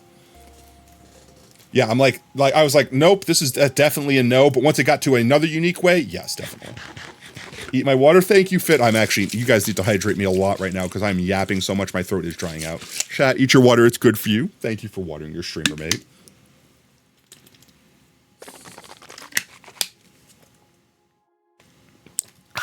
All right, we're almost, I think there's 80, right? We're almost done, chat. All right, 71. The same sound sometimes seems very loud or very soft, even though I know it has not changed. No, I've never really had like any sort of like dysphoria when it came to sounds of like sounds suddenly changing. I feel like for the most part everything is consistent. It's just sometimes consistent is no longer happy. Yeah, no, I feel like sounds don't really mess with me as much as like texture. Texture messes with me a lot more. Because texture lingers. Like if something touches me, just period, even if it's not a weird texture, it feels like it leaves behind a residue, even if it's like a dry towel, like a microfiber cloth. Like if someone touches me with like a microfiber cloth, even if I'm not freaking out, I still feel it there even when they pull it away. It's like it's disturbed the sands of my hair and left behind the texture of it.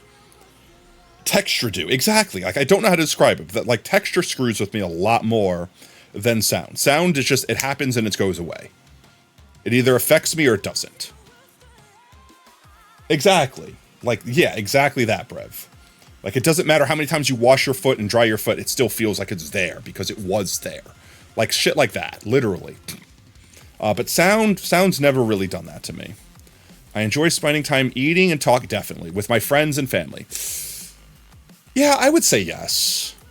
I would say yes.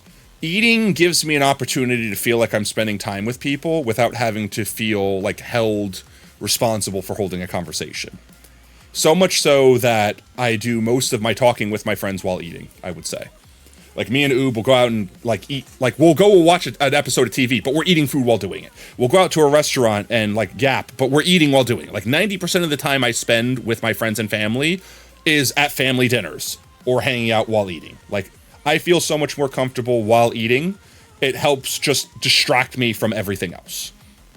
I know, right? It's crazy, Brev. So I'm going to say true, for sure. Food is OP. Food is OP.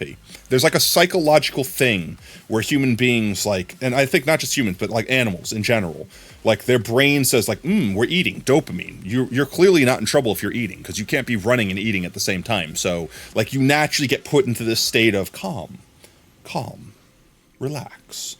And like it helps de-stress a stressful situation. And then also if you're like, oh, that's, I don't have anything to add to that. I can just shove food in my face. And it's like, oh, I can't comment because I'm eating right now.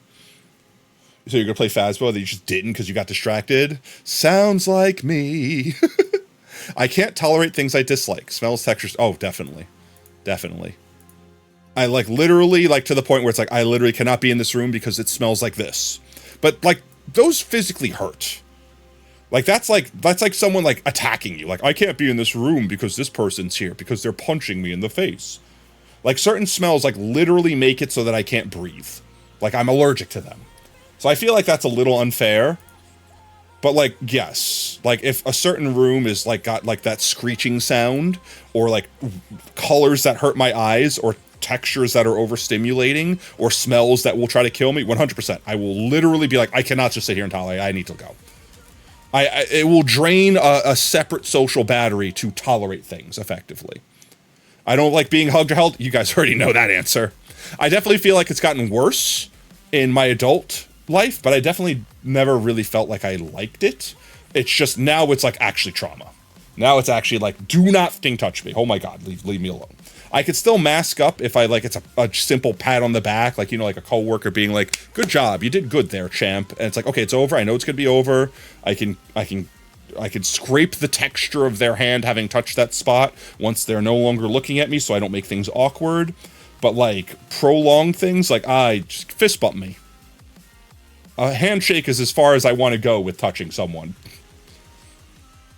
When you had COVID, you became more sensitive to saturated colors. Oh, interesting. It came to a point that you even had to change the saturation of your monitor. Oh, okay, interesting. Like how like people became desensitized to taste and stuff. You became more sensitive to colors. That's interesting. I've not heard of that before, but I can believe it. You used to hate touch, but now you love it. I mean, that's fair. Some people used to like touch and then they hate it. Like you can swap around. Boy, the worst thing someone could do is touch you when you don't want to be. I know, right? Only certain people are allowed to hug me. Same, Pete. I have to like mentally prepare myself for a hug.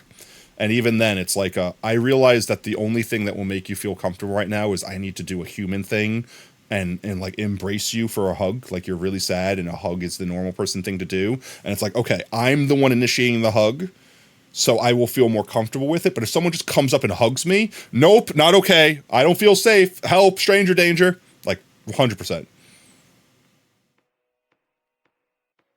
There's a kid who comes in with one of your clients at work who always wants to hug you. You hate it. But it's like, you can't say it. Yeah, but like, it's one of those things where it's like, all right, I'm preparing myself for human interaction. You know how long it's going to end. Like, you know when it's going to be over. You could brace yourself for it. Even family. Like, it just, I feel slightly more comfortable with family. Just like I would feel slightly more comfortable with people I knew better. But like, it's the same thing with like the social battery, where it's like, the less I know you, the more it drains. And for not knowing you at all, it's like immediately empty and potentially violent reaction. Like if it's like someone like a coworker where I know immediately reacting with violence would be bad for my financial history and future, then it's like, okay, how bad is it about to be? Assess the situation.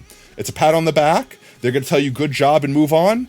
Endure it. You'll survive. You'll have to like quiver and shake it off when you're done and maybe like literally scratch your back to remove the texture of their handprint being there, but you'll be fine. Survive it. If it's like I'm just walking down the street and a stranger just grabs my shoulder, I might elbow them in the face as I try to like remove it from my shoulder. Like as a pure reaction to, I was not expecting touch. Who are you? That's my purse. I don't know you. Violence is the only option in your brain. So it's literally a physical struggle. That's what I mean. Like, I understand that 100%. Very ironic that you hate being touched, but your main love language is physical touch. I mean, that's not necessarily strange because like I said, I could see a future with a specific person that I trust in that way, where I can feel comfortable with touch because I got so comfortable with them. And I can even see a future where, because I'm so advert to it, that I actually would look forward to it because it's such like a taboo thing in my life right now. You know what I mean? But I don't see a path to getting there without I don't see someone enduring the path they would have to take to get there. Not to mention me finding someone I can trust in that way. There's just too much damage that has been done. It's like twice bitten, thrice shy sort of thing. Yeah, welcome in, chicken. You want touch from the right person. Also, boop. Welcome on in, mate. But yeah, like I said, like there's a right way and a wrong way, and I've been wrong too many times to feel comfortable opening up for the right way. But I could definitely understand that when you deprive yourself of something that is so inherently human, that you end up desiring it more eventually. Or rather, even the slightest touch becomes that much more potent because of how, like, abstained you have been from it your entire life. You know your love language is, because I'm a romantic. Same, Brev. You and me, bro, I feel you there. And since it's different for platonic relationships, you're not sure. It's interesting you, because you love being hugged. A stranger would do it to you, you'd feel awkward, but not uncomfortable. And that's fine, I understand that. I can understand why that could be comforting and uncomforting at the same time. But, like, I feel, even after the hug is finished, I feel every point of contact, and it feels residual. It feels like the hug did not end, and it feels like I need to peel a Band-Aid off of me. Like, it feels like an old Band-Aid, like how it's just sticky. It's just there, like a texture pulling at your skin every time you move your arm or your back or your shoulders in a certain way. It feels like something dragging. Like, it feels like it's physically there. And it just makes my skin crawl. That's it. But that's just me. And I know it's physically not there. I know there's physically not a thing attached to me, but my brain is like twitching. My skin is quivering like it is. Like Tato gets hugged, he needs to shake. Literally, no, chicken, you have no idea. Literally, it is an active fight when someone touches me to not like visibly quiver and react. I have to restrain myself. Otherwise, they'll look at me like, oh shit, I screwed up. I'm sorry. And I'm like, now it's going to be awkward because they're a coworker or something like that. And they didn't mean it. They meant well. Like that. Your dog actually shakes off your hugs. Very rude. Maybe your hugs are stinky. Let's see. Next question. We have 5 questions left, chat, and then we can find out how tism I am. Maybe I'm not tism. Maybe I'm perfectly sane. Maybe the real autism are the friends we made along the way.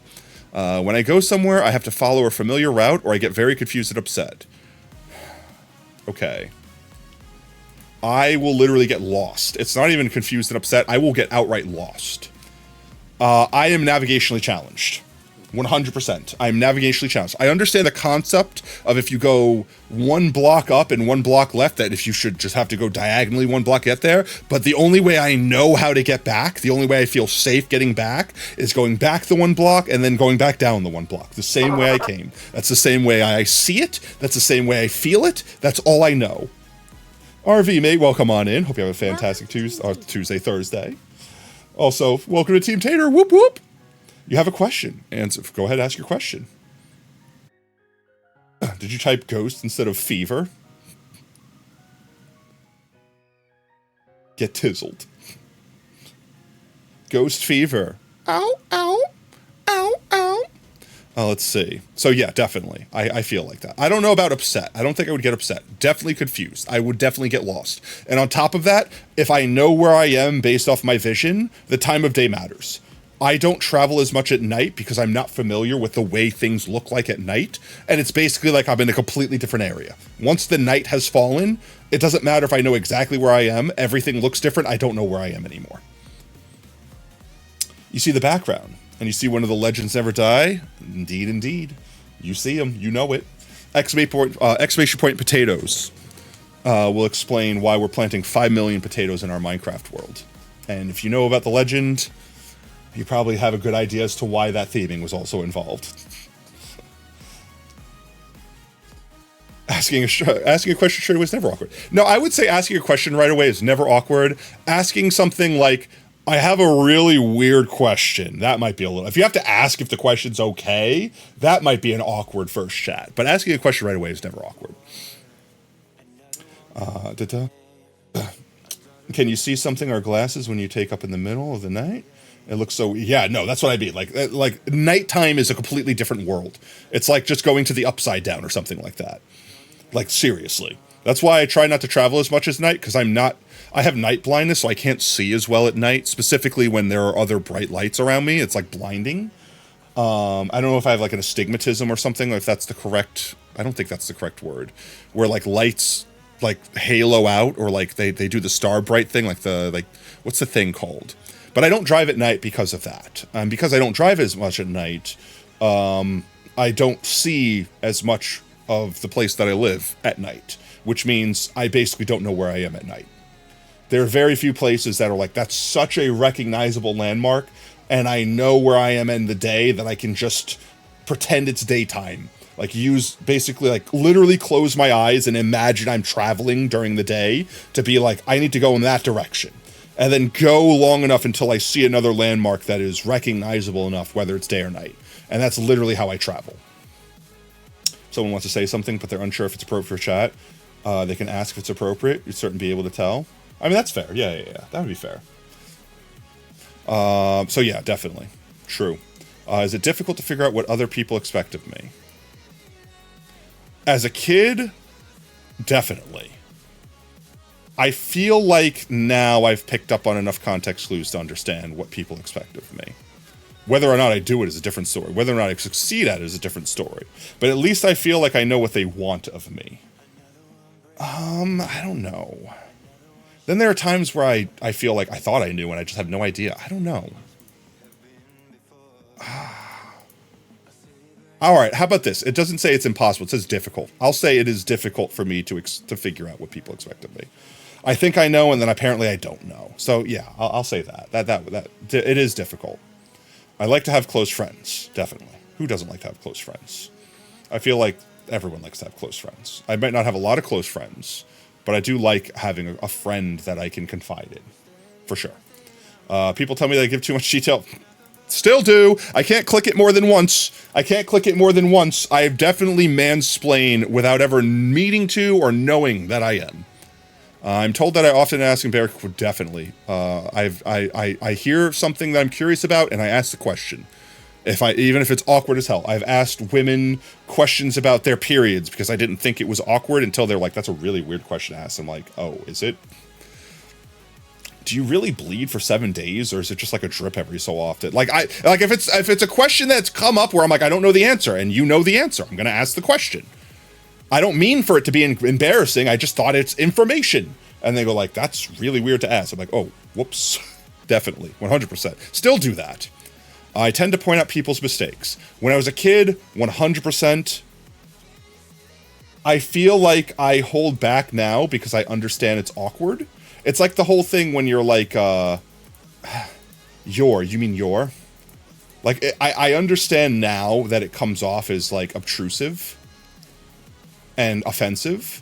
So I hold back now, but it is active. It is an active thing to hold back, to be like, you meant this, right? Because, like, I have to specify. I have to be sure, right?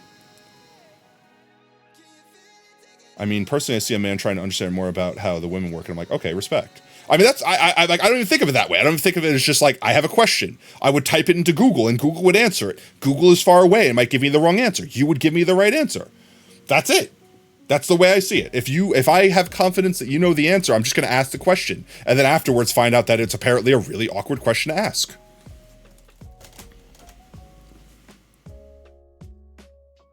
The one question you asked appears about your mother. I feel like that's more awkward.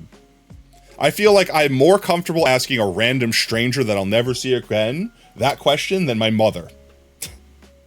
But most mothers would probably be like, you should have just asked me, honey. I would have told you. It's like, yeah, but then I have to look at you again after knowing that you gave me that answer. And that feels weird now. You know what I mean? I don't know. And is it just me that feels that way? Hey, I have no shame in asking a question. You have no shame in education. That means we're made for one another. There you go, B. Oh, this one's hard. I'm going to stick with the first one. I definitely did it all the time where it's like, hey, you did that thing. No, I still do it now. I'm an asshole. What am I talking about? All the time I'm at work, it's like, you're doing that way. You could be doing it this way. And then they look at me like, no, I still do that. Well, I'm definitely that guy. I mean to help. I only mean it in good ways. I only mean to help people. But then I definitely come across as I have to actively stop myself from doing it. And I have to realize that I'm doing it first before I offer the advice or point it out. So yeah, 100%. No, I still do it. I'm an asshole. All right, chat. This is it. That's 80. That's actually 80 questions. Frame of reference. 65 is basically not autistic at all. 65 to 105 is like maybe, but maybe not. 106 to 149 is probably, most likely, definitely. And then 150 plus is, whoa, you are the spectrum. We're going to push the button now. I was just reminding people of the stakes. All right, chat. I'm pushing the button. I'm nervous. Chat, you'd still love me if I was autistic, right? You'd still love me if I wasn't autistic, right? What if I scored like a 3? What if there's no shot, right? There's no shot. I can't be. All right, I'm pushing the button.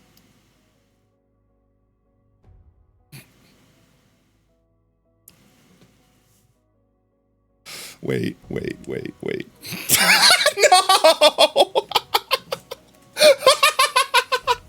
I am off the charts!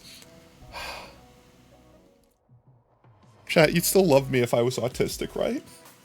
You'd still love me if I'm autistic, right? You'd still love me if I'm autistic, right? Right? Bro, I'm off the chart. I was sitting there thinking, like, I'll probably be like right here. Like high functioning, maybe here. Maybe here. Maybe here. Definitely here. I had no doubt that I definitely knew I was not going to be in here. I'm like, maybe high end of here, maybe in here. Bro, I am off the charts. I'm so glad you're autistic. It was about to be really awkward if I wasn't. I'll tell you that much. Tato, you don't love me anyway. Aw, I knew I could count on you, B. You return with your highly edible water. We'll rejoice, friend. We passed the autism test. Yeah, go ahead, chat. Share your results. If you're comfy, share your results. One of us. One of us. One of us. One of us. Let's go. You said all the way earlier, so you were right.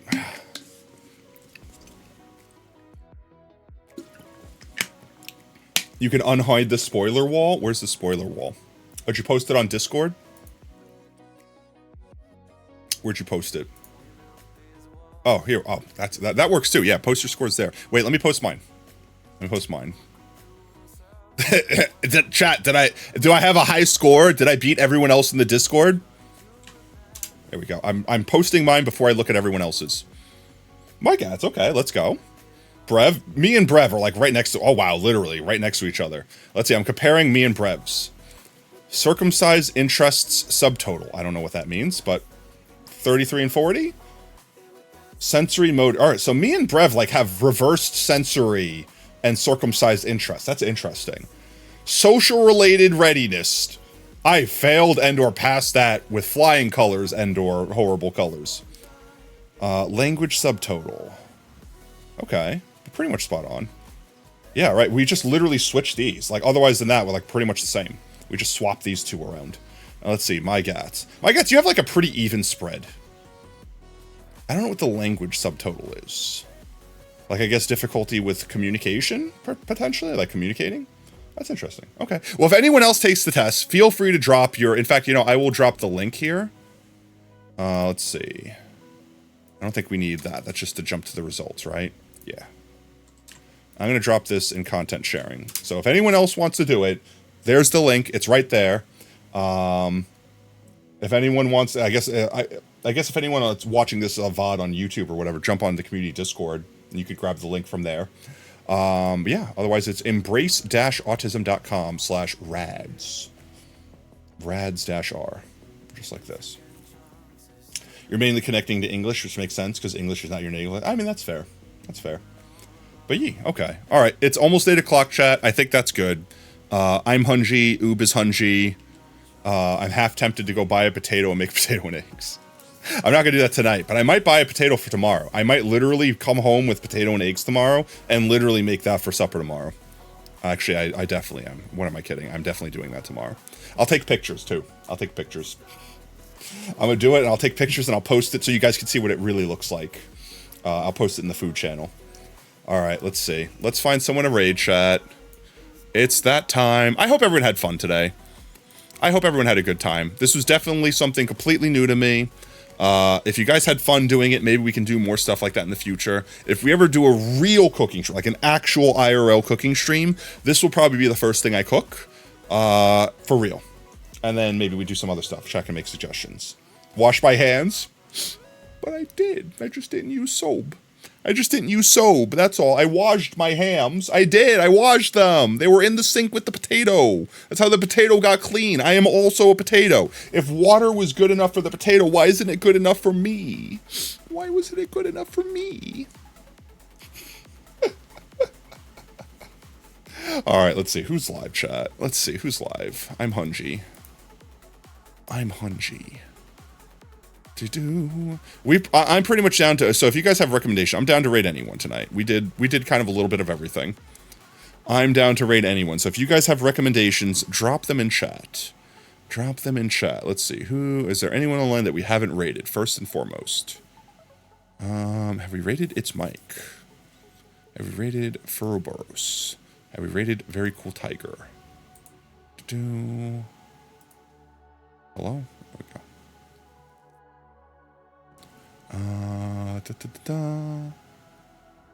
I think we have rated everyone else here. Right. Just about. We could do a Sam raid. We haven't raided Sam for a minute. Because you wipe your ass with your hands, not the potato. My hands are potato. And how do you know I wipe my ass? I don't poop. Have you ever seen me eat? I just absorb food directly through my skin via osmosis. Twigbot? Who's Twigbot? Doop. Well, Twigbot is not live, so we can't rate them. Oh, Twigbot underscore. Okay, I'll add the underscore. 1 second. Twigbot underscore this. Oh. Oh, yeah. Nope, yep. That's outside of our range. Let's see. We got a couple people that are live here. Oh, we rated Mike. They were playing Pokemon last time. This was viewer Reki. I remember them. Is this Peak? What is this? Subnautica. Oh, why did I think that was Peak for some reason? Oh, they're also underwater. Why did that look like Peak for a single frame? Taking damage here. Hello, that is loud. hot. Oh, that's loud. So guys, how close to this thing do I have to be? How close do they have to be, chat? How close do they have to be? Okay, let's see. And Very Cool Tiger. Run, go away! We're going, they're coming! Oh, snap! Playing some Minecraft? Hey, yep. Alright. Subnautica 2 just came out. Too many viewers? That's fair. Very Cool Tiger does have many viewers. And so does Phirobos. And so does Twigbot. Alright, how about a Sam raid? We do a heckin' Sam raid. They are playing some Subnautica? Umigari. I've never heard of that game before. Chat, I suck! Yee? Would you like to do a little jump in front of me? We do a Sam raid. Unless peeps recommend something. Did I miss any recommendations? Stop it. No. Half horse, half man. Yeah, I recognized them as soon as I saw them. I just didn't recognize the name for some reason. Oh, well, I mean, for some reason. Terrible with names. All right, we're going to raid Sam. Sam is a super wholesome bean. We love Sam here. Sam was hanging out with us in the beginning of Stremstram. /raid. Here, I'll post it for anyone that needs to do a manual raid. /raid. Sam to the slaughter. All right, we'll go ahead and stop over there in just a moment here. In the meanwhile, let's get our intro going, or our outro going. Well, with that said, chat, if you are just joining us tonight, yes, we are wrapping up stream, but wait, don't go anywhere. Stick around for the raid. You could earn yourself some free potato chips in the process.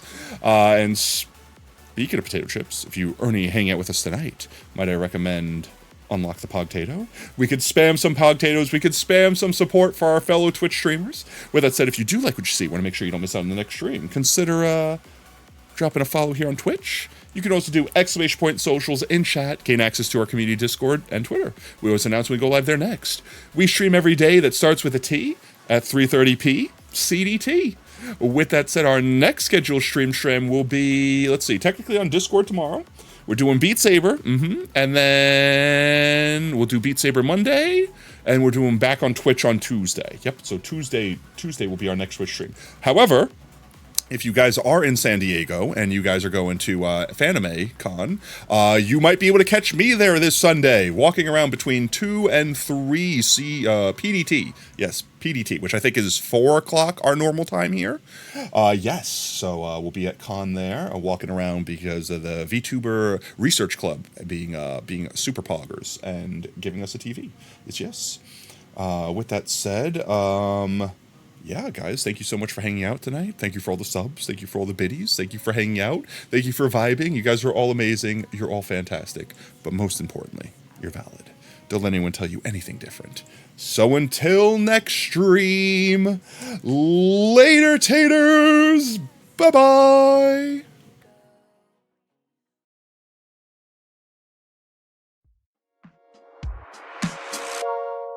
Tuning out of starlight, the innocent lifetime flickers and flashes under a canvas. No, nobody seems worth it, while the feeling's sophisticated. The view is so restrained. The past is nearing closer and closer. This emptiness, it's just a blank slate, waiting for a painter to interfere. Oh wait, does that actually help? It's quite complex, but what I know.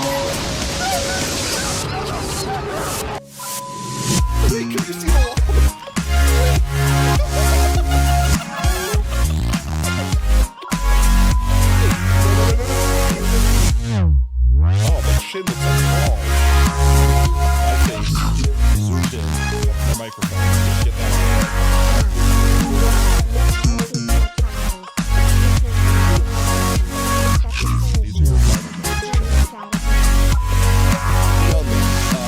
I think